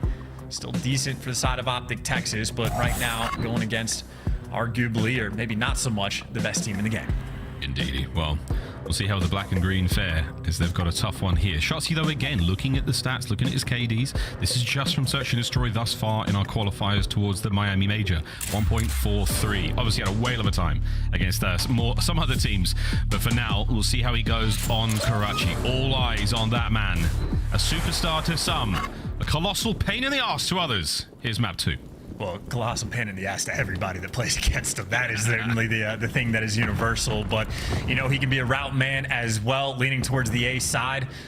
More often than not, a lot of the first blood battles can take place over towards A. But in the meantime, Scrap just beams Kenny. Does get traded out because Shotzzy loves the top red avenue. But now just about that being colossal pain. Do you read him? Insight does, but he's a little bit fearful, as you should be. Shotzzy able to get that next kill. Man advantage from Optic. The dance doesn't last for long, though. Odds even. Optic towards mid. Is looking like a B hit overall. Pred, those players did not go past him. He's still carrying the bomb as well. So Pred, oh dear, Envoy, maybe more than his spidey sense is tingling, but he doesn't actually see Pred get the plant down. He'll kick himself, but only for a moment in this 2v2. You expect one wins a bridge, other guy MIA. Not the best smoker. Maybe the smoke just to get out towards bridge. Awkward moment. They're going to hunt down Pred. You at least have to get this trade. You set yourself up for the 1v1, but they have no intel on Dashy. Dashy. Oh, nearly spotted out. The reach out. Big Bruce. Lightning on the second attempt. Envoy simply not able to handle that kind of gunfight. We will see Dashy's POV for that final kill. A very, very strong showing. No problem for Big Bruce. 2 on the round. That to me is just great instincts, right? Like, you know, it's Envoy. You know, he's got the rival 9. So as soon as he gets that intel, he's like, well, he's going to have to sprint at me. That's the only play. So Dashy, instead of leaving it up to the finesse game of Envoy, goes for the instant chow, has the advantage with a better gun. So Dashy on point in that round. And Shotzi as well, making a nice little route sort of play. Maybe another one going to come through. 2 players least throwing nades out from Ultra, looking straight towards the middle of the map, but it is Kleenex that comes out on top, gets the quick first blood, but heck, SMG is there to trade. Pred up top being annoying. Dashy's got the coverage, and Optic right now on point so far on defense, to the point where Pred, I mean, he's already made the play. He's made the play. He's behind number 7. He's behind Insight, and Insight's out. So an awkward moment where the lights are on, but no one's home. Insight's just run past another player. How many more players will run past one another? All down, a scrap now, 1v3. He's got to find that bomb just down by the B-bomb site and somehow take care of 3 members of Optic. And this is hopeless as well. Gonna have to absolutely gun some players, but good shoulders being thrown. Dashy even throwing the extra shoulder to know he's getting pushed, and that just means Pred gets to go active, and you got Kenny and Dashy grouped up together. Good shots coming through, but it doesn't make a difference. Dashy right now, he's locked in. He's on point. This is the Dashy that so many teams are worried about. This is Big Bruce when he's absolutely gunning. Look at the confidence here in the re-challenge. He doesn't necessarily have a huge advantage over Scrap. We saw it from Scrap's POV, but Dashy certainly feeling himself. Immense confidence so far out of the Optic squad. Yeah, in perfect shots as well. Advantage or a disadvantage doesn't exist in certain gunfights when these guys hit every bullet. It's just who gets those first tags. And again, that is a look of focus. There's no joyous laughter. It is on to the next round. 2-0 lead right now from Optic. On point for the moment. Nade's coming through as well. Doesn't look like there's any heavy connection. You got Envoy being annoying as well. Talk about a route. Envoy might have found the hole in the net. He's got the intel. Not a shot you can take, but he's coming to his team. Hey, they're more pressure over by A. Gotta be ready for it. I mean, you're looking at a very, very close first and second for the most annoying cerebral players in the league between Shotzi and Envoy. Guys who really do get under your skin. And at this point, directly under Dashy. That's the damage dealt. Insight cleans it up. First blood, Toronto. That is wonderful teamwork as well. Shooting a guy jumping over like that. Now you got Shotzi on the flip side, though, making the other play. So again, the route men on point. Shotzi, this is the part where he is a colossal pain in the ass. You lose track of him. He can be anywhere, like right above you. So difficult to contain. We can see the routes he takes. We get to peek behind the magician's curtain. With the bomb planted now, Ultra have got to make a move. And Kleenex is on it! Kleenex has dived right under the defuse! Will Optic check it? Kenny! He checks it just in the nick of time! Damage dealt now from Envoy. He has to spring to life. 1v3 as Kleenex nearly won the round. But Optic Texas Kenny. What a intuitive play to just check that bomb at that right time. He cannot believe it. I don't know about intuitive. That's just Kenny learning from mistakes. I remember the start of the year on this map where they didn't check the bomb until it was a split second too late from the exact same sort of spot. So yeah, fool me once, shame on you. Kenny not getting fooled again. Maybe, I don't know, the Dikembe Mutombo finger wag towards the end. It was close, though. It was a good play out of Kleenex for a 2v3, but yeah, I don't think there's any ninjas on Optic, at least in that sort of situation happening. That would have been something. Wow. Well, 3-0 so far with Optic Texas. Looking particularly dangerous here on Karachi. What we're going to see this round. The team shots have been very good. Great heads-up play. That stun's going to land. Little bit of information here in the Envoy, the bomb carrier. Soon to be the man who delivers the bomb nowhere. Nice bit of work there from Kenny. Slides on through the smoke. Can he get a kill out of this situation? Maybe. Spots plenty. Big win. The second. Kenny gets it. That's an outstanding run so far. No streaks, but that's basically the round. Well, Dash is getting active, though. It is a 2v2. And if you try to plant this bomb, you might get caught on some bad timing because Pred has maybe a small amount of information on the cross, but Dashy's pushed you out so far. He has to be telling Pred they're working through our spawn or they're trapped in P2. The patience on point, and he gets out with his life. Dashy making plays all over the map, and Pred closes the door. A perfect 4-0 in round count right now from Optic. Some of the best S&D they have played all year, and they're bringing it out in the right match at the right time. Don't count the eggs before they hatch, though. Things are good, but it is not over. You know, Ultra, a team that can absolutely fight back. They got to keep it up. But again, perfect play. I mean, Kenny's picking up pieces, finding the timing on the right routes. Everybody from Optic right now getting involved. Wonderful looks out of Optic Texas and Karachi. They are swimming through this one so far. Attacking round now. Kenny with that bomb in hand over towards B. Those eggs might not be hatching, but there are chickens on this side of the map. Let's find out who clucks first. It looks like Dashy, but the trades have gone the way of Ultra. They've just like swarmed as well. I mean, those players absolutely disappearing. Pred, though, able to get active and catch one, but in the meantime, Scrap, I think, is going to hunt him down.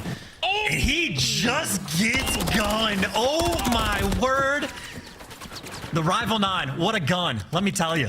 Let's get a player cam react from that fight. Scrap not impressed. Kleenex now 1v2. Pred. Bang! Optic Texas with a dagger round. That was the confidence killer. Look at the smiles on those boys. Yeah, he's blowing him away on that one. That's just, I don't know. Them's be the break sometimes. The Rival 9, absolute shotgun in that moment. Scrap makes the perfect play. That is not a player that misses very often, and I don't think he did. Pred just had the sauce, and yeah, you'll see the reaction too. Just confusion, elation, maybe an element of joy, but outside of the joy, you are down 5-0. I don't know what it is. This might be the 7th 6-0 like stomping we've had in Search and Destroy this year. Toronto Ultra, they found themselves on both sides. They have indeed. Well, you're about to find all 4 members of Toronto Ultra here by the B bomb site. Pred, I don't know how many red dots he saw on that minimap, but I tell you what, it's looking deadly. Lovely shots. Insight can't keep up with him. One more kill gets Pred a cruise missile, which in this round is basically it. Can he get another? Shotzi's first blood helps out. Oh, sugar. He forced the team kill. Did his job, yeah. Kind of counts. Insight now 1v3 to stay alive on the map. Jamie Craven, the king of clutch. Get it done. Shotzi, wonderful damage. Not enough to get the kill, but plenty to make him move. Optic are holding hands. You will not be fighting one at a time, unless by some stroke of magic. I mean, there's just simply no way, right? I mean, bomb downs over toward B, 35 seconds to work with. You're going to have to gun just straight up at least 2 different players, if not all 3.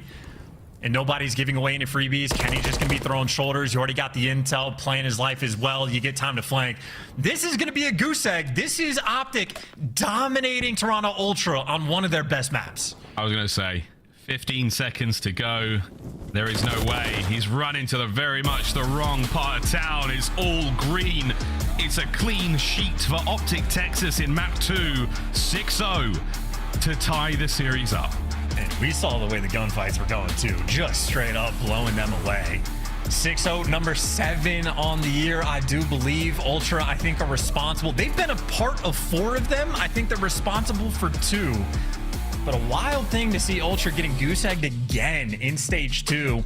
I mean, they were on pace to maybe break the Search and Destroy record for the number of wins in a row, but simply outclassed there on Karachi. And for Optic Texas fans, got to be happy with that S&D performance. There is literally nothing you could possibly complain about. First blood's on point, big plays from every single player across the board, and I mean, maybe for Pred, just a little bit of electricity in that man's gun.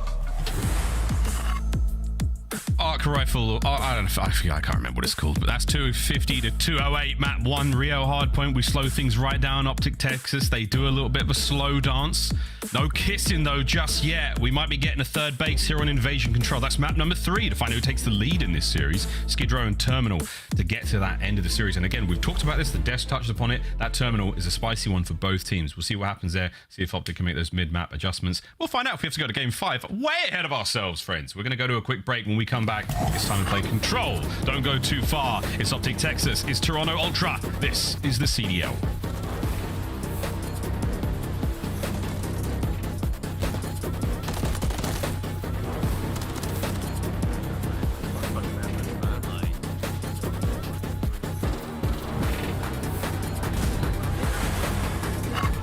Slice up your competition with the Executive Chef Operator, now available in-game in the Call of Duty store. Upgrade your game with the Scuff, the official controller of the Call of Duty League. Slice up your competition with the Executive Chef Operator, now available in-game in the Call of Duty store.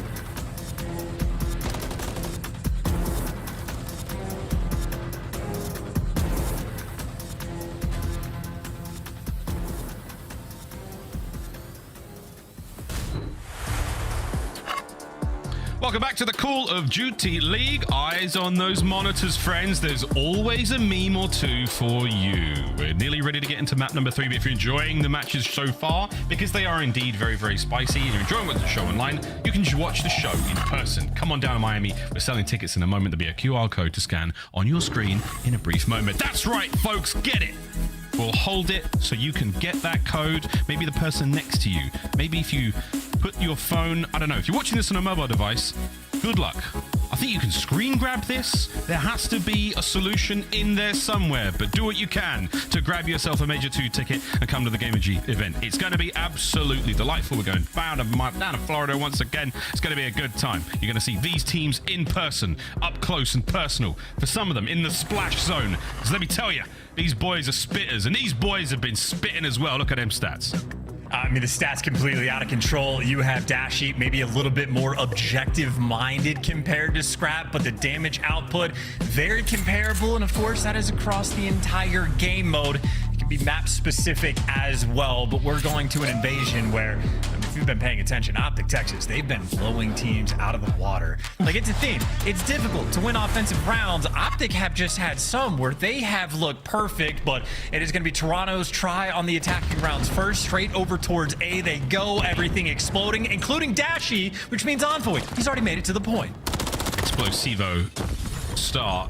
Kleenex on the absolute snaps.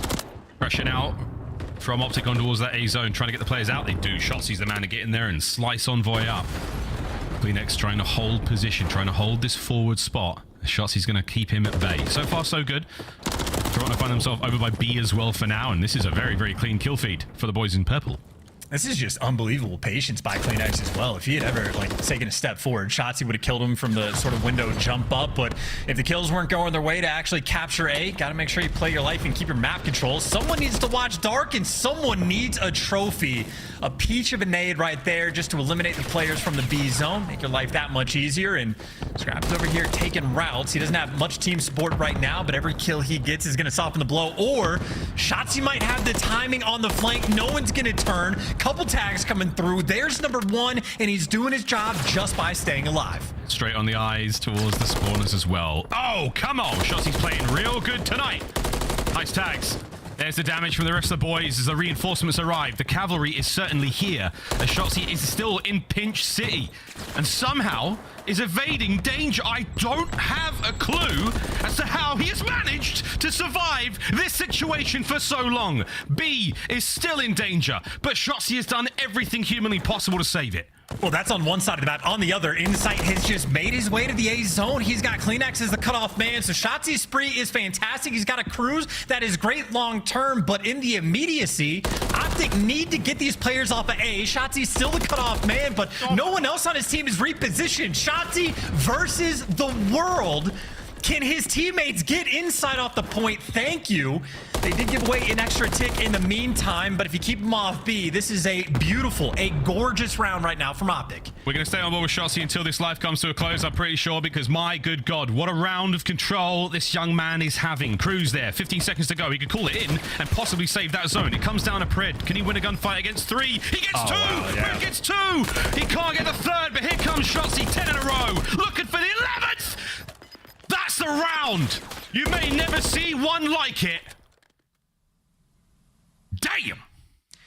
Lupe Fiasco, many years ago, wrote a song about this man. Good God. I mean, it quite literally doesn't get better.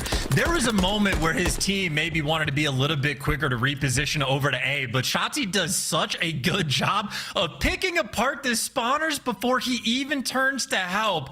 That's literally perfect. Every chow, every reposition, playing your life, going for the ego. I mean, talk about, I don't know if that's like a top 5 player or what you want to call it, but one of the best played rounds of control you are ever going to see. And they won the defense. Nice job, Optic. Yeah, nice job, Optic. Good stuff. Well, on the other side now, we've got Toronto Ultra on defense. Will they be as fluid and as exciting as Optic Texas were there? Wonderful, wonderful start to this invasion control. My goodness. We're still on board with Shotzi because he hasn't died yet. That's 12 now. Francis Cruz Castro. Second cruise, he's got 2 of them. There we go. He's going straight to the spawn. The timing might not be working out from here. I take it all back. He's got another. Can he find the kill? No. It comes to an end. Lucky number 13 for Shotzi. His first death in 3 minutes. The man pulled off the double Drake, and now you just have Optic pinning Ultra effectively in their spawn. If it's not annoying enough dealing with Shotzi, I was going to say, you got to check every corner as well just to kill Fred. The amount of map control Optic has, you're never comfortable. You're begging for some trades. Luckily for Scrap, Envoy's there to help you out, but now if you're Scrap, you got to deliver against Shotzi, and he does. So the trade's on point. Ultra finally able to stabilize, but that's not until the B zone is already secure. Optic gets themselves up beautifully. Honestly, if I'm Den, if you ever get that like cafe control, get pushed up into rugs, get players behind enemy lines, I'm calling in that cruise straight away. Middle of the map. Still being held on. Is in sight. At range. Man alive. He's shooting straight right now. Jamie Craven keeping it all composed. Here comes the next attack from Optic. They've made it through the old B zone. That side of the map's all theirs. stun check, but no one's actually going to make this hit, or will they? Because they've all got back. There's Shotzi. He's at the tank. He gets... Okay, dude. What is... I mean, like, what? How does it happen? What does it look like? How come no one finds... Is he running Ghost? In every... Dude, every death of Scrap, by the way, his player cams are going insane. Yeah, Shotzi breaking records against the best team in the world, leaving absolutely no room for doubt. Not that there ever was. Now from Optic still, though, trying to get out of their spawn. It's Shotzi, the most aggressive player on the map. He does not last for long. But still, though, A Street, nobody's pushed up to the bridge. It's 55 seconds right now on the game clock. Optic right now just searching, hunting for that clean 3 or 4 down. Beautiful shots out of Insight. My word. Only a few pixels of Kenny's head there available to work with, and he gets it. That gives Ultra a nice life lead, 18 to 13. As we're looking at 35 seconds on the clock. Again, Jamie Craven keeping the middle of the map safe. Pressure is now on. Here comes Kenny. Optic with a bit of space to work with. Not a lot, though. Again, you still have the cruise, but with this much time in the game clock, I don't know if they're going to find the moment to actually make that investment, but you never know about a pop-off play. Good timing on the side from Kenny. He gets the best of Scrap. Envoy 2-11, looking for his 3rd kill. He's going to get double challenged. Good damage. He gets at least 1, but here comes the flank. Here comes Shotzi, and you know he's going to win it. He's forcing out the deep spawns. He's getting his boy over towards time. I don't know if they have a trophy. They're going to have to dodge some nades, but the nades are coming through as Shotzi is eviscerating you. 4.9 seconds on the clock. No option for a stack just yet. Shotzi's got to find the kills. That's it. The kills are done. Stack it. Optic, get in the damn robot, Shinji. Dive onto that point. The second segment long gone. This could be the most unbelievable turnaround. They've managed to pull it away. Ultra, fly. No hope. What a round. What more do you want this man to do? He can't do it. This is the best control performance we could have possibly have. He's blowing away some of the best players in the game on the mid tank. He's the guy taking the deep routes on the flanks to break open the spawn. He's blocking it. He's the main slayer. He's the cruise getter. Shotzi, Mr. Do-It-All in Ultra. I mean, hey, good luck. You're going to have to win at least one offense, if not multiple. Because Optic, they have been so good on invasion, and I mean, we're getting a masterclass performance right now as to why. 2 rounds in, 19-4 performance. If this somehow goes to round 5, Shotzi, he'll break the kill record. Shenanigans on invasion. Ultra, though, far from over. Okay, fine. Shotzi is 21-4. Draining the work they managed to get done there over by the A side of the map. B wide open right now for Ultra to move on in and get very cozy. All right, shots from Kleenex gives Shotzi his 5th death. Yeah, it stops that cruise missile coming through as well. I mean, again, he still has it in the back pocket. I don't know if there's a need to go triple platinum, but he's working on it. Meanwhile, Ultra working on the B zone. Double stack coming through, and they're playing the 2-front game. It's only Pred right now trying to defend this A zone, and he gets picked as well. So you got inside the hill. Kleenex to look over him. You're not winning the fight over towards B either. Maybe good news, though. Looks like someone got beamed out of the A zone, but it doesn't mean the pressure isn't still on. Tobias Yule Janssen looking to step up to the plate for the team. Right now, he's just dancing, trying to stay alive, doing an electric job as well. He's bought his teammates a lot of space. He still have to get the kills, though, and for the moment, Ultra struggling to deliver. Maybe just a 1v1 gunfight for the time. Dashi versus Insight. Oh, and he's gonna get it. The extra tick, though, has come through, but still a long way to go for Toronto. Yeah, they did a really good work there. Very, very solid attempt towards that A zone. A single segment is all they've captured. 2 more to go. As Optic now set up for the hit. Shotzi back at it he goes. Back on his BS as he has been since the start of this map.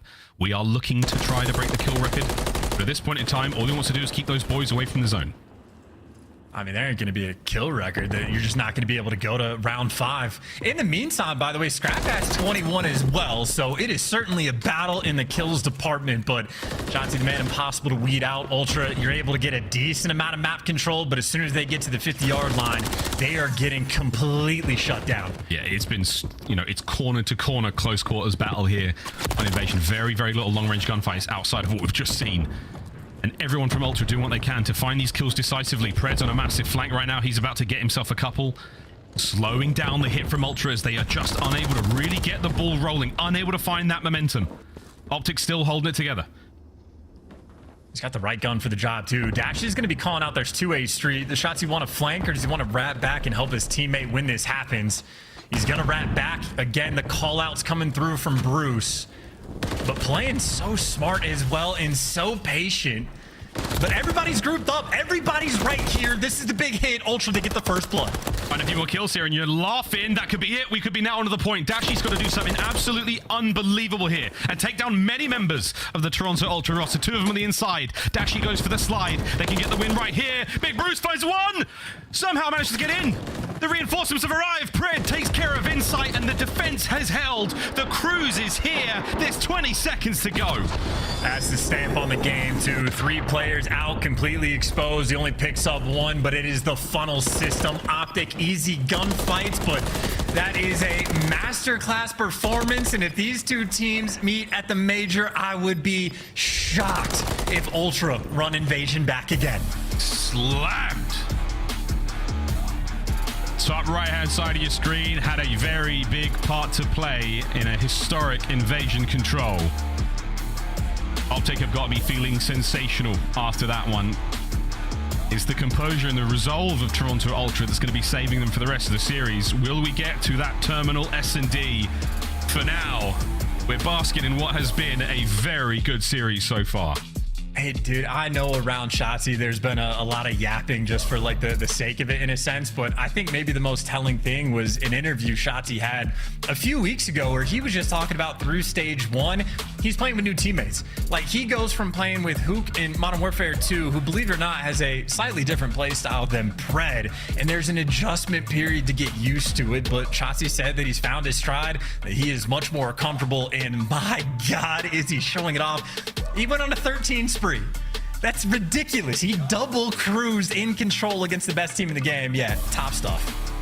Well, we have our highlights from this matchup. Not only our highlights, but it's also our Scuff play of the game. And yeah, you guessed it, boys and girls, it's just Shotzzy. What an unbelievable opening round he had, start to finish. A masterclass from the young wizard. And I just love the looks too. Again, it's like down to the detail. The number of things he's doing is perfect. Every chow, reposition, the decision making on when he wants to jump on the gunfights and go for it. When he's living inside their base, it's like the wrap around. You're feeling the pressure when Toronto's capping the A zone. Still plays for the spawners first before he turns around, and like, he quite literally was Mr. Do-It-All. He was everywhere on the map. And again, just a player that is impossible to keep track of. He had to like 3-piece Ultra before the first trade finally came through. Unbelievable. It just keeps going, guys. It's the never-ending story. This Scuff play of the game, really sensational stuff out of Shotzzy. That's the stuff that you want to see from him. And that final bang just to help end the map and give Optic the lead here in the series. 6-0, 3-0, Skid Row up next. Will they be able to get a perfect score there? I seriously doubt it. Ultra, though, we saw the promise they showed there in the opening Rio. Brilliant stuff there. Can they find it again here on that Skid Row Hardpoint? Force the terminal search and strike. Force that game 5. We'll find out.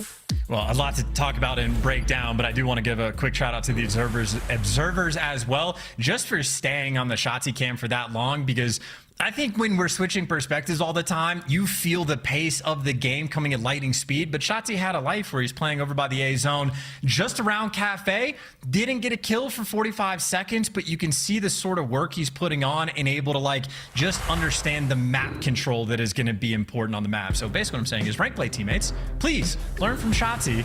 You're definitely not going to be able to do what he does, but like some ideas orchestrate into your gameplay. But as Miles, as you did point out, back to Hardpoint.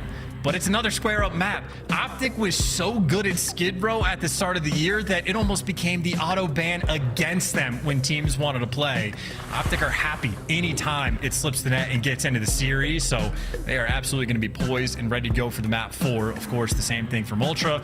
Maybe the best, if not the best, Hardpoint team in the game. They're happy for Skid Row as well, but so far in this square up series, Optic, they've been coming out on top. Yeah, they've certainly come on top. Well, it's whenever you talk about your rank play teammates, Chance, you tell them like, yeah, be more like Shotzzy. You hear that, Zeem? Yeah, well, again, there's only so much you could do. Like, trying to replicate Shotzzy's gameplay at times can be a recipe for disaster, because there are very few players in the world that are actually that good. But I don't know, Halo kids they're built different. Yeah, this is egregious. Wheeler! Tweets coming through. Shotsy, stop it. They're dead already, says Nolan. Stop it. It is a masterclass. It really has been. I mean, look, there's a lot of these tweets. There's no doubt about it. We're all talking about it. Hey, the series ain't over though. Series ain't over. That is still the true thing. It is still Toronto Ultra. It is still a hard point we're going into in that terminal map. Okay, yeah, we'll just keep the tweets rolling. How many was that? It's good gas. It's great gas. Waterfall of engagement regarding that last one. My God. Well, Skid Row, Hardpoint so far. Hold percentage. Both our teams fantastic at locking it down on this map. But then again, frankly, nearly everybody is because it's Skid Row. Let's find out what happened, boys and girls, in a P1. It's good side Skid Row, too. And the opening break, honestly, might have been the difference maker on Rio. Here's the opening break. Shotzzy, surprise, surprise, gets the first blood. More shocking revelations. Pred on the flank, daggering you off the jump. Ultra, bad spawns, tough spot to be in. You already got to be worried about streaks. Maybe good news, you can rotate over towards P2, but bad news, you're already down 20 points. Hey, that's not bad. Skid Row, we'll see it happen. Top left-hand side of the mini-map is exactly where P2 is going to be. In Ultra, we are looking at them holding it for now. Can they get that time? Because they will be soaring right back into this one. Optic will be looking good after P1. P2 is now very, very close to business, and Ultra set up for it.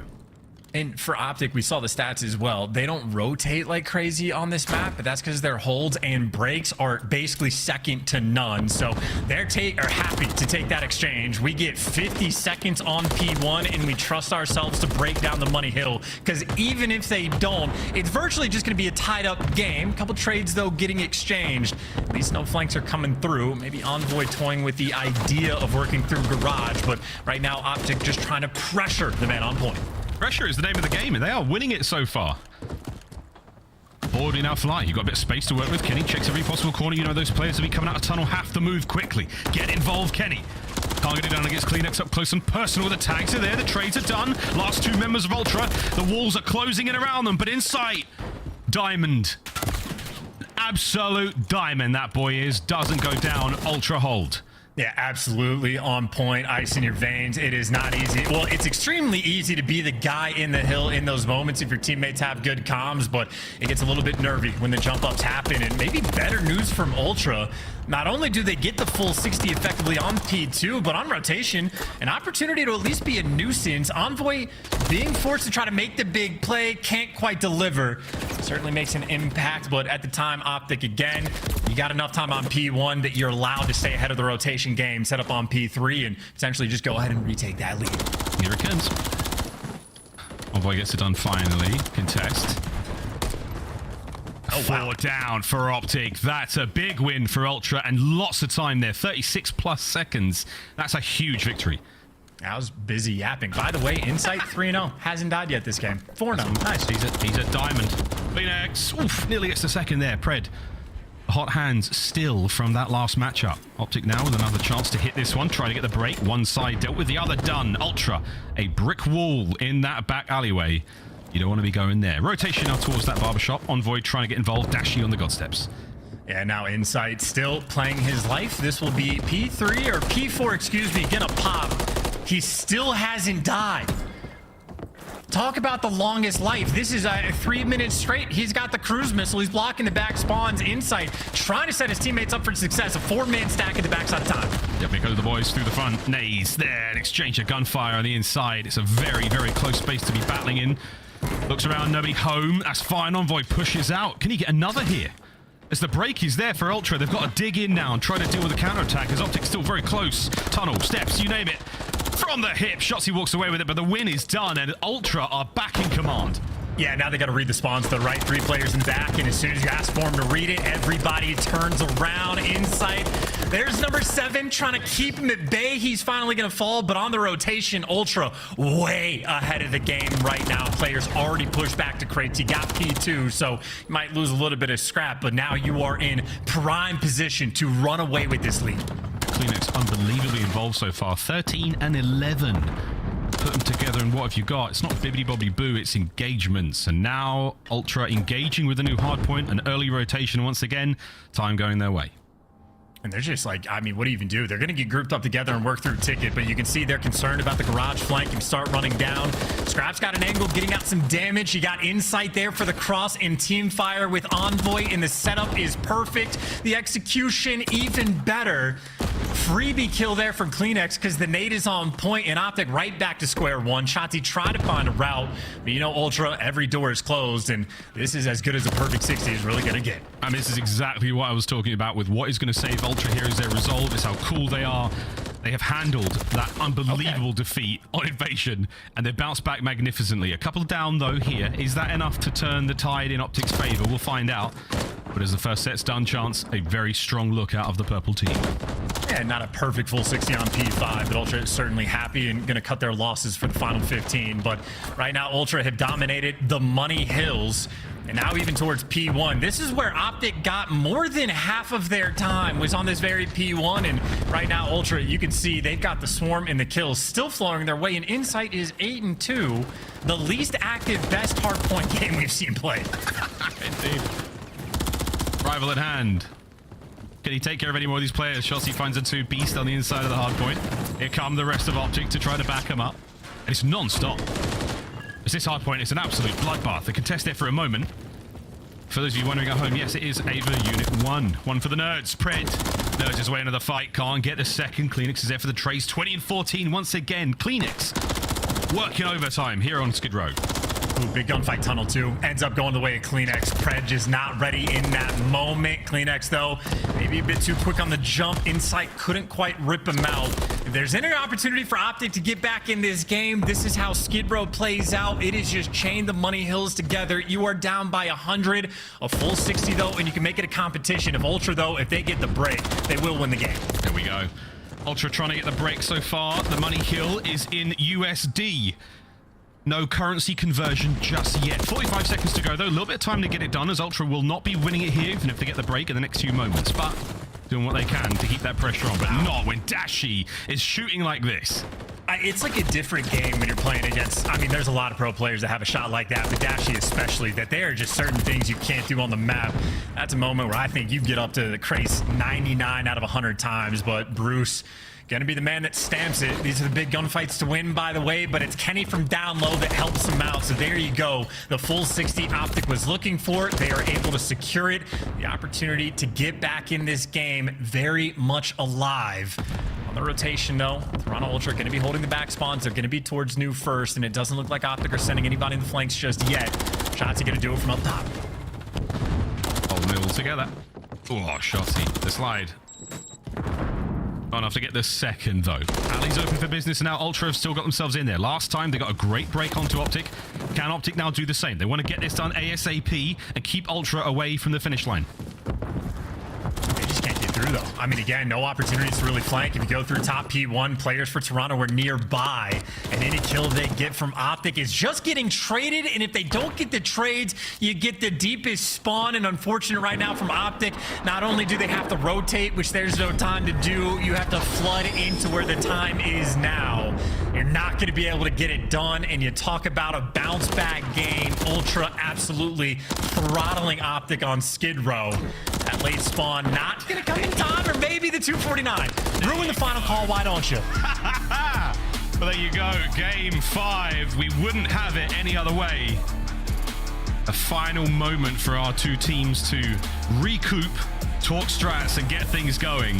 There's a real sense of camaraderie there. Kleenex getting a lot of pats on the back for that performance. He really helped the boys speedrun that one and get us to the end of this series ASAP. Here we go, though. Game 5, Terminal S&D. And I'm just curious as to what sort of like absurd stat line is going to be thrown up in the map 5. Like, we had the map 1 Rio that might be the most balanced sort of score sheet that we've ever had in terms of damage and like output and kills and consistency for both teams. Then we had Shotzzy with ridiculous numbers on the control, and then we had Insight that was 6-0 for 4 minutes in this game. But once again, it is the exact same score line, by the way, on the opening break there from the Rio. Or wait a minute. I'm crazy. That's the exact same. That's because it is the scoreboard from Rio. Okay, a little bit of a mix up there. You know, Optic had the strong start on P1. It was the rotation of P2 where Ultra did the thing, but there you go. We get the stats for this one. Insight, maybe a little bit shoes up, comfortable the whole way through, but Optic for a rarity struggling on Skid Row. You are the GOAT for that one, brother. That threw me off so bad. On the dot. It was 251.55 here on Skid Row. And again, that was the performance from Kleenex, 27-20. Nearly 5,000 damage. Massive work from them. But that is just another chapter in this saga of the build-up towards Major II. Optic Texas have pushed Ultra the distance. The last Search and Destroy in the series was a 6-0. The Invasion was a 3-0 in Control. And now in Terminal, we've heard how they've struggled in the mid-game adjustments. The desk touched on it before. We find out how this one goes down. What a marathon this series has been so far. An absolute treat. We hope you folks at home are enjoying it. And for folks who are going to the Major, you're going to get to see this in person as well. Chance, how you feeling, mate? I do, just insane. I feel like my head's in a blender. Kleenex just had 47 engagements to Insight's 19. So two very different styles of Call of Duty being played. And as you pointed out, a 1-5 record on Terminal from Optic. It has been their pain point, their focus, the place they need to make adjustments. And for Toronto, it's just their first look on it. It's a brand new map for these guys to see how they play in S&D. So very interesting to see how deep their map pool actually is. We'll find out after the break, ladies and gentlemen. It's a new dawn, it's a new day, it's a new map for Ultra, but for now, it's a commercial break. On the other side of this one, Game 5, Optic Texas have done the unthinkable. Can they take Ultra down? We'll find out after this break.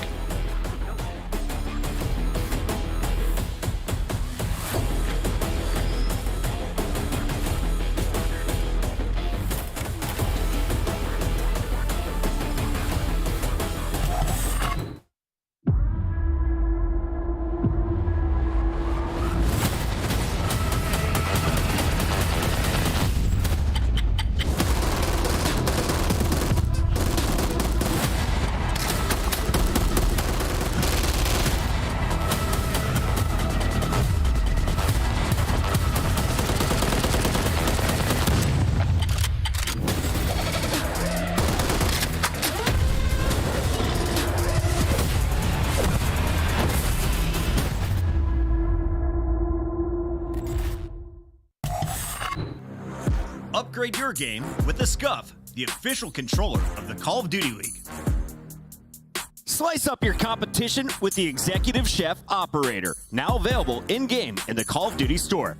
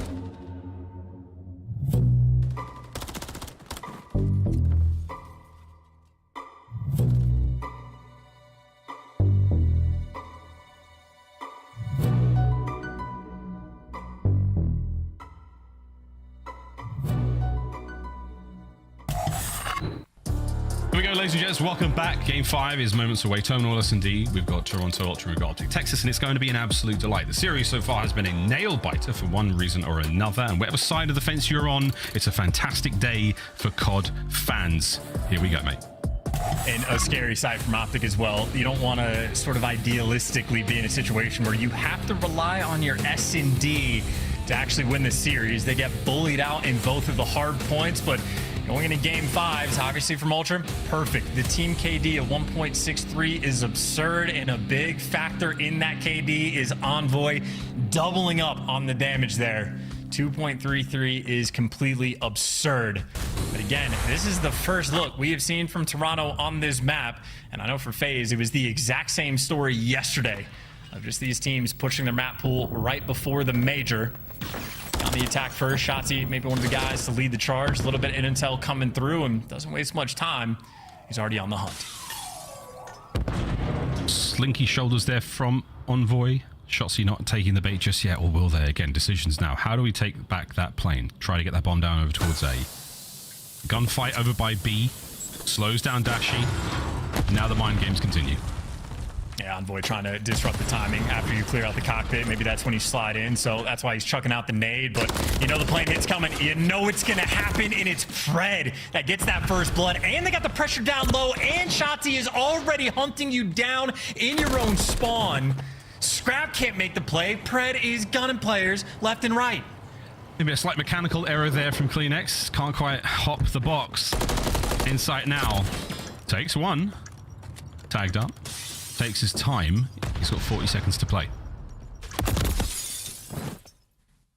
Optic that is not going to last long. Yeah, that is an absurd round. Was it Pred that slid into the plane to get that kill? Yes. Or did he wall bang from outside of it? If he slid in and got the kill on Envoy like that, that is clinical. Yeah. Able to get 3 in the round. It was able to get prone as well, but it was the start. It was the nade from Shotzzy, cooked to perfection. It looked like an impact grenade. It hit that wall and exploded immediately. The inside of fuselage pops. Shotzzy sets up his boy perfectly. Envoy had nowhere to go. Round 2, here we go. And you talk about mid-round adjustments being the focus point. After they got that first blood, they just ran it down underneath the plane. That is a very discomforting feeling for Toronto, and now on defense, 2-2 split, more or less from Optic. Kenny roaming more towards mid, but he can cover everything on the map from top third. Ultra making a good bit of noise over by B, but Envoy with the bomb, repositioning, and by the looks of it, it's going to be a bit of a late plane hit. I think for Optic Texas, the objective is don't let the round get to that sort of middle portion. Don't worry about it. Shotzzy Pred on the outside. Catching some rays, waiting for a player to take the bait. Can Pred keep the spree going? As we are running out of time in this round, those 2 members of Ultra. Here they go. Envoy eats it. 4 in a row for Pred. Drops down immediately, and if anybody wants to drop down to trade Pred, Shotzzy's also waiting in the wings. You get the plane cross covered, you get 2 players down low, and you got a man advantage. This is looking like a gorgeous round from Optic. Things like that as well. Seemingly nothing can go wrong for Optic. Wonderful coverage there from Scrap. And Pred's still alive out here. 15 seconds on the clock. Time this right, and he's got himself streaks. And the round. Insight's been taken care of as well. Now all down to Scrap. It's first come, first serve. There's an awkward lineup there, and I do think Pred got the kill in the end. He's 1 away from streaks. That's just another, again, gorgeous round. Pred does everything right, gets the first blood. Really quite literally playing like a predator, just picks his spot and just waits for the kill to fall into his lap. Shotzzy maybe getting caught. Red dot chasing just a touch, but at that point, there's 17 seconds left on the game clock, and you got Kenny and Dashi watching the cross towards plane. So the wall bangs and shots on the cross completely on point. Back-to-back beautiful rounds coming from Optic, and also 8 rounds in a row in Search and Destroy. Just throwing that out there. Oh, yeah. A few teams have done it. Let's see if Optic can join the few. Nearly every round has been so slow in the opening break so far. Not a lot of opening action. Both teams doing a very, very good job of feeling each other out.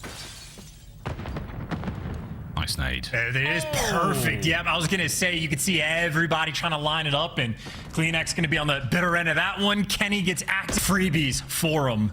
This is as good as it gets. This is going to be 9 rounds in a row from Optic against Toronto Ultra. All on his lonesome now, Scrap. All my friends are dead. And the bomb's been planted at B. That should be it, those tags. He's not going to be able to challenge Dashy. Here come the members of Optic, hunt him down, end the round. Although, there it is. The trade's complete. 9 rounds in a row. There's not even a moral victory here, rather. Scrap might get an extra kill before he falls, but that was a hopeless round. That is perfect nade coordination coming out the start. It was a Semtex for whatever player was playing inside of Dreams, but also the nade from Shotzi. Again, just perfectly coordinated. That duo right there. Absolutely perfect. And again, Kenny jumps on a player as well. Him and Dashy also making plays on the other side with the distraction. So both duos right now from Optic Texas putting in work. And again, 9 rounds of Search and Destroy in a row against what we might have to say was formerly the best team in the world, because right now a lot of teams are getting active. Oh, very indeed. Trades Kenny. Oh, finds 2. Pred into the fight. Last man up. Envoy. Don't worry about it. Clean.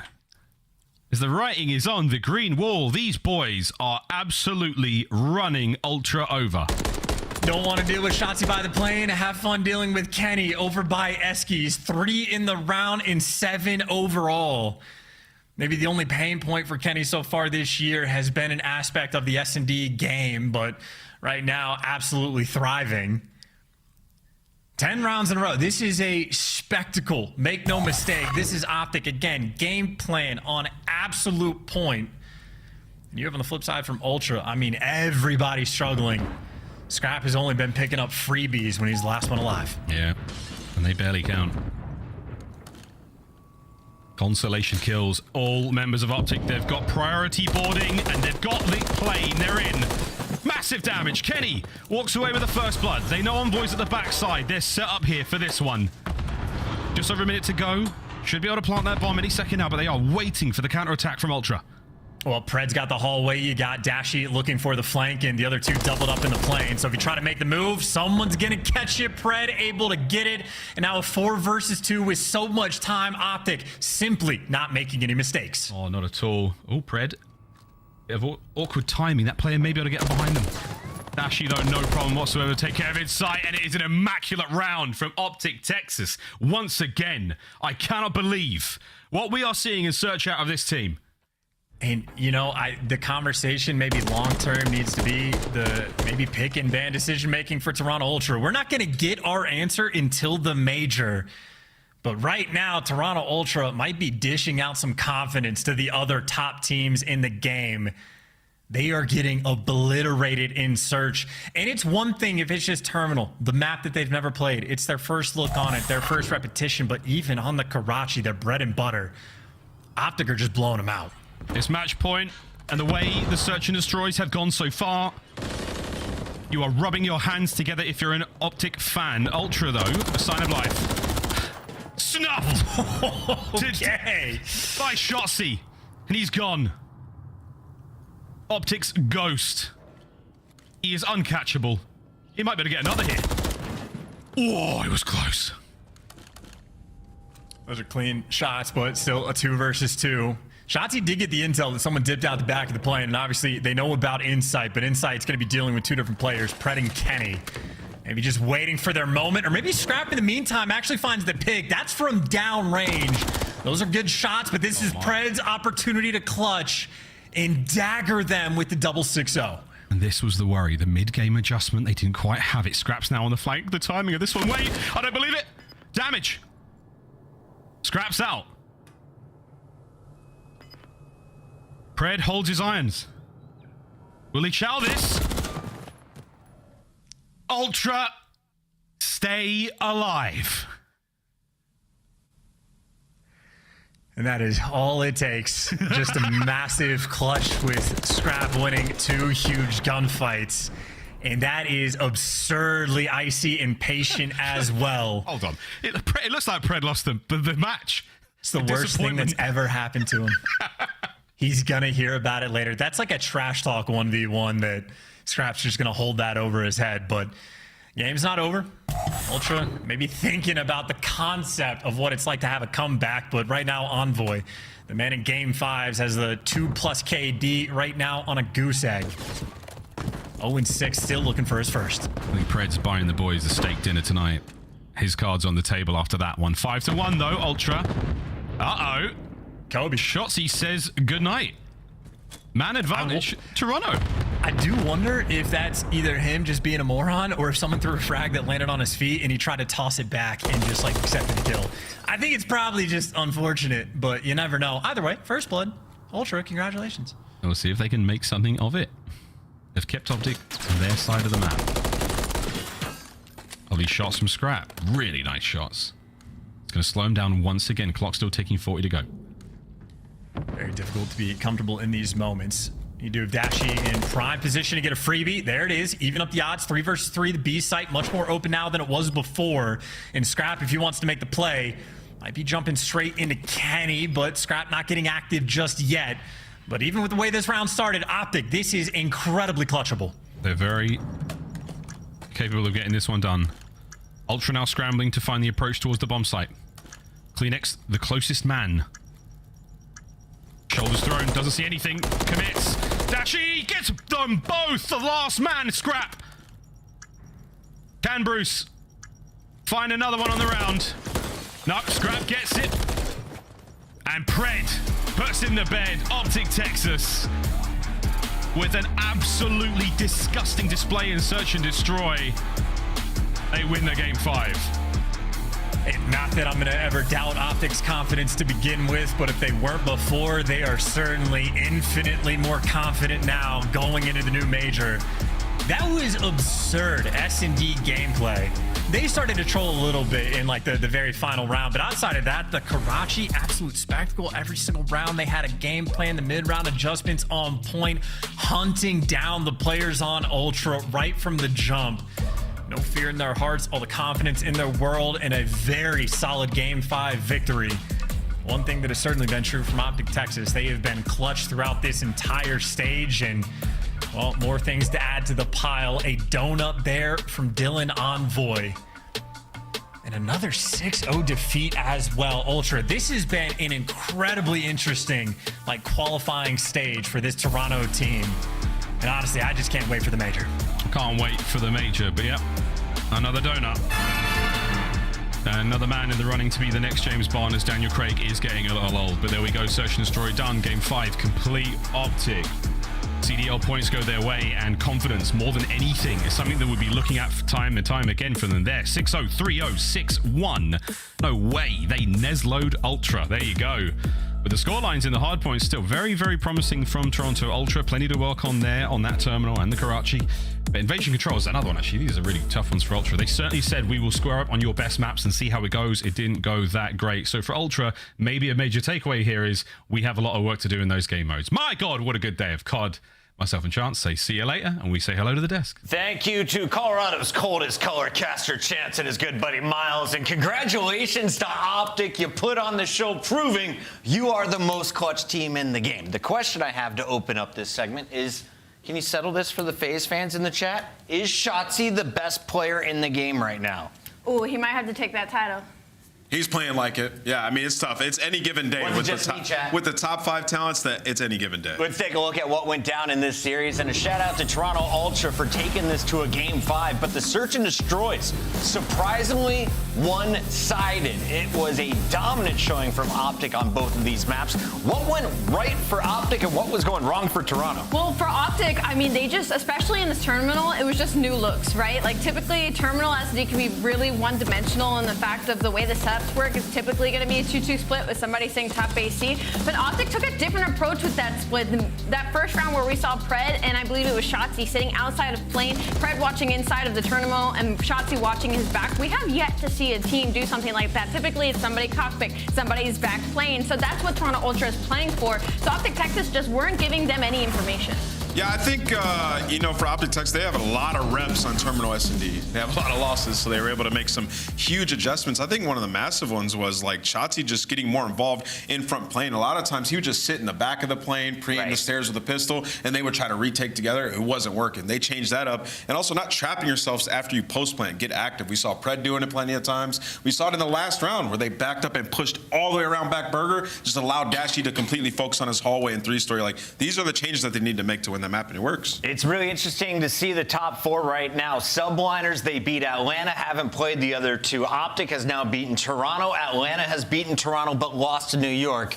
And, of course, had that match against Optic coming up next week. It's going to be exciting all the way through. And tonight, Scuff Play of the Game belongs to the one and only Shotzi. He put up multiple records during this performance. A 13 streak beats Draza's spree of 12. And, of course, he drops a 3.5, besting Pred's 2.7 for the finest controlled performance we've seen from anyone on that green wall. Listen, this was just crazy. Off the rip of the first round, Shotzi goes straight through the middle of the map, reflanks through Ice Cream, finds 4 consecutive kills to clear them off of B, and with the help from players pushing up River, he gets into their spawn, and when you go back and rewatch that, and trust me, you should, you're gonna see him every time they get 2-3 kills, he repositions an entirely different spot on the map. The guy is everywhere, all at once. He is him, man. He was dominating this map.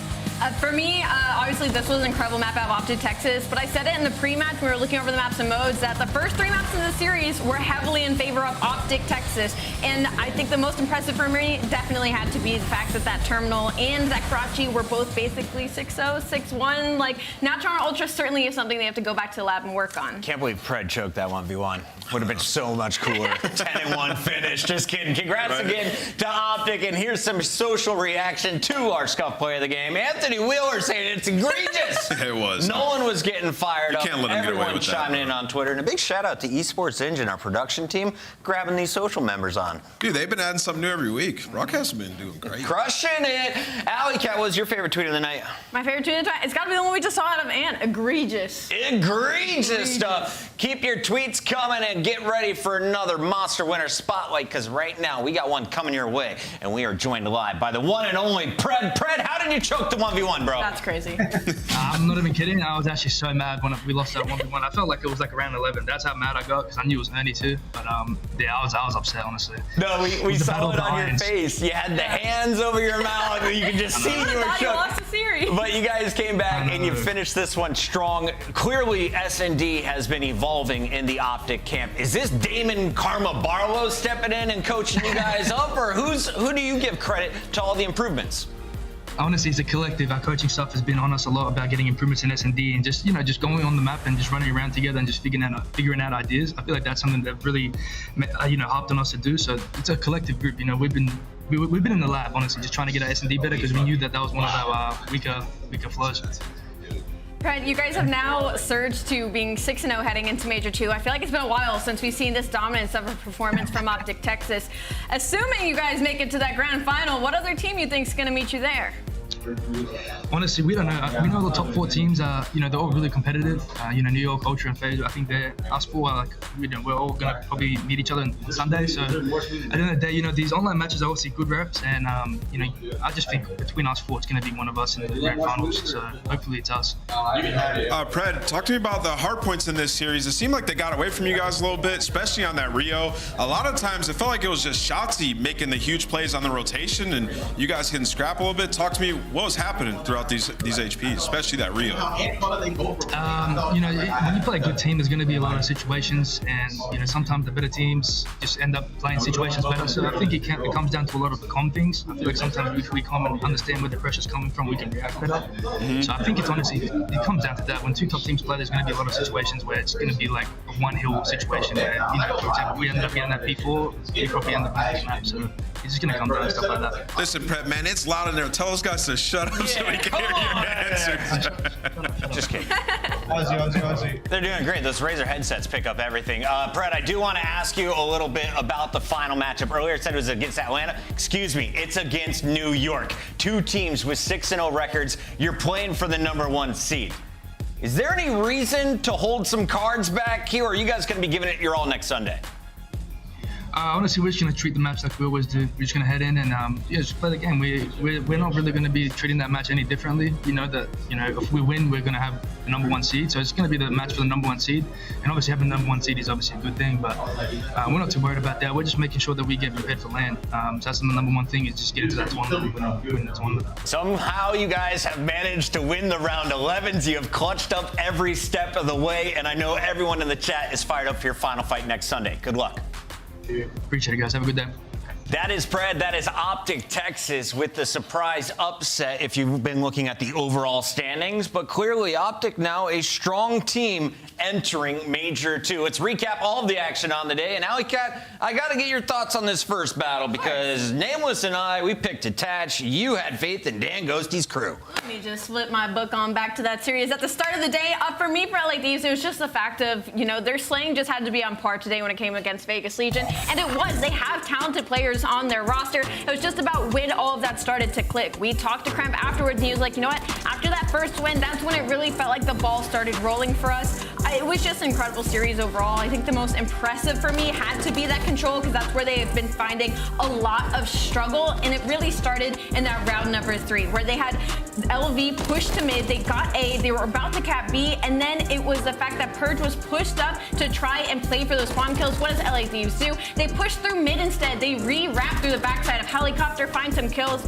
and render that spawn trap basically useless. So I'm really excited to see LA Thieves moving forward with the way they've been playing. Nameless, what was more surprising, LA Thieves taking down Vegas or Miami taking down the Carolina Royal Ravens? I was baffled by this series, to be honest. I mean, one, Carolina have been looking pretty good recently. It just feels like every time they take a step forward, they take 2 steps back, and that's what this was. And for Miami, we saw stage 1 Miami. They figured it out. Like, the search and destroy looked good. We saw them in the respawn subbase. They dominated them on subbase. And mind you, that is Carolina's best hardpoint map. Everybody played well. It was really exciting to see Vico also taking over once again, bringing that energy.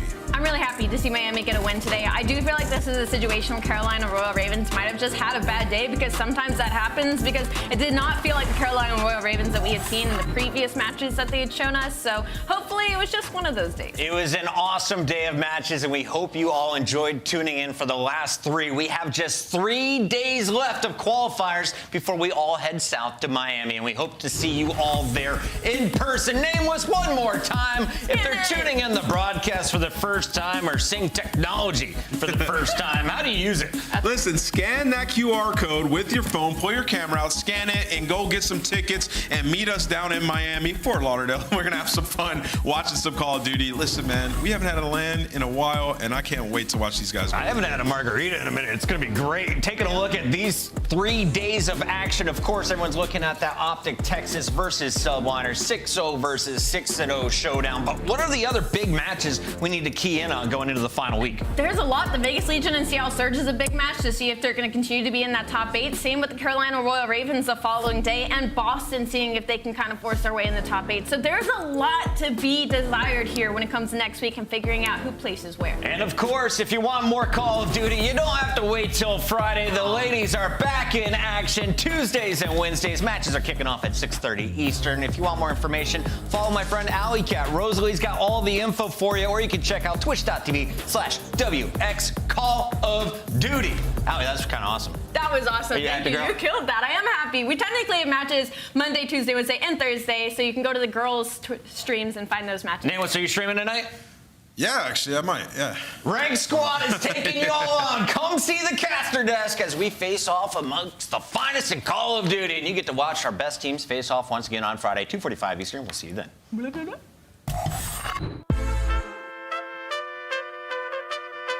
Yeah. Okay, let's go. Estoy cansado de los falsos y les puedo ser sincero. Por eso mi enfoque es solamente en el dinero. Ya no quiero más relajo, ya no más amigos, porque lo único que hicieron es desviarme del camino. He retomado el control, tenía que tomar un receso para averiguar lo que en verdad soy yo. He retomado el control. Family to think about, no I don't need no clout. Fuck the game that y'all talking about. I've been doing late night, just trying to look into something that'll get my kids paid. Killing every verse I put my voice on. The jokers come out here to play. Guarantee y'all slept on me for too long. I've been known to just rip shit. Optimist in my prime, oh Bron in Miami. I'm fired up, bringing the heat. It's time to show y'all the new vibe. Show y'all this new wave, this young cat, this my cansado de lo falso, si les puedo ser sincero. Por eso mi enfoque solamente en el dinero. Ya no quiero más relajo, ya no más amigos, porque lo único que hicieron es desviarme del camino. He retomado el control, tenía que tomar un receso para averiguar lo que en verdad soy yo. He retomado el control, el rey ha llegado, esta es la nueva era. Deja recordarles que he retomado el control.